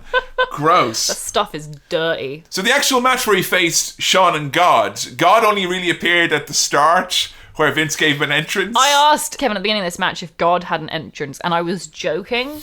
And Kevin was like, oh, you sweet summer child. Does he have an entrance? Of course he does. Which Vince stops halfway through as the spotlight is coming down the ramp, and he's like, wait a minute. Play something jazzy. Let's get funky. It's like, somebody call my mama. Somebody call my mama. Yeah, you've basically got a spotlight as in the place of God. And we're, I guess, supposed to suspend our disbelief in it's wrestling. That this is God. Yeah. For some reason represented by a spotlight. And he kind of makes his way down the ramp. He walks, floats. It's like the Mysterions and Captain Scarlet show. They're light-based forms, yeah? He makes his way around the ring and then enters the ring as a light form spotlight. And Vince is like to the referee, check him. I said check him. Check him. You know what? No, it's fine because this is a no DQs match. Bring it, God. Can I just say as well, Vince at this time, this is just after he's ripped his two... Quads. This is when he came back post-muscle fitness. Vince is like literally made out of orange boulders. He looks like the Thing from Fantastic Four. I think he looks like the human equivalent of an unsolicited dick pic. Like, just unnecessarily veiny. Oh, I don't want to see that. Ugh. Guys, look, real talk here from your old pal Kevin. You're on Tinder, okay? You're swiping right, you're swiping left, you're swiping up, you're swiping down. Don't be that guy who's like, hey babe, and you got a picture of Vince McMahon going, they don't want to see it, man. They want to know you first. They want to get to know your personality. There'll come a time then you can send them Vince McMahon pics in the middle of the day and they'll be totally cool with it. Just not at work though, okay? Because it's really gross. They see that pop up, the notification screen. That's wrong, It's wrong. Glad we didn't covered fully because it just evolved into a handicap match. The highlight of which where when Vince wins, Jim Ross goes, "That's bullshit! Sorry, should have said that. Didn't mean to swear. Bad you words. did. Little Yeah, you penny did. into the jar there. Got Dolph Ziggler as a cheerleader as well. Yeah, the male cheerleaders, the Spirit Squad. I wouldn't have even thought of them. I'm really disappointed they're not sexy. You were hoping for... Because I was like, well, that is a male cheerleader. As far as I know, that's the kind of outfit they wear. That's the real Spirit sad. Squad. It's real sad. Should have thought outside the box. Why are male cheerleaders have to be so unsexualized? Because like Dolph Ziggler looks really good in a crop top. Yeah, Dolph Ziggler is sexy. So- I think he would own that. Surprisingly underrepresented, the sexy cheerleader trope in male and female in wrestling, but were- male generally. Yeah, they were seriously like covering as much skin as is humanly possible. Like a pair of gloves and you wouldn't be able to see in them anymore. The best thing about him, though, Joe, is that there's the Father, the Son, and the Holy Spirit Squad. Yeah, that is clever. The Blessed Trinity. That's the cleverest piece of writing that has ever happened in WWE. Ever. Well done, whoever's idea that was. Just on a note about the whole God thing, because there's a couple of ways you could read this match. Yes, there's layers, there's depth to this. Yeah. So one is, you could take it at face value, which is that God actually was in this match, and he really did abandon Shawn Michaels midway through. And that's true because they did do a thing on the Raw previous where Vince was like, I'm going to run out to the ring, and then like fireworks went off. He's like, what's going on? And the lights started going weird, and the pyro went off in the ring, and implying that God had come after Mr. McMahon. But yeah, so there's evidence to suggest that God legit appeared, and then God legit no-showed, and then Vince McMahon fired God afterwards because you don't play hardball with Vince McMahon. I don't negotiate. But it wouldn't be wrestling if I didn't at least handle this subject with an ounce of wrestling brain. Okay. And that is, what if you take this from the perspective of Mr. McMahon is just trying to fuck with his alcoholic, born-again Christian employee by making him believe that he is with God. And that, because Vince is the CEO, he owns all the lighting. Yeah, that's true. The spotlight is just a spotlight. It's just Vince, isn't it? Saying, you're going to troll him now. You're going to make him think that God's in the ring. And then you're going to think that God's abandoned him. That's and I'll what I fucking think wreck him. Is brilliant, right? I can't think what's more of a Vince thing, because I agree, that's how I always viewed that angle. That's Really? what it was. Yeah, that Vince was actually doing all the lights and stuff. But I wonder what's the more Vince thing. Vince, actually trying to masquerade this whole thing that God is here, now he's abandoning you, or Vince actually thinking that Shawn Michaels would fall for it. The correct answer to that is neither. It's the question itself. That's the Vince. That's wrestling. That's wrestling, absolutely.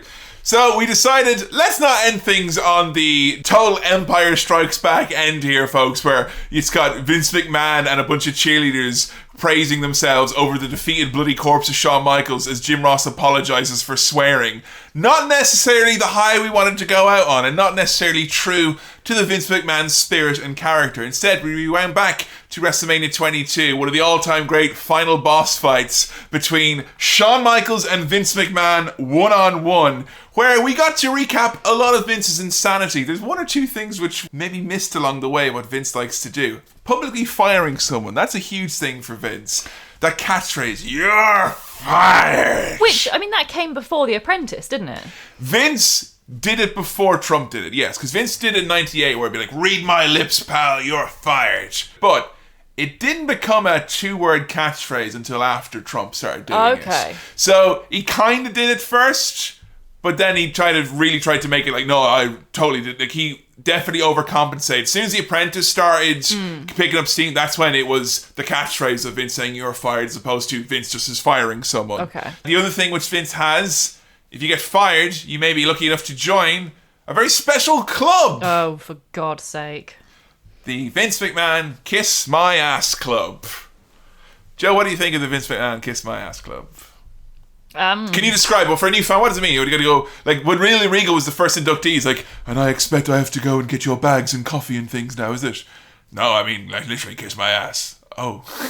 They didn't really explain this that well. So as far as I can tell, the Kiss My Ass Club is a club of people that Vince likes a lot. No! That is made to kiss his ass. "Because you're my best friend, you gotta kiss my ass." Well, it's like all his close guys that work with him.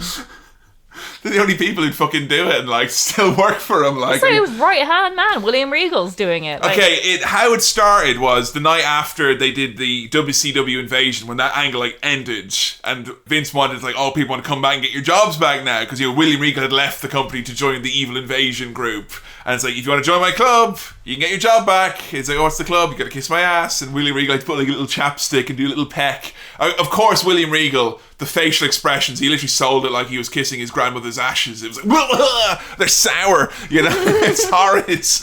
And then it was like, I got to fire you, JR, unless you kiss my ass. And then it's like, Marty Jannetty, if you want a job, you're going to kiss my ass. And then it became less about like a circumstance of, you have to kiss my ass to get this, to we'll beat someone up and then make them kiss my ass when they're knocked out. Like Shawn Michaels got beat up and Shane put his face on Vince's ass. This is all very weird. And his ass can even do tricks.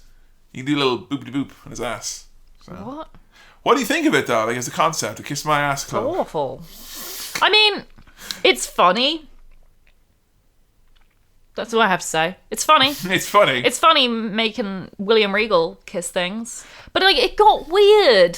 Yeah, it always gets weird with Vince. They did do a cool thing where they meant to like disband, like they got rid of it for like 3 years, the club, and the way they disbanded it was Vince McMahon was like, he was going to be made to kiss someone else's ass, and they teased like, oh, is he going to have to kiss JR's ass? He's going to have to kiss Trish's ass. It's like, no, he had to kiss Rikishi's ass, and The Rock like shoved Vince's head right up Rikishi's ass, and it was like, ah, take that, you mean old man. So that was one of the few cases where he did kind of properly get his own back, I guess, because Rikishi has a big butt. But what does that have to do with anything? An ass is an ass is an ass. Yeah. It doesn't make a difference how big it is. I much would have rather kissed Vince McMahon's ass pre all this fucking weird fake tan shit, because all the ass kissings that happen around this 2006 period, you're gonna have like orangey brown lips afterwards. That shit comes off like. Ugh. Vince looks ridiculous. Well, that's nothing new. No, but like even by Vince's standards, he looks like a fucking parade float. He's so puffed up and big and ridiculous. He can barely walk. The veins in his arms are so big that if he tries to bend his arms, he'll give himself a fucking aneurysm. Yeah, he's looking very alien. Did you like his Muscle and Fitness pose cover? Blurring again the lines between reality and kayfabe. Have you seen any of the pictures of him from the photo shoot? Yes, I have. And I posted them to Twitter. Ah, nice. There's a great Photoshop someone did back in the day. Whoever you are, reach out. You made my life with this. It's Vince biting the bar of, there's one who's like, he's biting the bar of the big dumbbell. Someone has changed that so it's a really long Greg's sausage roll. He's like, I empathize with that. That's the most I've ever felt related to Vince McMahon ever, really, I just love this match because Vince McMahon gets beat up so much, so hard, for so long, to impassioned commentary by Jim Ross, who says things along the lines of, a big elbow to the black heart of Vince. I mean, he has no heart, but if he had one, I swear it'd be black. Did you like the Kiss My Ass Club segment in this match? So Shane comes out to try and interfere and help Vince win the match, and Vince is like, yeah, make him kiss my ass, and Vince is all like, he's seriously sexually worked up here. Yeah. And then Shawn makes Shane kiss his father's ass. I will never get used to the sight of Vince unbuckling his belt. Dropping trow. Not good, is it? And this one is especially weird because, so it's supposed to be that Shawn Michaels kisses Vince's ass. And like Shane's got them all lined up, like, and Vince is all excited and excited for that touch of those sweet lips against his ass. But then last second, Shawn swipes out of the way and like puts Shane's head in Vince's ass instead. Shane, I'm so sorry that you had to go through this. It's really not fair for poor Shane, His is it? fucking family has gone through too much. Literally the year after this is when Shane went on his little exodus. I wonder if it's like, yeah, that's too far, man. I'm gone. This was not a peck on the cheek. This was his head in his father's anus. Like, it messed up Shane's hair. Yeah, his nose definitely made contact with a sphincter. Oh, God! Can you imagine your nose making contact with your father's sphincter? Stop making me think about my dad! Right, now imagine you have to watch that on television for years to come. I would literally go to China. That's literally where I'd be like, yeah, I'm going to China. I see what you did it, Shane. I see what you did it. I totally accept that now. It's too much. Oh my God. So Sean is like keeps teasing that he's going to kill Vince. Basically, it's like, how's he going to do it? You know, he knocks out all the cheerleaders. He beats them over the head with their special cheerleader. I don't know, like their kind of special cheerleading horn. Gets out a ladder, climbs up the ladder, and it's like everyone starts booing as he gets down. Gets out an even bigger ladder. A ladder so big it would cease to be used at that point. It's so tall. Like you would no longer use a ladder for that. It's like, you know, when a car gets so big, it effectively becomes a bus. It's no longer a car, you know? The big elbow off the top where Sean dives off this super big ladder, does loads of suck it chants, so he can't get to watch TV at his mom's house, and then does the elbow through Vince. Vince has been put in a bin, and then exploded through a table. That's one of the most cathartic fucking things ever. And he takes off the bin, and he's like, I'm going to kick your teeth down your goddamn throat. And Sean literally goes, ha! Like he's building up a kamehameha, like, Aah! And he kicks Vince so hard, Vince falls like a fucking tree that's been chopped down. Amazing. I love that move. Say what you will about Vince McMahon, but there's no shortage of footage where you can be like, fuck yeah, there he goes. What do you think of this match? It's one like probably my top 10 matches of all time, this one. I fucking adore it. Really? I just love how like everyone's beating up Vince, but no one ever did that. Like, I've beaten them up, and now I'm going to beat him up some more. And actually, no, give me a second. I'm going to do something even more fucking crazy to beat him up. I do feel this is the only thing I've seen where Vince really gets a decent comeuppance. Yes. Because, like, the ringside doctors are literally, like, the head doctor is there. It is, like, his fucking bow tie. They have the gurney waiting, and Sean's like, I'm not fucking finished. You can take him to the morgue in a second. Just give me a second here, alright? I'm like, yeah, it's cool, whatever. Like, Vince is, like, pretty much put into ICU straight away. I gave this 3 out of 5 stars. Yay! I thought it was good. Definitely the best of all of them. We had a slow kind of climb up through the sludge. Yeah, we had a 1, a 2, a 2.5, and a 3. So, that for me, I think, is one of Vince's best performances in terms of his willingness to do stuff. After watching these matches, I gotta ask, are you inclined to watch more Vince matches? Would you want to check out some of his other ones? Definitely not the kind of guy I would be like, yes, I definitely am going to watch Vince matches again. To me, it very much depends on the storyline. Yeah. And who he's against. I wouldn't want to see him wrestle someone else like Shane or Hulk Hogan who can't. Yeah. I don't want to say can't wrestle, but like they're not. You need him to go against someone like Shawn Michaels who can carry a match, wrestle who's around fast, him, wrestle around him, put on a big spectacle. That's so interesting because, like, with Vince, you were so right when you said it's all about that storyline, and even with all the context and as much of the clips as we watch in the background of these matches that we watched, even still, I feel like if you're not watching every single bit week to week and at the time, you kind of feel like you miss a bit of what goes into those matches. So I would find it strange if I was like, hey, let's just watch a Vince match. But I would say if we were to do an episode on like the Austin McMahon rivalry or the Triple H and Vince rivalry or something like that we'd go back and watch some more of those matches because they're always like focal points for the storyline, those Vince matches. Yeah. Did he surprise you as a performer at all? He surprised me in terms of just how much physical punishment he is willing to go through. But again, that doesn't really surprise me, knowing what I know about Vince McMahon. Vince McMahon matches in the PG world seem to be like, you know, I was thinking of all these matches to watch. It's a funny point we stopped here in 2006 because I'm thinking after that, I'm like, there's a few good matches and moments here and there, but without the blood and without the fucking sick chair shots and all that stuff, those Vince matches aren't as special, unfortunately. No. We've talked about Vince McMahon, the person, Mr. McMahon, the performer, and whoever the fuck is in between. The spectrum of McMahon. Let's get into your very amazing, and thank you for these, because this has been so fucking great in helping us put together this episode. It's time to check out your tweets.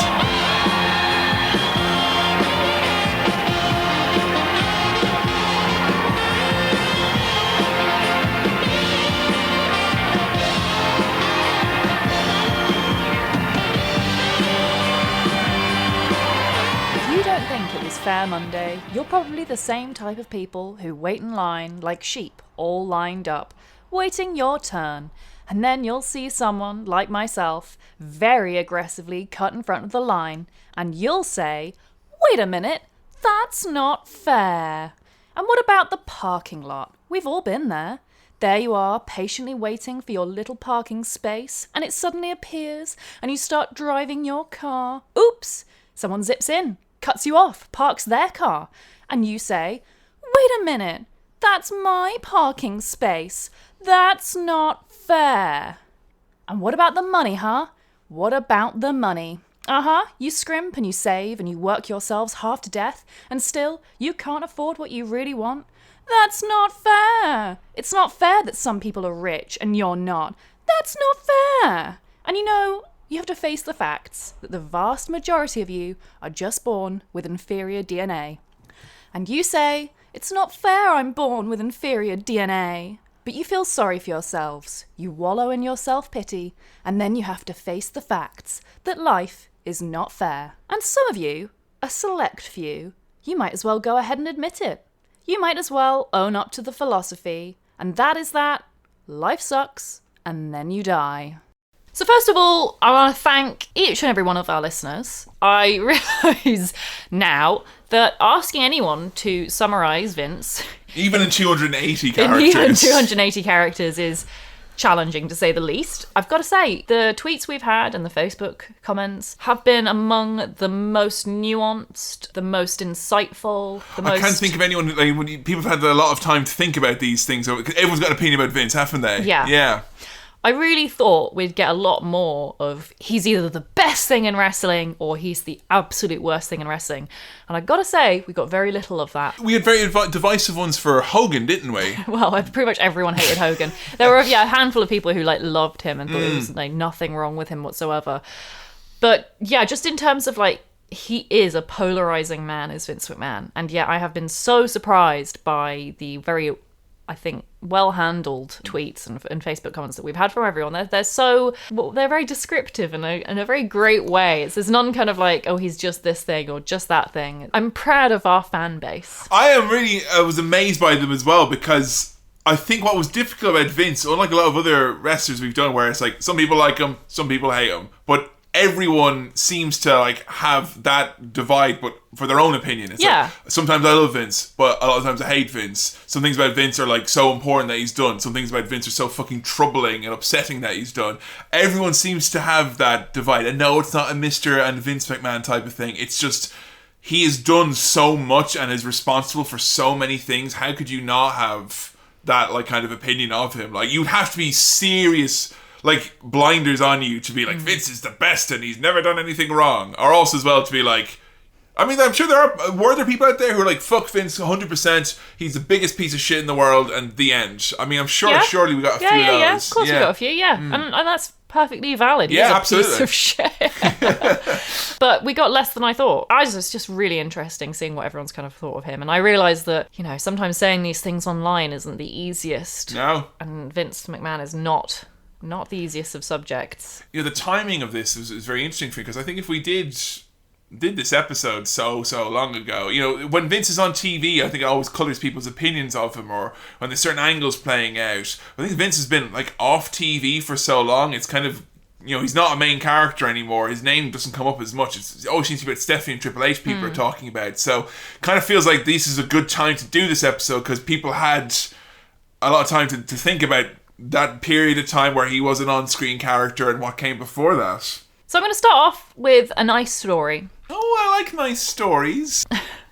Because I don't think we've talked much about the positive elements of Vince. What are we talking about? We talk about him pushing people into a pool and loving snow cones. What else is there?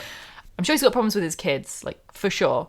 But I think he loves them very much. And there's a really cute story from Playboy magazine that... See, now you're finding yourself quoting No. I will say this right off the bat. All of the best interviews Vince has done have been in Playboy. It's that one interview. It's the Is only it the one? It's the only one he's done, as far as I know. That's the same one. If you've read that one, you've read the story I'm about to read to you, which you said you hadn't heard. Hands up admission, I may have skipped through the juicy details about abuse and his relationship with his mother. So, what about the bit with him putting crushed leaves inside a little girl? That I saw as well. Yeah. So this is a nice one, not a nasty one. And this is sent in by our good friend Todd Gomez Q. Hey, Todd. Hi, Todd. So... it's basically the only nice thing I'm positive Vince has ever done. He used to make up bedtime stories for Shane and Stephanie, and at least one of these apparently involved Dracula. One night, little baby Shane gets really scared that Dracula is in the closet, which is very cute. So, Vincent Kennedy McMahon goes into the closet And all Shane can hear is his dad, like, struggling. There's, like, clothes hangers flying around. Vince himself said that he threw furniture. So it must be a big old closet they've got. Like, chaos is going on inside this cupboard. And then silence for, like, a couple of minutes. And then Vince emerges from the closet and says, "Son, you'll never have to worry about Dracula again. Dracula's dead." Oh my god! That's fucking awesome! Imagine Vincent Kennedy McMahon beating up Dracula, like, as a little kid, like, something in the closet, don't worry. I imagine Vince in the closet, like, blading himself, getting colour coming out, like, oh god, Throwing himself out, like. Bench chair, like, coming out. Oh, it was a tough one, but I managed to kill Dracula.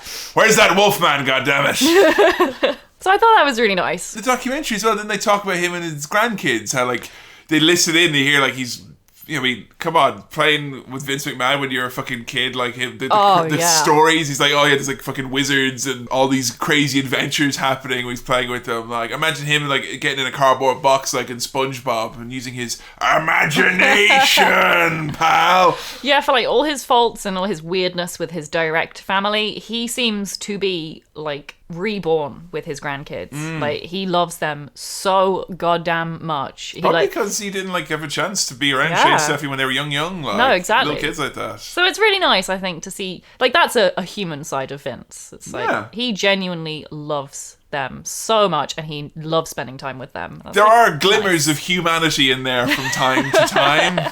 This one's from Activate Podcast. Dictionary definition of a complicated individual. Yes. Some forget that all the good things, as well as the bad in modern day WWE, still go through Vince.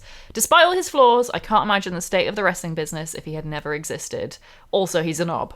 I think, that's really, really, really important, like, to view that. I think there comes a point with fan anger about the content of the product. It's like the people who get, like, so pissed off about, like, say, George R.R. Martin, like, people, like, get so fucking pissy about elements in his books or his book not coming out. It's like, mate, it's his book. He's made it. The only reason you're having this conversation is because of him. And I find that a lot of the time with Vince. It's like, people are like, oh, I don't like this little part of the show. It's like, yeah, but you wouldn't even be complaining about a show, or the show be there to complain if it wasn't for him. I'm not saying be thankful and be grateful, but just do take a time to recognize, hey, for every Roman Reigns push you're pissed off about, there's Braun Strowman being pushed as well. And you know what? Go back and listen to our old Patreon reviews when Braun Strowman is brought out and you and I are, like, scoffing, and I'm like, oh yeah, Joe, you see what happens is Vince gets it in his head that these guys that will be stars, these big muscly idiots, and it's totally not going to work. And here we are, Braun Strowman, my favourite wrestler in 2018. So yeah. Tweet from Dave J. Probert. He changed the face of wrestling through a series of politicking and tactics worthy of Game of Thrones. Yeah. Placed himself in harm's way like no other CEO would if they didn't have to. Responsible for his company's greatest highs and follies. Mad as a box of frogs. Yeah, I find myself in great agreement with that. I mean, we could do episodes upon episodes about them territory days, but, like, the fact that he stood, like, that's, I think, the most risky thing he did. I know he put up his house and his mortgage and all that for WrestleMania, but in terms of risk, like, he pretty much ruined his father's legacy and his name. Like, he did that. Mm-hmm. And if wrestling hadn't been a success, that would have been Vince's legacy, is that he destroyed a successful territory and ruined his father's legacy. Some will still say that Vince did ruin his father's legacy, but the fact that he went up against that system, that very, I don't, cushy isn't necessarily the word, but it worked for a lot of people, that territory system, and people think, it should still be around today in some format. Maybe it is with indies, but Vince pretty much saw that system, and even with all its benefits it offered and could have offered him, he trashed it. And that's a fucking risk. That's ballsy. Yeah. Mm-hmm.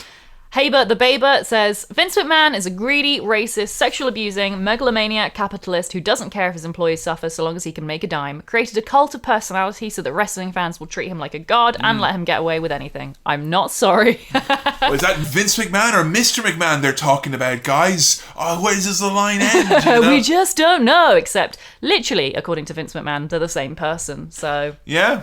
I wonder how many of those names or charges that Vince McMahon would argue against. I don't know that Oh, I don't know.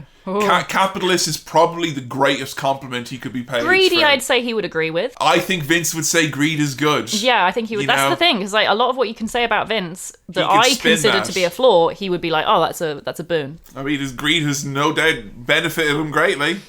Greed Yeah, I don't for know about power, greed for money. The racism and sexual abusing, maybe not so much. No, but I mean, that's the thing as well. I don't want anyone to think, oh God, here are How to Wrestling nearly 5 hours deep into this recording and they've not called Vince out and all like his many racist storyline. As we've said, he has his hand of the stamp on everything. Everything we will talk about in WWE has Vince in it. And yes, there are countless cases of storylines that were straight up racist, a history of institutionalized racism, like that's part of the writing and the corporate culture in there for many years. And yeah, it's very right that we make sure we don't ignore that. Absolutely. Vince has never really gotten his head around that, I don't think. He's never really moved past that. Tweet from Brian Zane. Marketing wizard, huckster, creative genius, smut peddler, business leader, carnival barker, innovator, ruthless, underappreciated. But enough about Brian Zane. Oh! He's available for bookings, guys. Do contact. Again, those are... It's amazing that you can get so many different adjectives and describers. There's so many aspects to him like that. That's fucking... Yeah. The carny part of Vince, that is something which I think... Vince has always wanted to move away from the carny roots that whole time, and yes, he's the reason that they can't move away. It's literally down to him. The last link, I think, between that old dirty closed door kind of style of promoting and writing and booking and the very kind of shady, seedy parts of wrestling.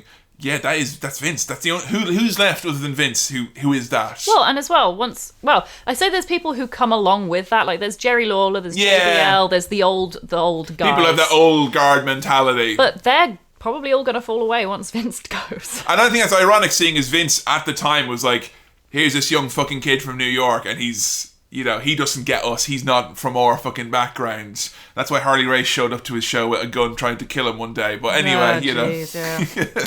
This one's from Danny Benny 85. Always controversial and often questionable decisions, but no one can deny he's the man who put wrestling on the map.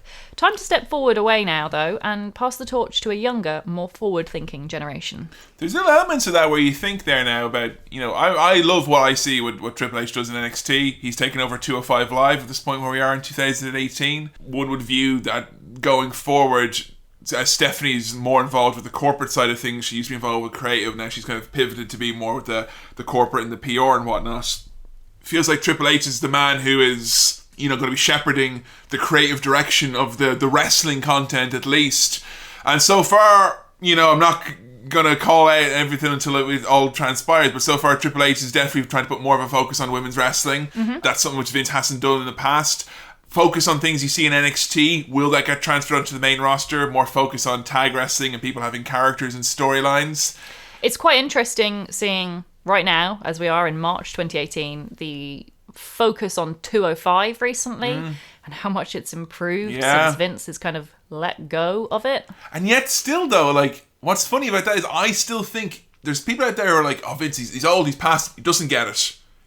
He doesn't get anyone. He can't make characters and stars. And then I'm like, you know what? I love 205 Live at the moment, but Vince, when he saw 205 Live, he saw 12 guys who could all do flippy moves and none of them had characters. So he's like, let's give them all personalities and storylines. And that's why we had, Noam Dar, the ladies' man. And that's why we had, Drew Gulak doing PowerPoint presentations, which... for me, was like my favourite thing of 2017, and now Triple H's kind of his focus is everyone's a serious competitor. Drew Gulak is not doing PowerPoint. That's the case. He's serious now, so... I think the storylines have come on nicely. Oh no, they have, but the storylines are now more focused on athleticism and in-ring stuff, and it is great, but there is part of me that wonders, is that, Triple H I don't think is ever going to be like, you know what, this guy Drew Gulak, this submission specialist, I want to see him do a PowerPoint presentation, and it just goes on. And you think that's Vince? That is Vince. Really? That is Vince. And I like stuff like that. I always worry that there is a little value that Vince has with that kind of silliness, that I worry that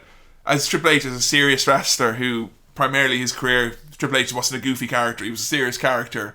Vince McMahon's character was more often than not a goofy one. I I do worry sometimes we'll miss some of that goofiness in the years to come. Oh, I really hope not, because I love the goofiness. Got me into wrestling. Chant PowerPoint at wrestling shows, guys. PowerPoint. PowerPoint. KG Blood says, a survivor of childhood abuse, yet an unrepentant bully. An innovator of the industry, yet a producer of its most regressive content. A giver of second chances, yet a holder of bitter grudges. Entertaining, yet deplorable. The best and worst of wrestling. I'm really sorry, KG Blood, but Vince McMahon would hate that because it's far too much like poetry. Goddamn iambic pentameter, get out of here. What's wrong with regular sentences, huh? But it's totally true. His entire existence is an oxymoron. Yeah. But it works. Somehow. You know, somehow it works. Kind of. At times. Occasionally. That guy Wade too. I don't believe Vince is as evil or as greedy as people might suggest. I do believe the man is caring of his employees and his business. It's just more misguided. From what you know now, can you blame him for thinking like he does? I don't blame him. Not to say blame is a weird one. Like, I'm not surprised that he acts the way that he does. Absolutely, I'm not surprised. Blame is a different one for me. I don't know if I could blame or not blame him. I don't know. Couldn't ever begin to understand what kind of person you can sometimes be made from living through abuse like that. Honestly, I'm trying to look back now at all the episodes we've done, and can you think of anyone, with the exception of Roddy Piper, who is as enigmatic as Vince is? Because he said it so many times in that documentary, and other people said it, which is, no one really knows what goes on in there. Only he does. And there's a quote which they said, which was, there'll never be a book, The True Story of Vince McMahon. No. It literally can't exist. No. Yeah, I remember hearing that. I was like, yeah, absolutely. And I can't even tell you why, the nuances of why it couldn't exist, but I just know it couldn't. Vince will never really be truly known and understand in the same way that I think Roddy Piper, when people, by their nature, a cornerstone of them is a protective defense. Yeah. That's what I think him and Roddy had in common, is the fact that they're both survivors and fighters, and that makes you put a guard goes up, add power into that mix, and you've got a wall around you. No one knows what Vince McMahon really thinks at the end of the day other than him. He literally grew up in an industry which is built on not knowing the truth. And hiding it. Yeah. And exaggerating it. But how much? Good cover. Yeah. Stephen Shepard says, call out this gem while working through 2003. Steph calls him out for using her as a team to help him close business deals. No. Always eager to drag out a bad idea. This spanned more than 1 week, for fuck's sake. And accompanying it is a quote from Vince. Almost as if even though I didn't, it's almost as if I personally deflowered you. Why would you say that? That's one thing I always couldn't understand about Vince. How could someone who is so good at knowing, like particularly in a match environment, at knowing when and how to do things that will make fans react, how fucking tone deaf he can be at times when it comes to like, look, no one needs to hear this. It makes no sense. There's no benefit to this. There's a one where he goes on for hours where he's screaming in the ring at Stephanie back in 2000, and he's like, your mother, I'll tell you what happened with your mother in the back of a 1962 Chevy. Your son Shane, your brother Shane was conceived, and if I didn't marry your mother, I didn't want to marry that bitch. He would have been a bastard. It's like, mate, he's not even here. Yeah. And no one needs to know this. It wasn't building to a match. No. It wasn't building to it. And the crowd, this is like Attitude Era beer chugging frat boy crowd, are like, that's a bit much, mate. He does it for himself, I think. I think so. And a misguided belief that people will enjoy it. If he likes it, other people will like it, because he has to be right in that sense. He knows what's entertaining. Pittman tweets, says, I still get tripped up by the fact that the president follows less than 50 people on Twitter, his preferred method of communication, and amongst all the Fox News people is the owner of a professional wrestling company. I know a lot of people haven't listened to our Trump episode, and I completely understand why. I would check it out just to find out about the relationship between the two and how close it actually is. Yeah, I realise it's really hard to consume something like that if you're living in America. Particularly, I think our timing of the episode probably made it even more difficult to consume. I would say one of the episodes of any podcast I've ever done that I'm most proud of. Yeah, I don't say that lightly, I know, I understand that it's a touchy subject. We've done many a touchy subject. But It was hard. But I think it's kind of important to face the facts that Donald Trump got to where he is partly through wrestling. It's one of the part of that vehicle of using the media, but 40% wrestling and like 60% The Apprentice. Yeah, I mean, you just look at the relationship between those two, how they work together. And, WBF, by the way, the World Bodybuilding Federation, that ran out of Trump Taj Mahal in Atlantic City. Oh, really? Yeah, along with the WrestleManias and all that. It's just, I have this horrible, gross vision that someday in 2020, Donald Trump and Vince McMahon are going to sit down and share a brand. Oh wait, no, they're going to share a brand. They'll share a fucking burnt steak wrap. And Vince is owning his fucking shitty XFL and Trump is running for a second term and like, yeah, we fucking did it. Vince, I think, views Trump like he's the American dream come to life. Like, him and Trump, I think Vince thinks are the two parts of the American dream. Here's a man who came from nothing, Vince. Here's a man who came from something, Trump. And they both became global brands. Yeah. And he respects Trump and I think he loves Trump in a way that we'll never know. Yeah. I will say, though, about Vince... He recognises the divisiveness of his politics and he's very good at keeping that out of the company 90% of the time. He's not an idiot. He is quite clever as Vince McMahon and he knows that taking a firm political stance like that would mean that people would stop watching. He's so smart. I mean, like, but he says he doesn't like talking about politics. He doesn't want politics to be... Politics suck, man, Yeah, except when they're benefiting you and you're getting that big tax break and your wife gets to be a small business administrator. But... Yeah, giving £10 million to the president. Yeah, it's not political at all. Oh, it's dollars now, Joe. Oh, sorry. Yeah, I mean, it's just the same way that, 2004, height of George Bush being hated around the world, and even though Vince was very much proactive in trying to... entertain the troops over there and stuff like that. His main heel on SmackDown at the time was a parody of George Bush, essentially. Vince knows when to poke at his own politics. And I think he's smart enough not to point out the dissociation between Trump and wrestling. I think everyone's like, they're going to be talking about, the president's part of our Hall of Fame. They haven't mentioned Trump's name once since he's been inaugurated, because they know better than that. Al Vim says, Vince McMahon sold the souls of 1,000 jobbers to achieve his great success. He cannot be killed by conventional weapons and can bench press 48 out of the 50 American states all at once. I wonder what it'd be like. It's a weird thing. I wonder what will actually kill Vince McMahon. I think he'll die of something really boring and unexpected. He'll sneeze, like, what the fuck? That'll be it. That'll be it. Like, I told you I hate sneezing. That'll say it's a tombstone line.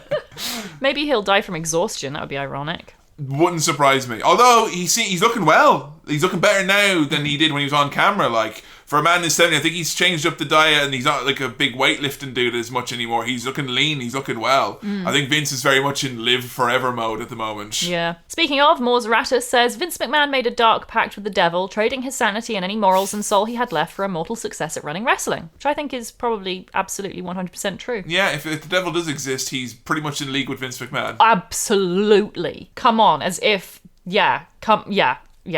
Then the devil's like, what you should say is, when you grab your competition by the throat, you gotta squeeze the life out of your competition.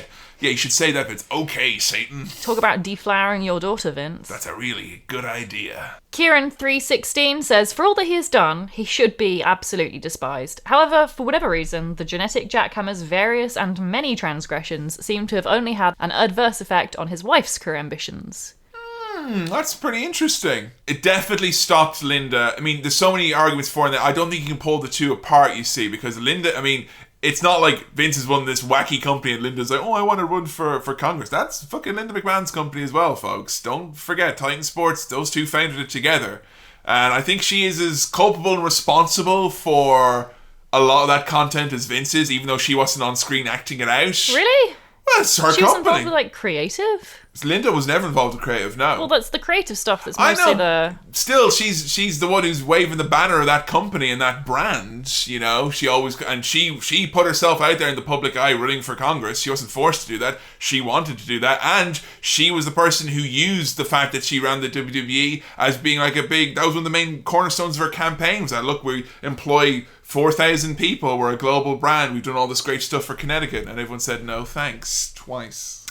Eek, awkward. $10 million goddamn dollars. Goddamn.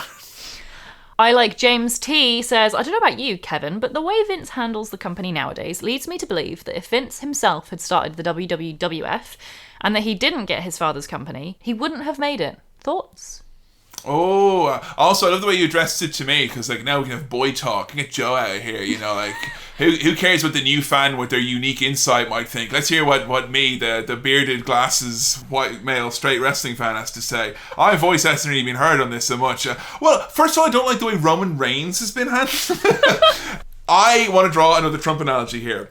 Donald Trump was given a small loan of X $1 million from his father. Trump was very distant from his father in the same way Vince was, and I think if Vince completely ground up with nothing started, he wouldn't have been able to be successful. No. But then again, I say this, who could have been at that time in the territory system? It was run like a fucking tight ass ship. Vince had a bit of infrastructure in that he had a hookup with Madison Square Garden, he had some big stars, he had some production, he had his father's kind of consigliaries, etc. So yeah, all of those things made Vince be successful, but Vince wasn't in it to run a promotion out in New York. He was there to take over the fucking world. And yeah, with or without his father, he probably would have found a way to do it, I think, at the end of the day. I'm more confident in Vince's ability to do what he did without his father's help than it would have been about Donald Trump had he not been been bailed out multiple times from his father. I think if he had enough support, he could have made it. I don't think he needed everything that he had. He had an advantage. He definitely had an advantage. But I do think Vince McMahon genuinely understands a certain element of the wrestling industry. But again, that's part of, his privilege of having those connections. Yeah. He understands how to treat certain wrestlers. He understands the relationship with promoters. He definitely had a great understanding of marketing and building a brand. I think the fact that he was able to put wrestling and advertising and wrestling and being paid to be on TV and not paying to be on TV, those are two unique and strong enough concepts that would have helped him massively in any company he started, I think. And also the very first WrestleMania, the fact that he understood of getting like celebrities involved. MTV. Like, he really does have a marketing brain. Despite the fact he has no knowledge of what's actually hip and cool at the moment. No. I love the young people. Alucci Girl says, "It'll never cease to fascinate me how Vince McMahon has built an empire out of something he seems to both love and loathe in professional wrestling. WWE always seems to be a wrestling company that's ashamed of being a wrestling company." Well, if you asked Vince McMahon at certain points in time, he would have said, "We are not a wrestling company. We're not a wrestling company. We're in the entertainment business." That was the famous quote when Ted Turner wanted to buy up Vince's business, essentially. Vince said, "Well, I'm not in your business. I'm in the entertainment business. If you want to be in the wrestling business, you go elsewhere, essentially." So the fact that they called it sports entertainment, people always felt that they were ashamed of it being wrestling. I think what it was it's misguided in a sense that Vince wanted so much to distance his brand of wrestling away from the word on its own, wrestling, which was those dingy halls and arenas and the smoky fucking lowly lit, dirty bloodstained canvas, with the seedy clientele. That was the word wrestling. Sports entertainment, though, was shiny new Hulk Hogan toys and cartoons. It got to a point, though, in the recent years where they say wrestling again. They're allowed to say it. Yeah. There was a long time where they couldn't even say sports entertainment and they had to just say entertainment. But I beg you to try to find something more cringy than Vince McMahon on Beyond the Mat, the documentary, going, no. That's not what we're about. We don't do wrestling.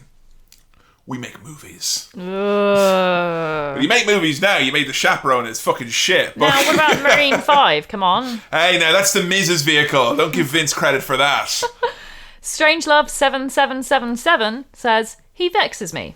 On paper, I downright despise him for some of the shit he's done and has allowed and stands for, but I also admire him for all his successes. There are few as driven and as entertaining. He'd be the perfect wrestler if he knew how to actually wrestle."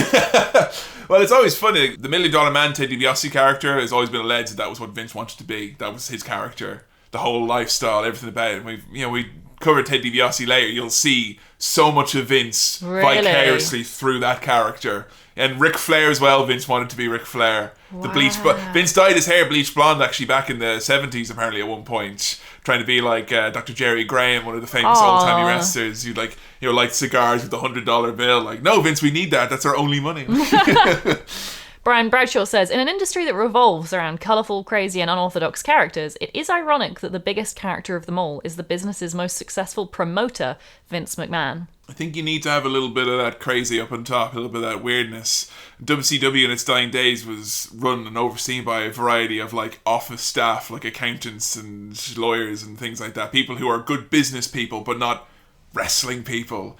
And I think Vince does have that benefit. I think he's passed on enough knowledge that I think he can survive without him. But the fact that he gets the business, but he also gets the wrestling side of it. Some people would disagree with that though. I think he doesn't get the business, the wrestling side of it at all. I don't know. Babyface Guru says, Vince literally mocked God live on pay-per-view while wrestling a boarding-end Christian. He mocked God. He's the best kind of arsehole. My first memories of seeing him involved him beating a one-legged man to a bloody pulp on pay-per-view. Later, he would wrestle his own daughter in the most uncomfortable I Quit match of all time. What a time to come into wrestling. You joined the Billy Keeble Hall of Fame of worst times to get into wrestling. I can't believe we forgot to mention as well, because we did actually watch some clips about this, about the one-legged wrestler. Zach Gowen, yeah, which I know we mentioned on a very early episode when I asked, are there any disabled wrestlers? Yeah. And he was the one. Yeah, he had a match against Vince McMahon. Vince McMahon, thought it was a great way to get over this kid who had this, harsh upbringing. I mean, Zach Gowen, literally, you ever see the guy wrestle? It's incredible, just the fact that he can wrestle. Like it's. And he's good, really good. And he and Vince had a fucking hell of a match. Like, it's actually one we may check out another time for some kind of extended viewing. I never want to speak on behalf of disabled people and whether or not, because I know there's been some characters before where they've kind of alluded to disabilities and stuff. And I would look at it and be like, well, I find that a bit in poor taste. But, you hear of people who have those afflictions and whatnot being, actually, I found that quite empowering or whatever. I'm not sure how well it worked having Vince McMahon have a one-legged man arrested and take away his cane and be like, look, he's got a weapon. I need athletes in here, not some freaks. I think you'll always be able to find people that will both find it offensive and people who will say, actually, I found it empowering, because that's just the nature. I'm sure there are people who would have watched the Trish segment and whereas I found it horrifying, would have found it empowering. Personally, I found the angle a little bit weird with him and Zach. Considering there's no representation of disabled people in wrestling, and that's it. Pretty much, within the context of more diversity, I can see how it might fit in. But for me, it seemed a bit I don't know. Joe, here we are, 6 hours into recording. How many pee breaks have you had? 4. 2 over here. 4. I've had 2 cups of coffee, 2 glasses of water. I'm on 3 pints of water. 2 stretch breaks. Yeah, we actually had to stretch and limber up beforehand. Thanks again to DDP for that. Thank you again to everyone for all your incredible tweets. That was exhausting. Exhausting. I need a holiday. I do. That was exhausting. I'm so fucking glad that we've done it, though. I'm so glad. Final thoughts, Joe, on Vince McMahon. Was it the discussion you thought it would be? Was he the man you suspected he was? Yeah. What did you learn? I come out of this pretty much, I feel, as I went in. I knew he was a complex individual that I and others had mixed opinions on. And I come out of there exactly the same. He's a slightly more complex person with even more mixed opinions. Yes, I think that's it with Vince. The more you come to understand him, the less you understand him. The more you learn, the less you know. It's like doing a Rubik's Cube, colorblind, kind of. You just kind of keep trying to figure it out, but it's kind of fruitless. Yeah, I just feel like we're wandering through a maze that doesn't have an end. God, what a complicated man he is indeed. Next episode is going to be a little bit of brevity, thank God. Our next episode, Joe, you want to get hardcore, you want to get extreme, you want to do it on How to XMV Fuck. I never miss a fucking promo. How to XM.fuck. You want to get hardcore, you want to get extreme, you want to do it on the Attitude Fuck! God damn, man, I never missed a fucking promo. Joe and I are going to be learning about the hardcore icon, the man who popularized beer, cigarettes, and Singapore canes. Ladies and gentlemen, our next episode is barely going to be about wrestling. It's Vince McMahon's illegitimate son. If only. It's How to Sandman. This man has been called an entrance and nothing more. He's been called an icon of ECW and hardcore wrestling. It's one which I am so excited to show Joe about, because I'll tell you right now, probably can wrestle less than Vince McMahon can. Oh, great. And yet, no one had more of a cult following and more of a rabid fan base and was more synonymous with a brand and oozed everything about ECW and counterculture wrestling in the 90s than the Sandman. It's going to be an examination, much like in the Goldberg episode, of how far can you go in wrestling with no wrestling. Wow. It's going to be an examination of Paul Heyman's ability to promote and to preserve, and looking at how one man, through a series of his own personal decisions and demons, managed to forge a career using the types of things that would usually stop a career or happen after that career has ended. We want matches? Inverted commas? Alright, I'm going to show her some cool entrances. You're going to have Enter Sandman in your head by Metallica at the end of this. But I'm looking for at least one match. There has to be at least one match. I know there's a match where he wrestled on acid, and I know you're going to be excited to see that. Oh, can we take acid while watching the match on acid? Watching that's like too many outer body experiences at once. You'll break the matrix. There's segments where, much like when Goldberg came out and he would just destroy everyone. It's like, yeah, please, throughout the Pantheon, all the ECW shows are on the network. We need to find the moments, the matches that Sandman came out during and ruined by killing everyone. I want to see some of the great storylines that he was involved with. I know that Sandman did some of the most high concept, high end storylines. Almost would remind you of the Progress and Jimmy Havoc stuff we were talking about recently, in terms of you doing a lot with very little, and particularly with little budget. Sandman being blinded, Sandman's child being abducted. There's a lot of stuff to get into here. I want to know all about hardcore hack Jim Fullington himself, the man who invested his money very wisely in property as well, from what I heard, and the man who once turned to a kid beside me at a live show and said, "You 18?" And they went, "Yes," and he poured beer on top of them. Aww. Gotta learn all about the Sandman, folks. I want all them tweets. Use the hashtag #HowToSandman. I'm fucking exhausted. Yeah, I'm totally wrecked. I need, alcohol, sleep, a bath. I need one of them 5 p.m. lunches. You know what I think we should do is book a frickin' deep tissue massage, because I'm sore now. Just in case, folks, as always, thank you for listening to this episode of How To Wrestling. As always, make sure you're giving us a follow on the Twitter at How To Wrestling, Facebook.com/HowToWrestling. That's where there will be posts and information for you to give us all your info about the Sandman. And as well, HowToWrestling.com has got some amazing new articles up there. And Joe, you say you're on the lookout for contributors all the time? Yeah, that's correct. If you've got an idea that you think needs to be about wrestling, there's an opinion that you have, about Eurovision being wrestling. No, don't do that one. I did that one already. No one else can have an opinion about Eurovision and wrestling. Oh no. Okay, if you've got a new take to have, then by all means, I'm happy for How To Wrestling becoming only about Eurovision and wrestling. Don't feel that you have to have previous writing experience. We are happy to get all thoughts on paper. We want to spread all your opinions. This is what the show's about. And you're home for all How To Wrestling news, episodes and updates, HowToWrestling.com, where you can find a bevy of new and amazing articles from all of our friends in the How To universe. And as well, folks, Joe recently has been appearing and doing interviews for some other podcasts. Joe's a full-time podcaster now, as am I. And I thought at the end of this episode we'd extend the old olive branch out there. If anyone would like to have Joe or myself on as a guest or a feature, anything like that, howtowrestling@gmail.com for any and all inquiries. Until next time, when we have a much more straightforward and probably a lot shorter episode than Sandman, it's a goodbye from me, Kevin. And a goodbye from me, Joe. I'm dying. It's okay. We'll be alright, huh? It's been 10 hours. You've survived this. You can survive literally anything this podcast can throw at you. See ya.